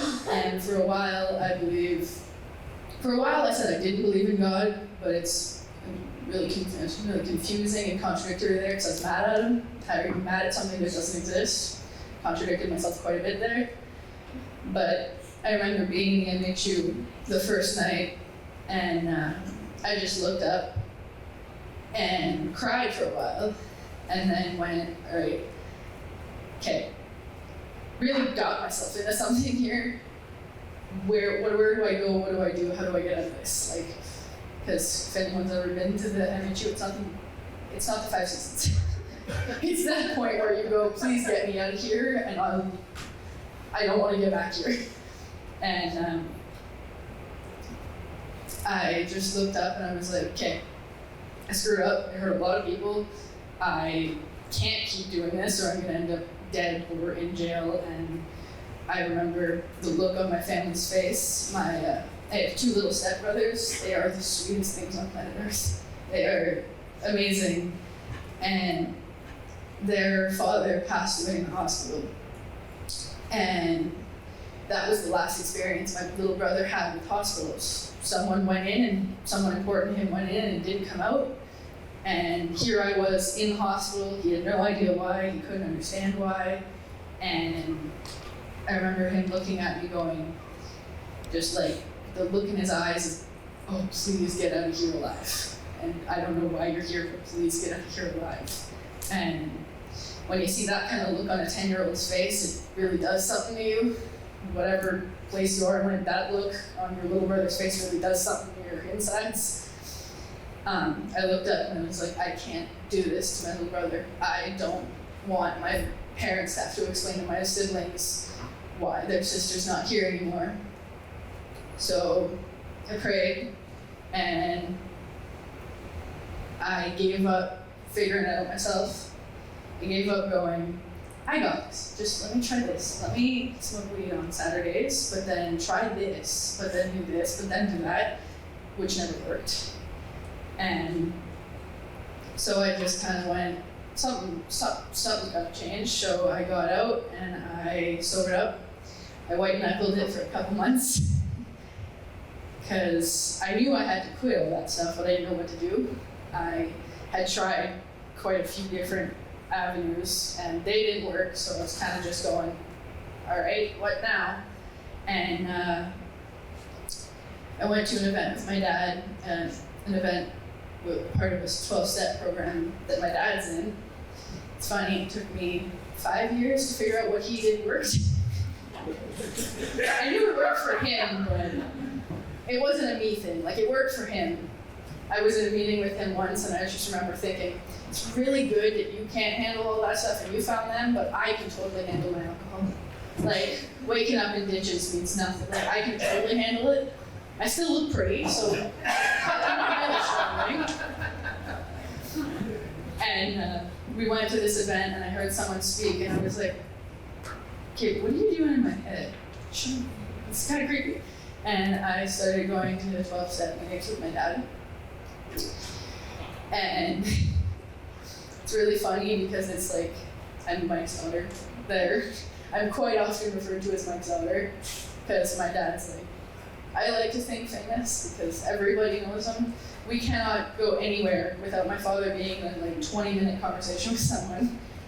And so I started going to them, and my life really turned around. As you can tell, I'm puking my hair, so I'm doing a lot better than I used to. And I haven't woken up in a ditch in like 2 years, so doing much better. My life really turned around. I needed to figure it out on my own. I had a dad who was in the program, who was doing all this stuff and figured it out for himself, and I knew something had changed in him, but it took me a really long time to realize that that was something I needed to do, because I don't know if it's when your parents do it, it's not cool for you, but it took me a really long time to realize it was needed for me. And so I started this 12-step program, and I met some really nice people. Like, I like this saying, I always thought I was the black sheep, and when I went to this program, I found the rest of my herd. Because if you look in the right places, you find the rest of your people. And it is sometimes difficult being a 17-year-old who's in recovery, because it's not very common. But it is a blessing to have, I want to say, found this, but it's not like I found it. My dad kind of showed me it. But it is a blessing to have been able to admit that I needed help, because for a long time admitting anything was out of the question. And it helped that I had really supportive parents. They knew what was going on. They couldn't do anything to help me, but when I inevitably asked for help, they were the first ones to go, all right, we've got you. And to have a dad I can go to meetings with and events like this with is a blessing. Because my dad said this once, I'm really glad I didn't get what I deserved, because I get to do things like this now, which I never would have dreamed of. And my face is on a big thing. It's a really little picture, by the way. Jay asked for a picture, I scrolled through my phone, I was like, uh-oh, I don't take pictures, this one works. Apparently I'm the only teenager who doesn't have that many pictures of herself. Whoops. But I often think about the people who I've met in my life, like along the way, like therapists and psychotherapists and social workers and people in the program and all these people so willing to help. I just had to be willing to say, I need it. And it took me a while to be willing, but meeting all these amazing people gives me so much. I'm so grateful that I get to be a part of this and that I get to be someone who can share their story and there's a happy ending to it. Instead of, I'm no longer a cautionary tale to my siblings. Now I get to be the one they reach to for advice and they get to go, our parents are so, and I get to go, yeah, you're at that age where they're annoying. And I never would have imagined as a little girl being able to get up on stage and like speak in front of people. Like, I'm sweating, but I would have cried, thrown up, and ran off the stage as soon as I walked up. I would have hugged Jay and then fainted.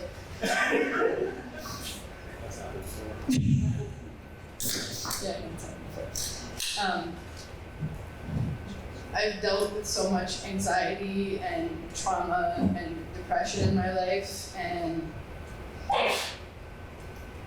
I thought I was dealing with it. I thought I found ways to deal with it, but I had to really face everything and just be able to be honest. That scared me. Just openly speaking and just being totally honest scared the crap out of me. Because I can't even count how many therapists I went to and lied my butt off. Sorry.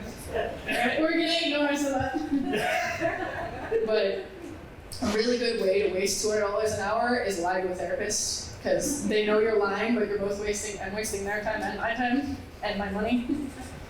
And I wanted help, and I went to therapy, and I wanted to say, hey, look, I'm getting help, but I'm not doing anything. I'm not changing, and nothing's changing, and I'm not dealing with anything. And now I can actually say I'm dealing with my things as they come up, and I'm a lot easier to be around now. I used to be referred to as the hurricane because you never knew what my next move was going to be, but it was going to be violent and it was going to ruin something. And now I'm able to handle things, and I'm kind of shaking, but I'm like able to handle things like this now. Whoever gets this mic after me, I'm sorry. My palm sweat is immense. I could talk for hours about how much different things are, and from my dad, who's seen me before, I bet if you would have asked him 2 years ago, saying I'm doing this, he would have thought you were lying straight to his face, because there was no way I was going to do this. And to be able to do this, and to be able to be sober and a member of my family that can actually be useful to other people, and actually be helpful to other people, and actually be, I think someone called me an inspiration. It's a little far, but be helpful. I don't know if I can call myself an inspiration just yet. You asked my dad, I'd snap at him a few times on the road here, 14-hour drive, the two of us. I'm a 17-year-old girl, I'm not perfect. I'm better, but I'm not perfect. I still got an attitude. Whoops. I'll work on that, I swear. But I have my dad sitting in the front row recording me right now for my mom who couldn't be here, and my uncle back there, and I have my family and people who I met 3 months ago who basically feel like an uncle by now, because when my dad's phone rings, I'm 50-50 expecting it to be him. What? I call a lot of people. So does he. He has more contacts than people I know. I said I wasn't going to point you out. I'm sorry, I kind of did. Whoops. You're sitting in the front row. You're making it easy. But I've met so many people, and I've reconnected with my family in a way that I never would have imagined, because now I can be close to them and honest with them and comfortable in my own skin and confident. That's one word that scared the crap out of me. I was not a very confident person, and now I'm growing into confidence. I'm still a little self-conscious, but I'm growing into confidence, and I'm just so happy and excited about the future with things like this, and being able to be someone who can talk about their experience and their experience as a teenager, and I'm very grateful. And that's all I got, because I have 41 seconds left.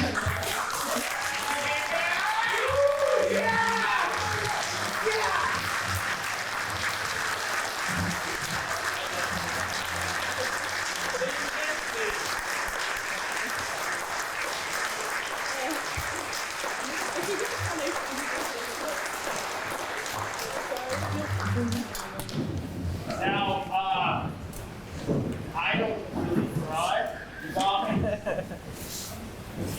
do you want to know why we do what we do?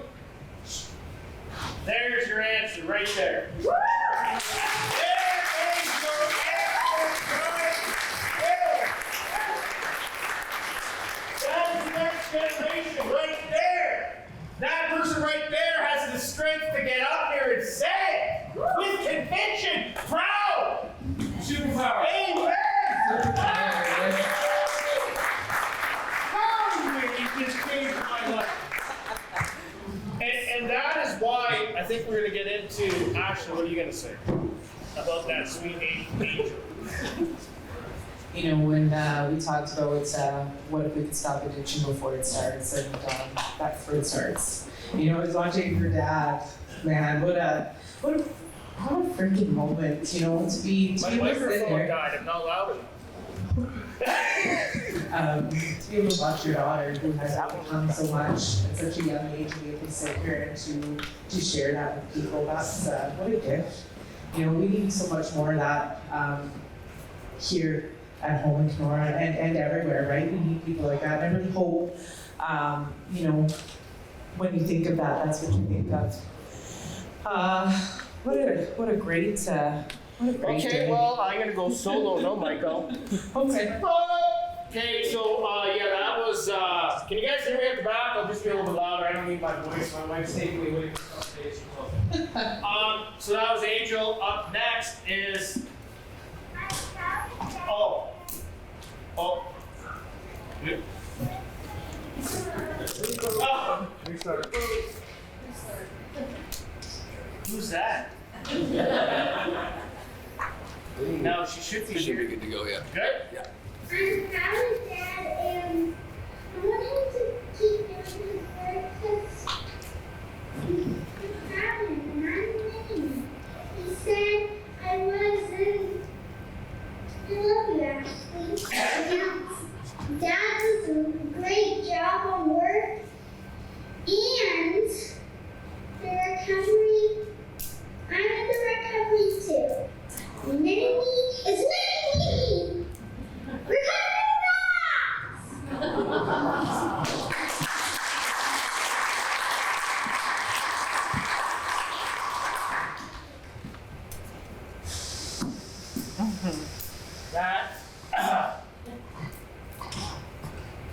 That's a miracle.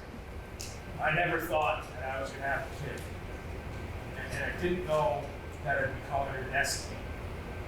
Because that was what a destiny. She's going to be here later tonight, I hope, to yell recovery rocks on the stage. But that right there, you want to know why I'm doing what I'm doing? That's why I'm doing what I'm doing. Right there. For that 7-year-old to say that right there, now of course she looks like me and acts like me, but at the end of the day, that's some powerful stuff right there. So we need to share those stories. We need to share. Here, I'm not loud. We need to share those stories of the kids that age. We need to be open to conversation. My daughter knows that she can talk to me about anxiety, depression. My daughter knows that she can come to me and she's not going to be judged. My daughter knows that I'm going to answer the question. My daughter knows that I'm going to be there for her. I will never leave her. I will never, ever leave her. Because they know the lived experience. That's what. I know the pain. I know what it's like going from the ground up. So that's why we have to have people like Angel share her amazing story at 17 years old. That's why we have to have 7, 8-year-olds. You know, she may not truly know what she's saying or yelling, but, you know, she knows her dad's, you know, she knew Dad was going to take his life. You know, she knows that stuff. They feel that stuff. They know that stuff. They're not, these kids are not dumb. And, you know, to have the opportunity to have a kid that loves my life over there, and you look good. Thank you. It's the X, it's not me. Next up, though, let's get away from the kids situation. Next up is, okay, we're gonna talk about, I'm gonna talk a little. How cool would it be? Oh. What if we could stop it? Can't turn that up. How cool would it be? Okay, so we're just gonna talk, I'm just gonna talk a little bit about what a Recover Foundation is, what we wanna do, how we wanna cover it, then Beatrice is gonna hit the stage, then we got our keynote speaker over in the corner there, Theo Fleury's gonna hit the stage, and we're gonna wrap this thing up and we're gonna blow the roof off the top of Sept. So I wanted you guys all to see, the first event that we did in BC. This was the first event that we did. What if we could stop it? How cool would it be to collect some people up and get them in a room? And how cool would it be to have lived experience speakers share their stories from all walks of life? In 12 months of me making the decision to leave Eastern Washington, I've been drafted by the Montreal Alouettes. As a man, it's very difficult to find positive, powerful role models that haven't been canceled. God, just please use this story to help others so that other families don't have to go through what we're going through. We did better. And we did this truth. I am the devil. I had a dream 8 years ago, and today this dream came true. These assistants would go away. Journey from my account to the app. So I was already set up for failure. I was set up to be an addict. I was set up to burn my life to the ground. 7 years. We went from Strathmore Park on the outskirts of the downtown east side with 150 kids to renting out all of BC Place Stadium with 1,000 kids from the inner city school catchment area, absolutely free of cost. When I began this journey of recovery, I was, Liz put it nicely, I was a hot mess. And I tried taking my own life. 10 years. 10 years in recovery.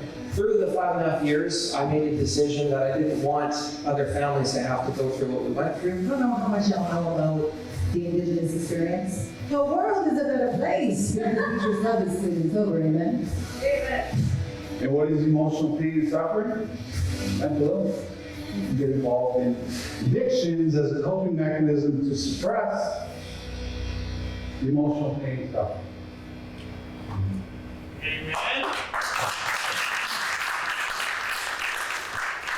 So that was our first event, 2015. I had this dream at a TEDx to put together this platform, this movement, this place where 17-year-olds, where all of us could be a part of it, where lived experience stories with real people doing real change could really come in, where we could just bring everybody together and go, listen, we're not alone, right? And we accomplished that today in Kenora on event 2.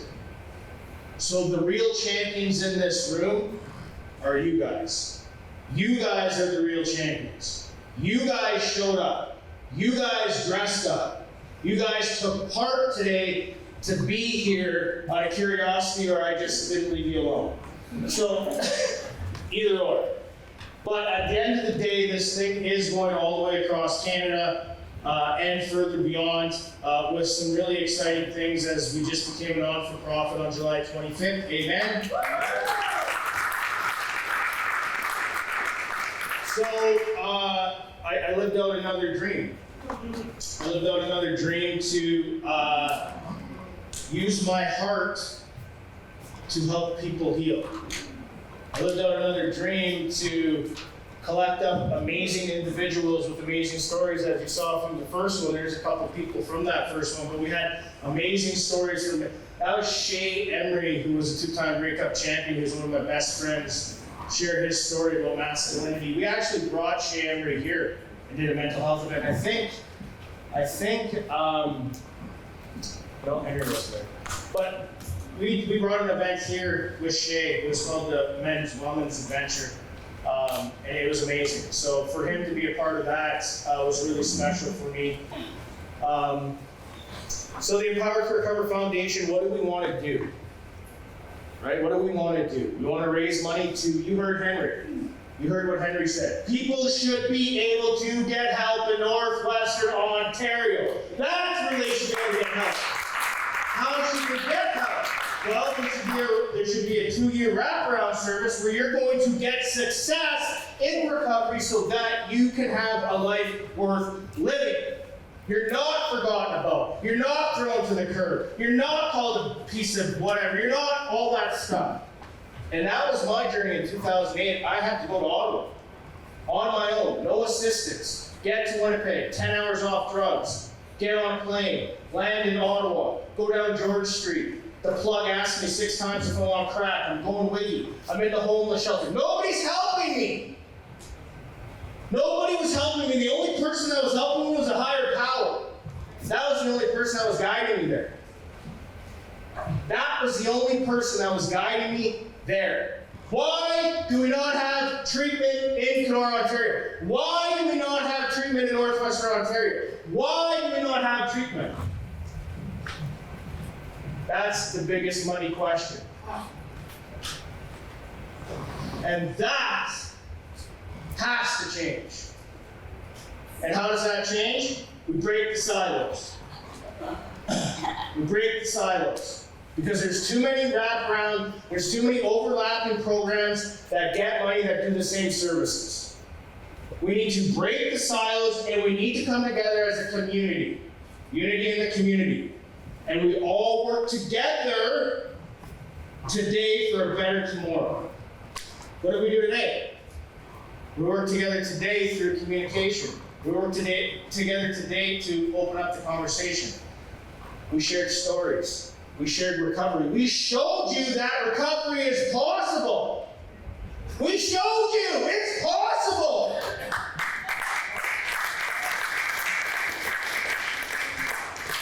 And we didn't just show up with Jay that's been loud for 15 years. We showed it in all different walks of life, from an elder to a young, to the middle, to the class, all over.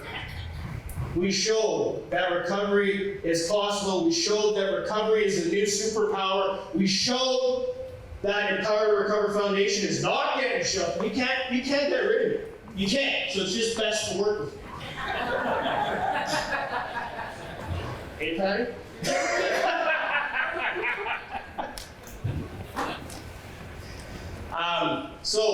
Empower to Recover Foundation is wanting to do some big things. We do want to partner up with the organizations in town. We want to bring the alternative to recovery. We do want to bring stuff, and I have some big dreams, big ideas. We have some really amazing individuals surrounding us right now. We really do. And from the heart, my heart is I'm running on my heart. That's what I'm running on. I'm running on my heart because I want to make change. And my wife's running on her heart. She wants to make change. Angel wants to make change. Marty wants to make change. Mike wants to make change. Carl wants to make change. Theo wants to make change. Right? We do that together. That's how we do it. We don't fight each other anymore. We've been fighting for 4 years. Why don't you do that? Amen? Oh boy, you're silent. Isn't that how you're supposed to down? We're going to panhandle for dignity and purpose. So now whip out your checkbooks, because this is when we're going to ask for money. Next up, where is Beatrice? Beatrice, where you at? Please come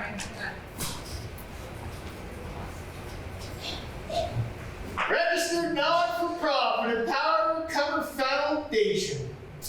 How beautiful.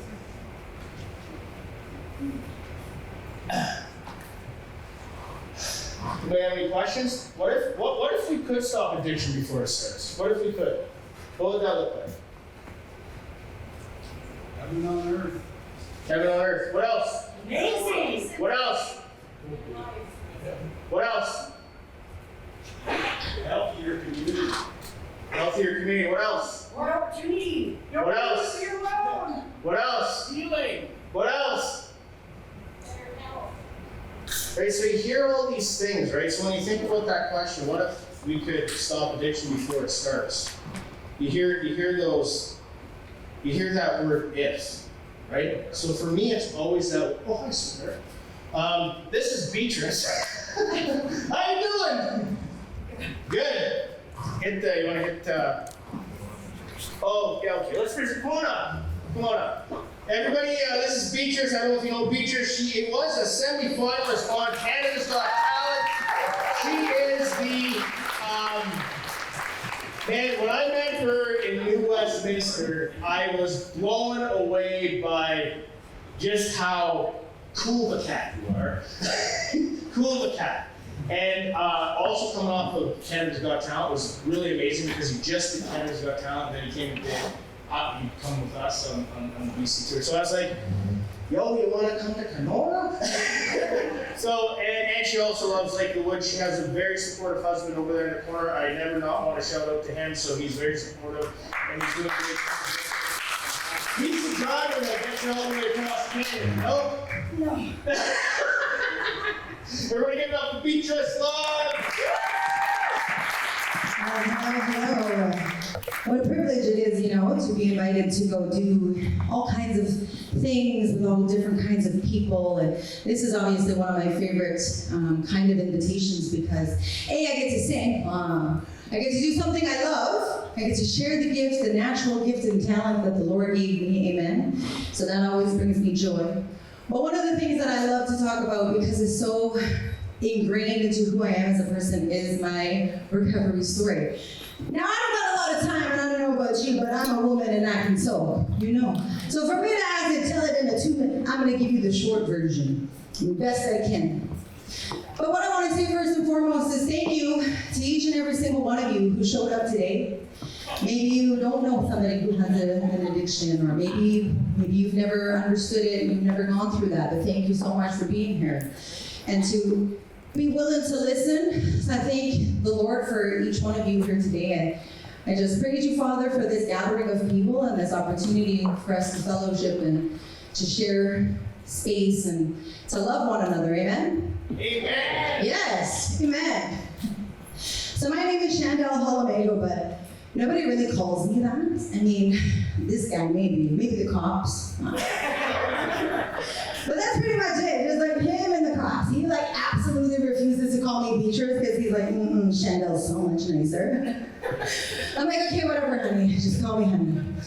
So my name is Chandel Holomego, but literally nobody calls me that. And Chandel Holomego, she didn't have a great life. She didn't have a great start in life. The Western world, they want us to believe, it looks like this. And when parents have children, they love you. They want you. They're going to take care of you. They're going to provide for you. They're going to take, extra care and concern. And they're going to support your dreams and all that stuff. And that's so wonderful that some people have that. Unfortunately, I'm an Indigenous woman. That's not my story. That's not my mama's story. It's not my grandparents' story. It's not really anybody's story, I know. Maybe that white guy right there. But other than him, that's not what I know. And my story is no different than anybody else that I know. The only difference in the story is how long did it happen for? Well, how many people did it for you? And when did it stop? Those are the three factors that are different in every Native person's story that I know. So, as a result of all this mess, the residential schools had a real impact. I didn't go to residential school. My parents didn't go to residential school. But I sure know what it feels like to be impacted by residential school. Let me tell you, the only thing that tells me I'm an Indian, I got a status card that tells me I'm Indian. But if you put me out in the bush with a pocket knife and a Q-tip, I will die. I'm not gonna make it. I'm not gonna come back with all this fur and just taking a mansion in the bush. But no, I would die. But thank God that one day I got sick of wandering. I got sick of hating my life. I got sick of being angry. Got sick of fighting too, man. I was on the verge of losing one of my teeth. You keep fighting the wrong people. One day they go knock your teeth out, and I say, hey man, I'm a pretty girl. I want to keep my husband, amen. I'm gonna get my shit together. That's what I know. So one day, all of a sudden, I'm in the gutter, amen. I'm over there, dirty. You know the ones. You pull up on the side of it. You kind of like make sure your windows are rolled up before you get to that light, because you kind of know they might come ask you for money. They might knock on a window. They probably stink. That was me. Barefoot. No hair, dirty, stink. That was me. So I'm sorry if you saw me and you gave me change. Thank you very much. And thank you for not throwing anything at me. So I became a homeless drug addict. I lost my kids. I was so violent, matter of fact, his parents. I gotta tell this part. Honey, I know you hate when I tell this part. But this man loved me.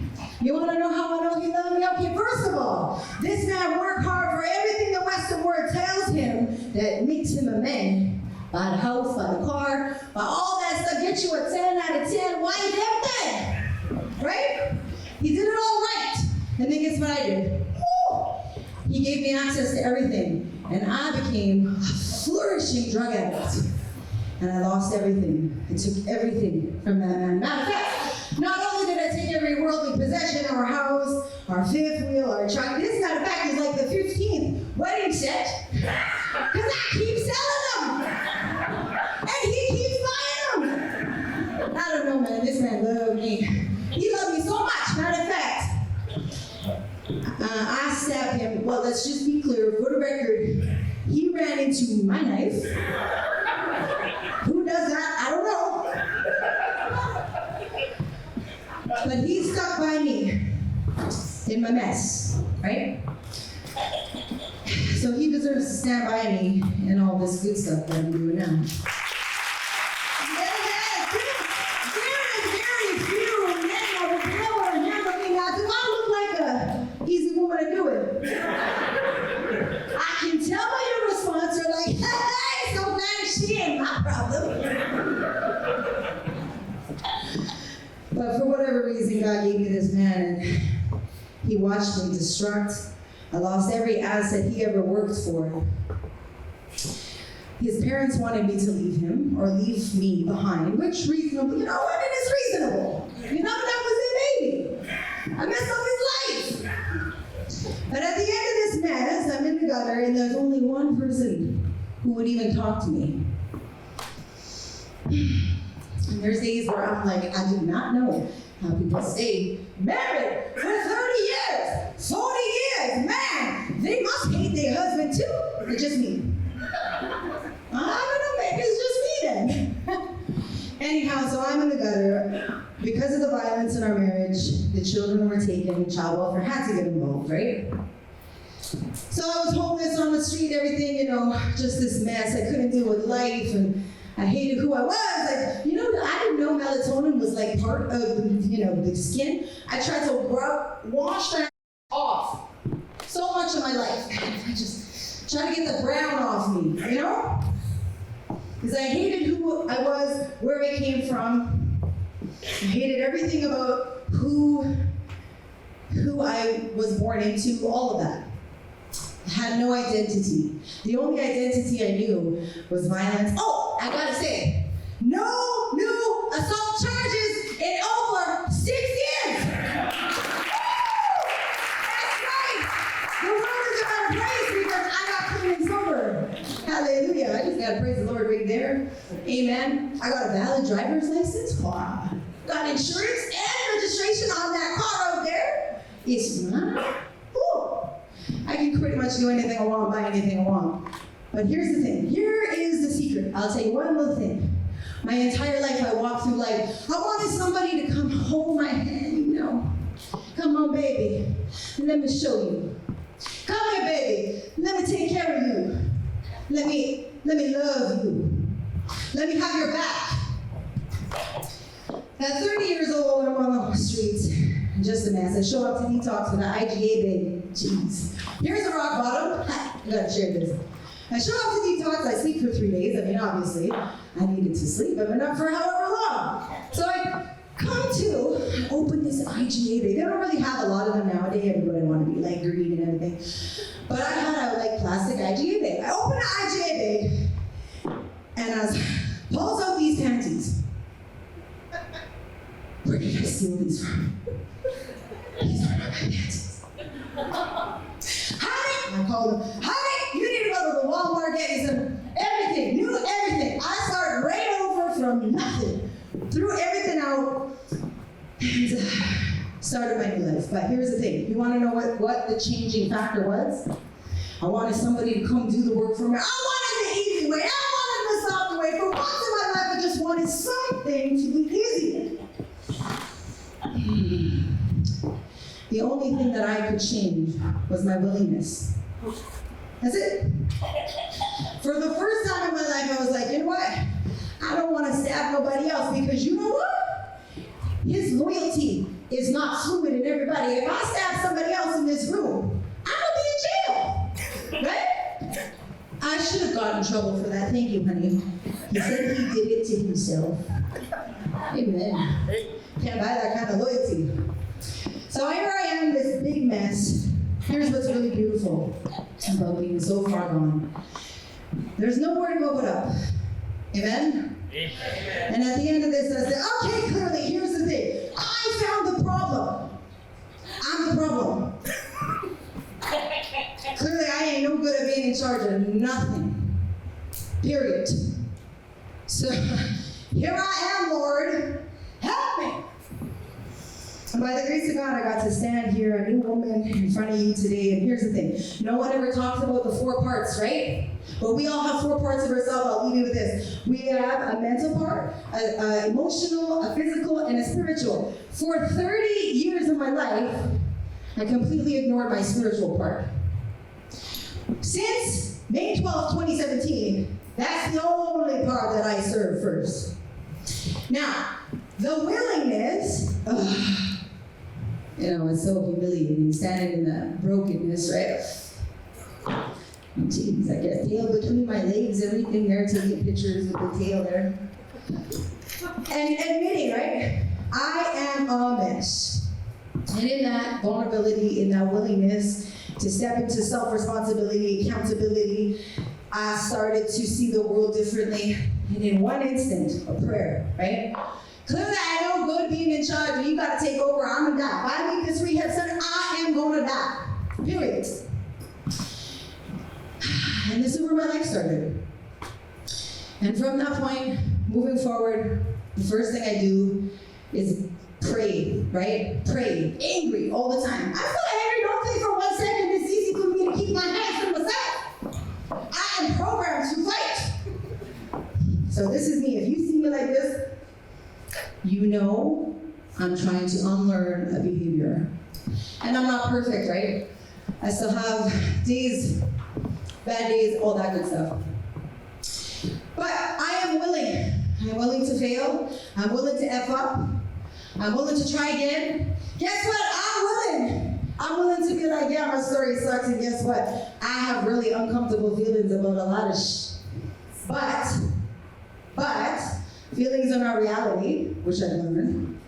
And I was sick of being a loser. That's really what it was. I was sick of being a menace to society and a liability to every person, place, and thing. Especially that guy. Gee whiz. Poor guy. But anyhow, so let me tell you the goodness of my life now, okay? I've been over 6 years clean and sober.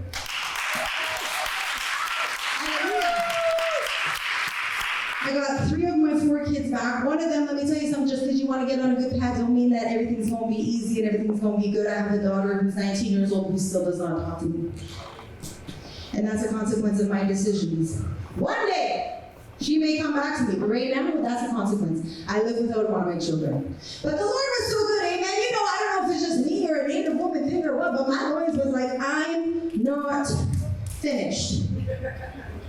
So the Lord blessed my womb, amen. Baby number 5. I went back to high school. Did you guys know there's something called the Governor General Academic Medal? Yes, okay, some people, okay. I didn't know that until they were like, hey, Miss Chandel Halamego, school. Hallelujah. Yes. I wrote my first album. If you'd like a copy of it, I have it here for free. You can get a copy. I went on to become a certified wellness counselor, which I don't practice, but I love that it helps me in my life, amen? And then the Lord is just like, hey, now do this. Do this. He sends me to Canada's Got Talent to shimmy and shake up. And he opens up all kinds of incredible doors for me to live my dream. I'm making my first documentary. I will be able to add producer to my name as of January 2024. So please watch out for that. Yes. But here's the thing. I became willing. I became willing to fail. I became willing to sit with all that ugly all the pain, and although my daddy didn't love me, my mama left me and kicked me out. Oh my gosh, everything I was been abused by all this, blah, blah, blah. I was a prostitute, I was violent, That's okay. That was the old me. Now don't think for 1 second, if I had to fight, I would fight. That's a good thing. But I am a new woman. I get to stand here. I can tell you in every ounce of my heart of truth. It is a good thing to fight for your life. It's a good thing to be willing to fail. You know what it does? It builds character. If somebody dropped $100 bill outside, the old me would have like,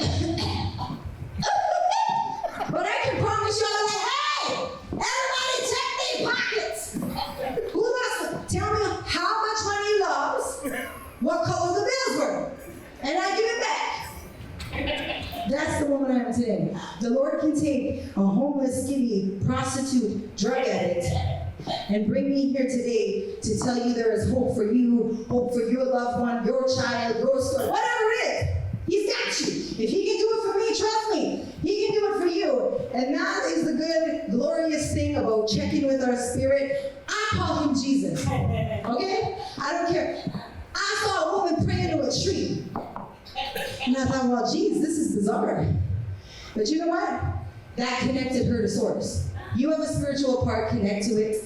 That's all I'll leave you with. I am a singer, and apparently I don't have much time. So I'm going to sing a quick song for you, but be encouraged. No matter where you're at, no matter how far gone you are, no matter how hopeless it is, there is hope for me. There is hope for you. Amen. Can we just get a praise break for every person who showed up trying today?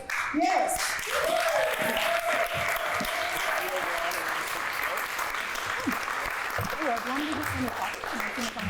Yeah. Oh, wait, there's a different story. Did you guys know? Are we over time? No, go. Anyhow, yeah, I guess I thought we were over and I was supposed to sing, but I'm not going to sing right now. But anyhow, I guess I'll just talk a little bit more on the fact that if we come with a willing heart, you know what I really appreciate about these two people right here? Is that they are willing to publicly fight, stand, defend, and intervene on somebody else's behalf. Now, this will be the final thought, I promise. Please, sisters and brothers, do more than what's comfortable. How many of us? I'm guilty of it myself. I do the 9 to 5 or whatever. I go pay my 10% tithes to the church. You know, I take care of my kids. But that was it. For a long time, that was it. I just took care of me and my own because it was comfortable. Right? It's comfortable. Then he had a stroke 2 years ago. Oh my goodness. Oh yeah, can I tell you, the difference in my life was that I was willing to show up uncomfortable. Here, I'll give you an example. They announced I was a semi-finalist on Tuesday, Canada's Got Talent. My dad passed away the Monday, the day before. Yes, I had a busy week, and I went tears in my eyes. And I did it with pain on my face. Why? Because I'm willing to be uncomfortable. I'm willing to do more than is required. Why? Because somebody's life could depend on it. My prayer can change somebody's trajectory. Me showing up in my purpose and calling permits somebody else to step into theirs. That's why community is so important, right? My uncle, he's on his deathbed right now, and here's the thing that makes me sad about that, right? I chose to be here, I made a commitment to be here. My new identity. I show up. When I say I'm gonna be there, I'm gonna be there. Okay, I might be there three seconds early, but I'm still gonna be there, right? That's the new woman I am today. But I'm willing to be uncomfortable. I might miss him. He might pass before I get back home, but guess what? I'm willing to be here uncomfortable. And life, I don't have to testify about that. We all know there's pain at every avenue of life. Now, what it looks like in everybody's life is just a little bit different. That's the very end of the story. But are we willing to show up with pain on us, with heartbreak, with failure, with rejection, with discouragement, right? Are you going to be one that steps out in faith and stands in the gap to make a change for your family, for your home, for your community? Brothers and sisters, don't stand by idle. Do more than what's comfortable. Amen? Amen. All right. All right, Mr. Theo. Woo! I can't wait. Woo!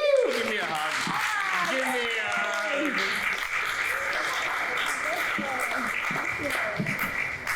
So that is a great, talented Beatrice Love. Nobody brings it like how she brings it. Like her story, When I heard that in BC, I was like, what? What? Kenora's gotta hear that! And so give it up for Beatrice Love. Singing has been one outlet for me.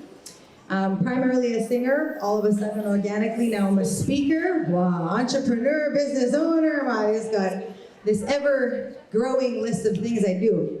But first and foremost, I'm a singer and I love to sing, and I wrote this really, really incredible album. I think it's incredible. A Healing Work, amen? If you like what you hear, I'll sing you one original and one cover, and come say hi if you like what you hear. I have a whole album that is a gift, amen? So I took a walk with the devil. I told you a little bit about that. So of course I had to write a song about it.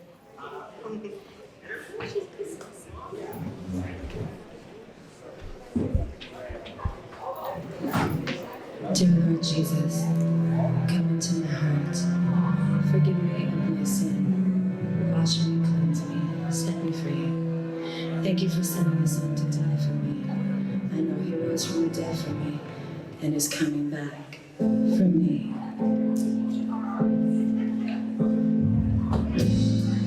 Heard of him, times they say, now don't hang out with bad kids, but I took the Monday, I showed the kid too much love. It's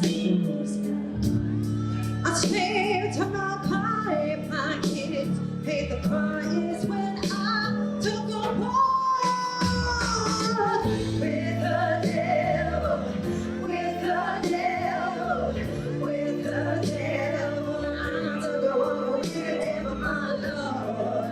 Devil, with the devil, with the devil.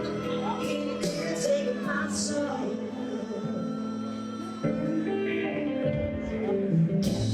I'm so lucky that I survived, because this game is good, and it took me all the suffering. Oh, see, I thank God.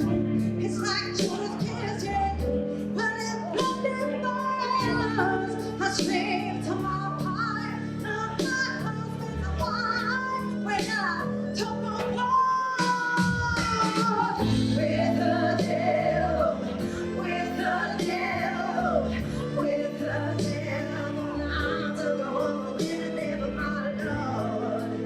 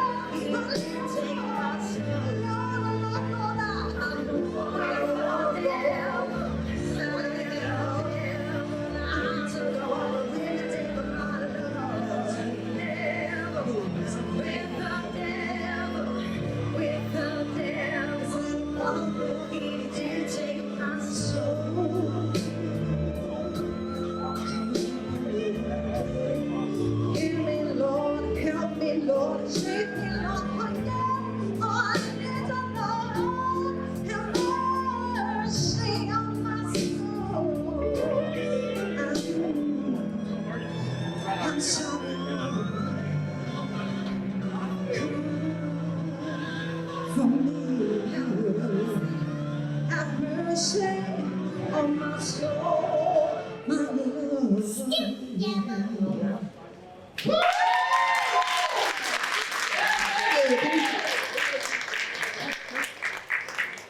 This is my little mini right here. This is Destiny. She's my love of my life, and she's my seven-year-old? Yeah. We're gonna say it. Ready? We'll say it together. Ready? 1, 2, 3.